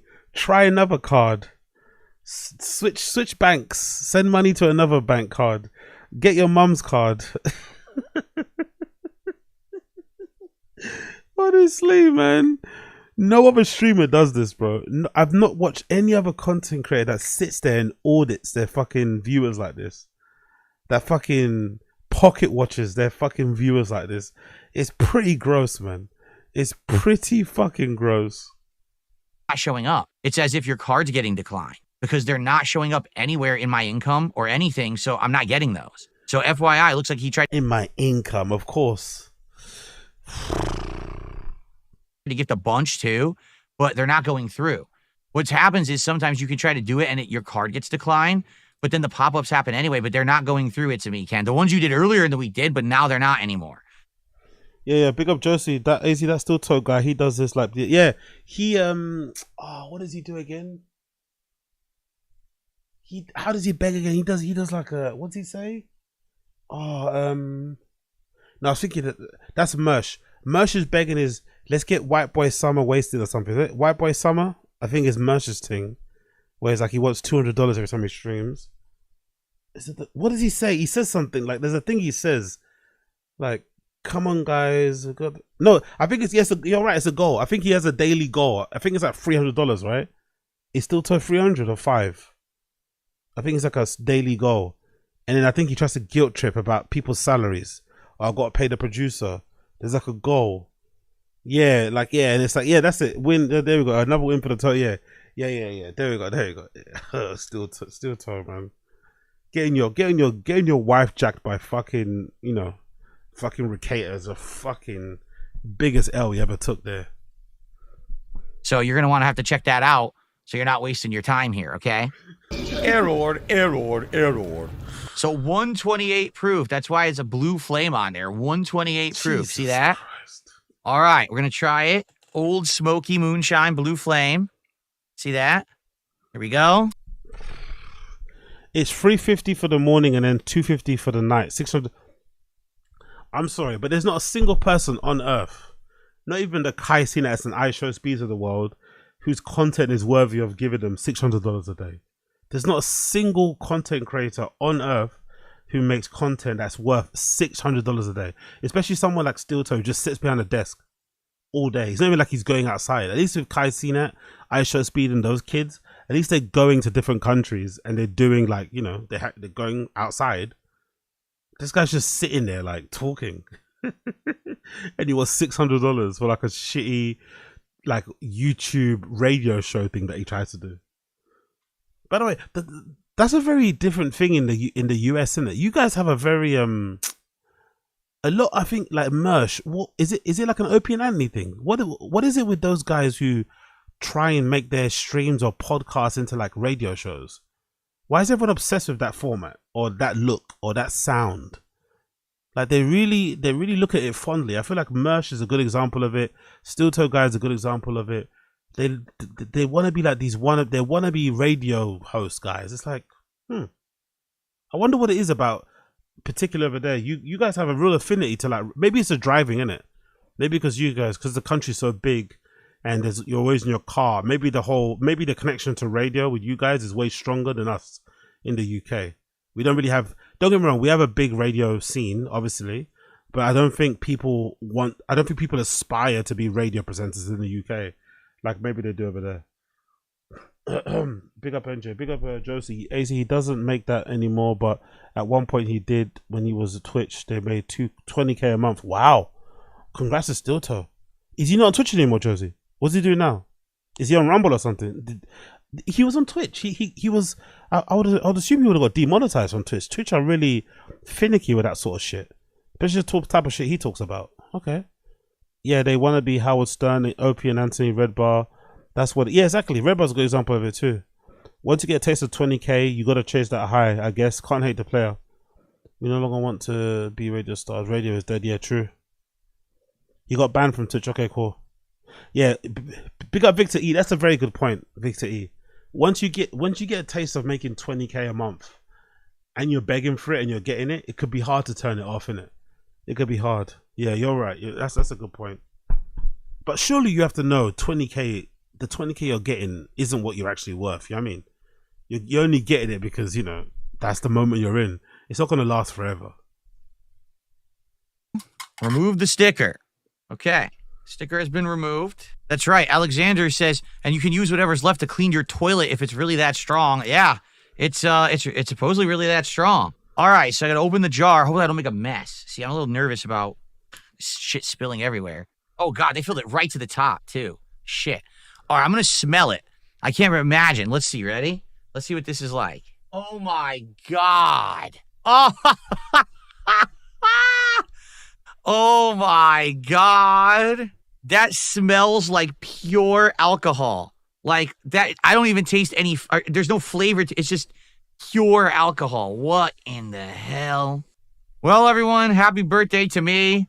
Bottoms up. My first ever taste of insanely. Jesus Christ. Just look at that. He's not even pouring it into a little glass. He's not even pouring it into a glass with some ice. He's just drinking it straight out of the jar. Yeah, this is alcoholic shit, man. This is some real alcoholic shit. Look at that. Exactly. Big up Dark Web J. Big up Dark Web J, my jigger. Wow, go on. Long time. That is definitely chug jug. God almighty. Oy, oy, oy. That looks like it tastes like absolute shit as well, by the way. Strong 128 proof moonshine. Of course he drinks his drinks like fucking Donald Trump, right? Of course fucking DSP drinks it like Donald Trump with both hands like a fucking baby, right? Like he's fucking holding a biberon or something, right? Of course, of course, of course. Proof moonshine.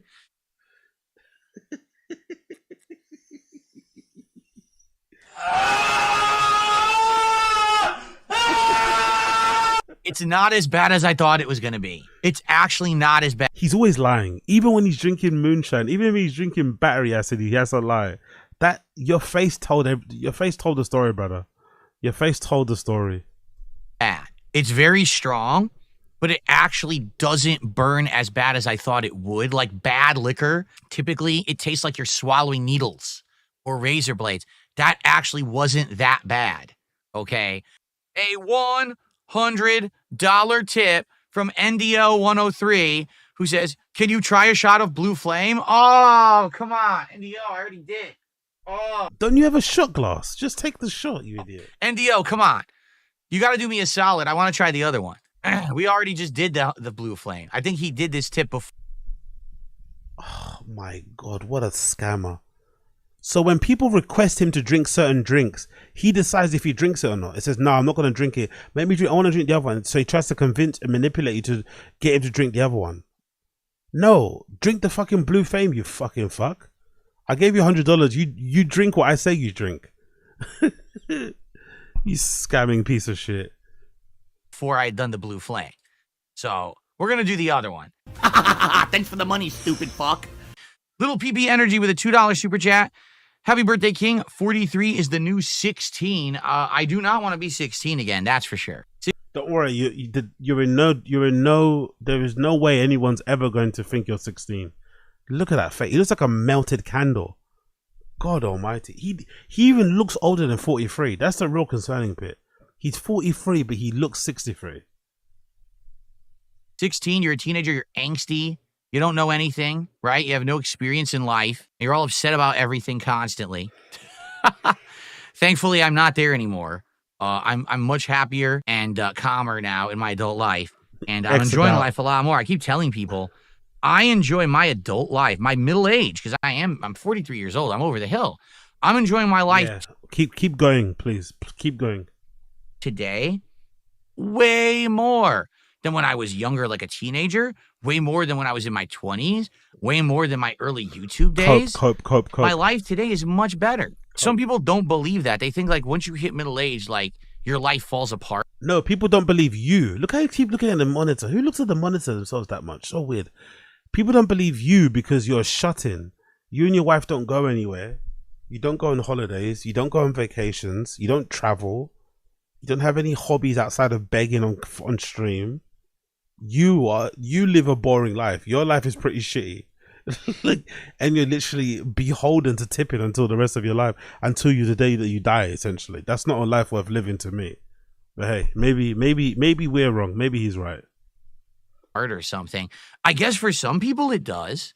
Pops up and happens and says it's gonna fuck you over. She says, no, don't let that overtake your mind. You have to focus on the positive. You have to focus on being here with me. You have to focus on being here on the positivity when you get to stream and you have fun on stream and stuff.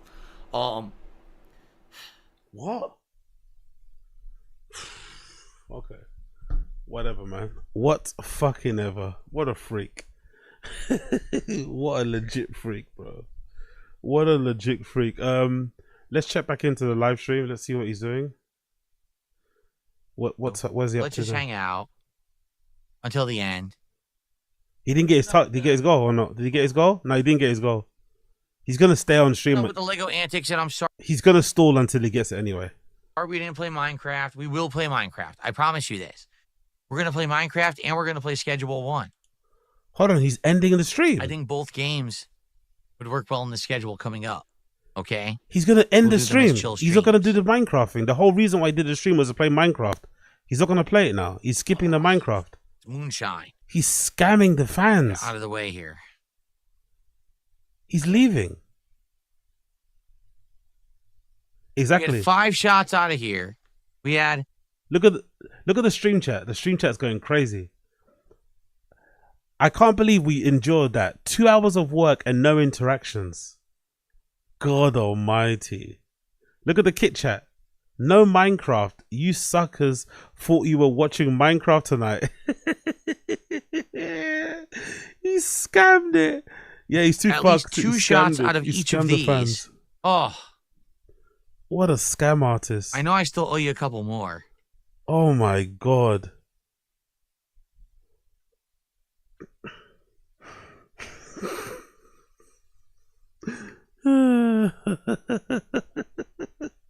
He's such a day.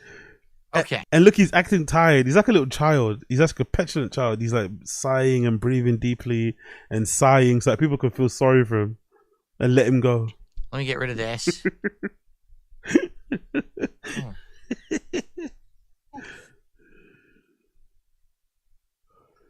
Oh my god, what a scam artist, bro. You owe triple. What is with all the bird noises in the window? Chat scrolled up when I clicked. What are people saying in the stream chat here? Fucking hell. Happy Boar Day. It's actually birds. Okay. I'm pooped. I'm pooped. What a day of streaming and drinking. Look at him. He's gonna ban people in the chat. Who's he gonna ban? He's gonna ban somebody. Blue collar fun. I love this. I love the kick chat. All right. All right, guys. Phil started the stream looking 40. He ended the stream looking 60. Let's just chill for the end of the marathon, shall we? I can't play Minecraft right now. I just want to relax with you guys and talk a little bit.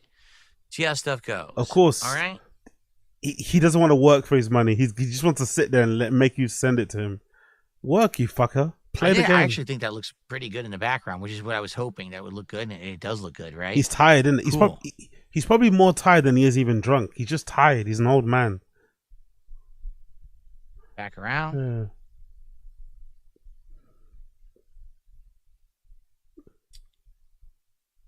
Okay, here we go. All right, everyone. Good evening.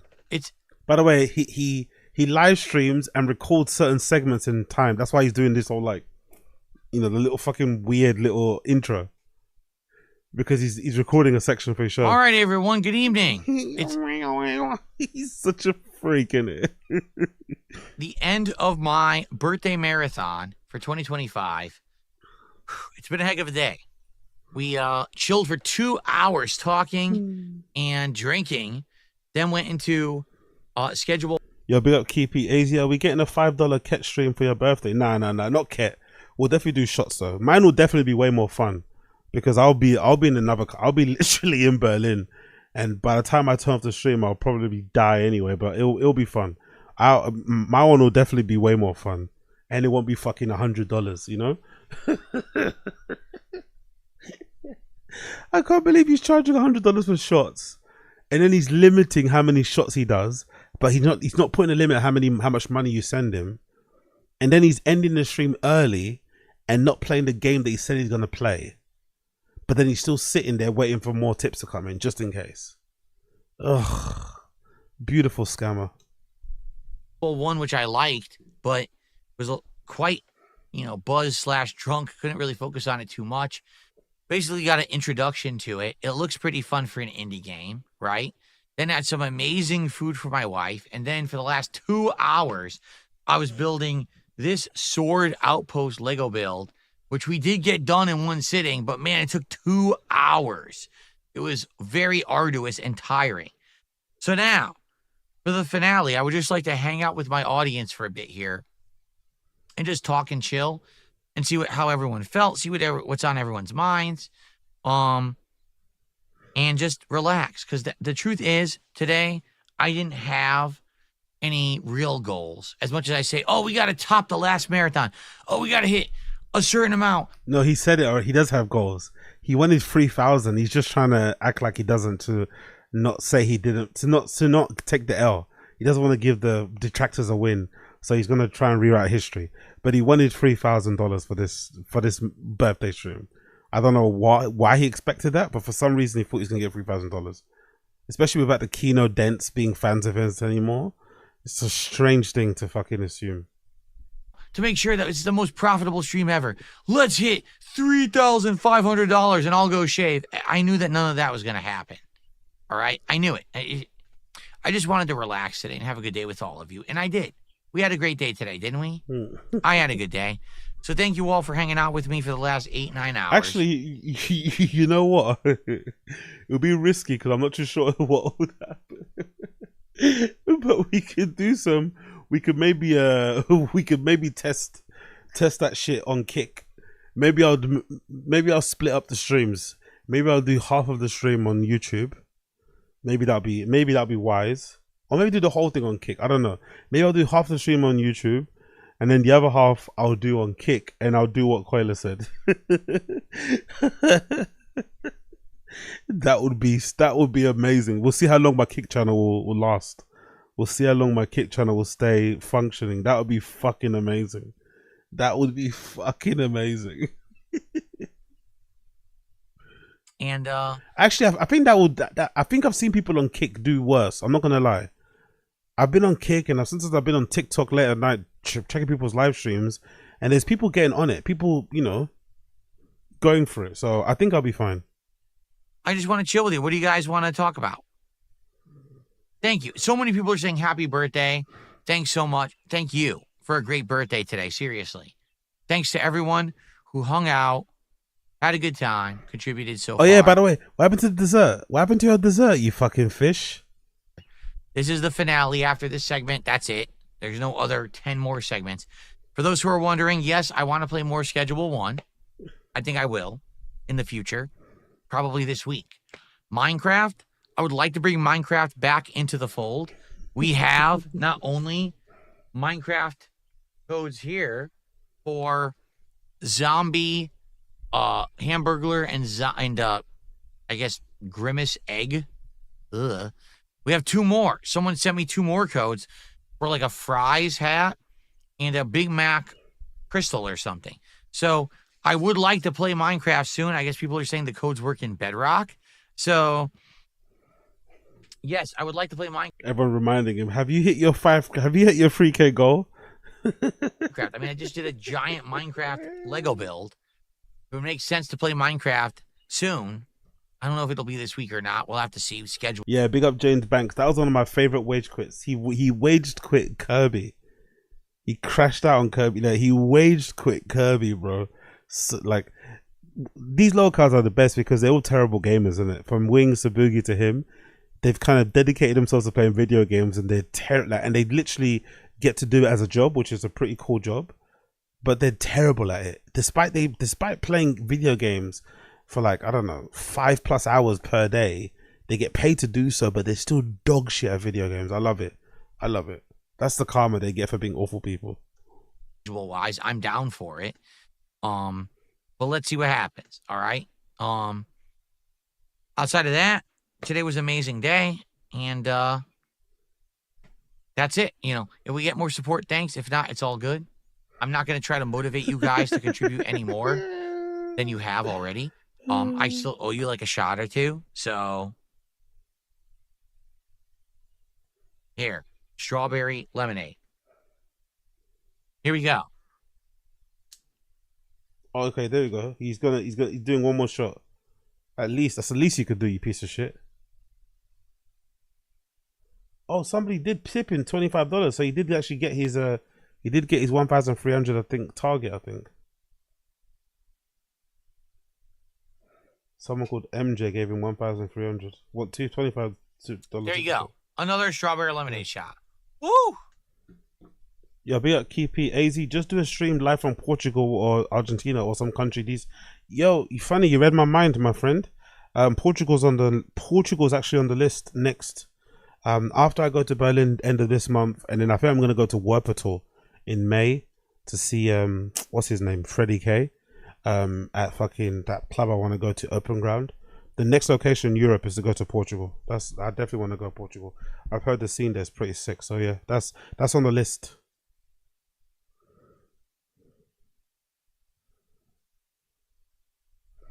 Has he noticed the super chat?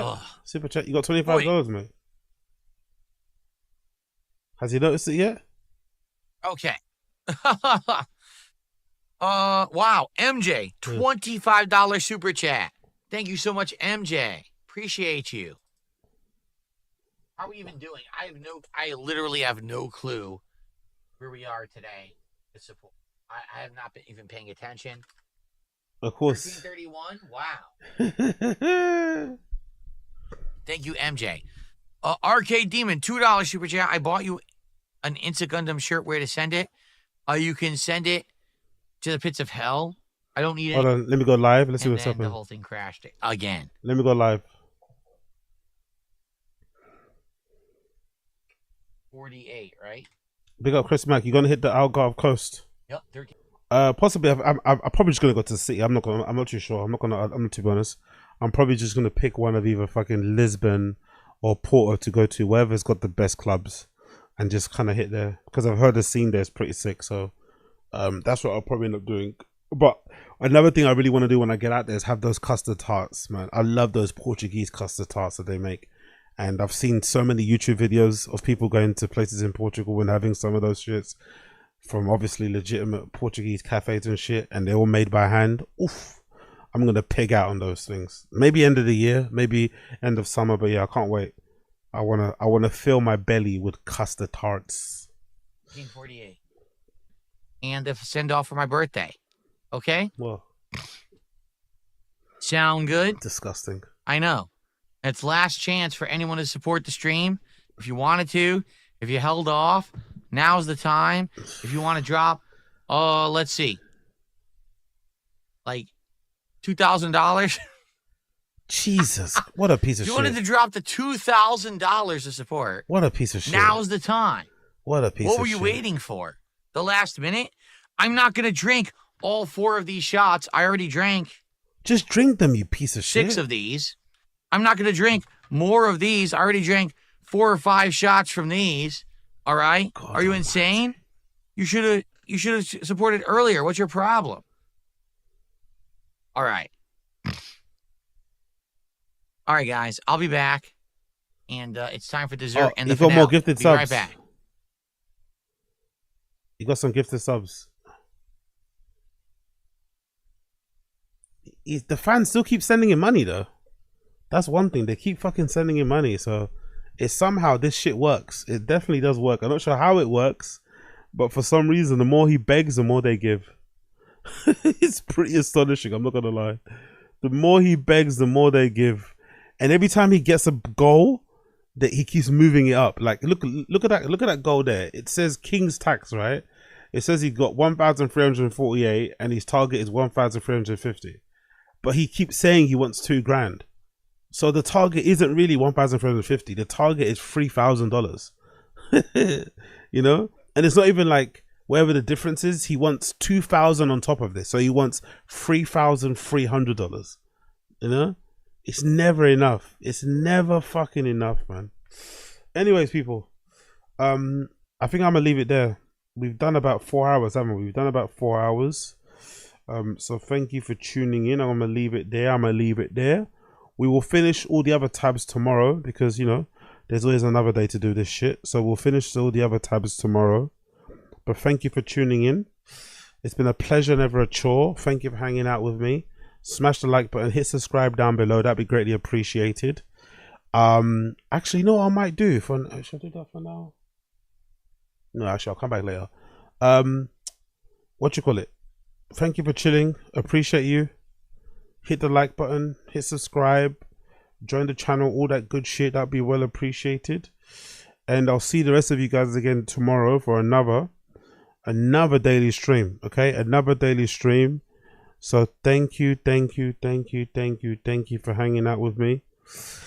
And please come back tomorrow if you're around, yeah? Please come back tomorrow if you're around. That would be greatly appreciated. Please come back tomorrow. Please come back tomorrow. Okay, cool. Thank you for hanging out. Unlike DSP, I'm actually going to leave. Is he leaving? Where is he? Is he still there? Or is he still downstairs getting his food? Okay, cool. Big up everybody tuning in. Appreciate you all. Smash the like button down below, and I'll see you guys again tomorrow, okay? I'll see you guys again tomorrow. Tomorrow. Thank you for hanging out. Peace.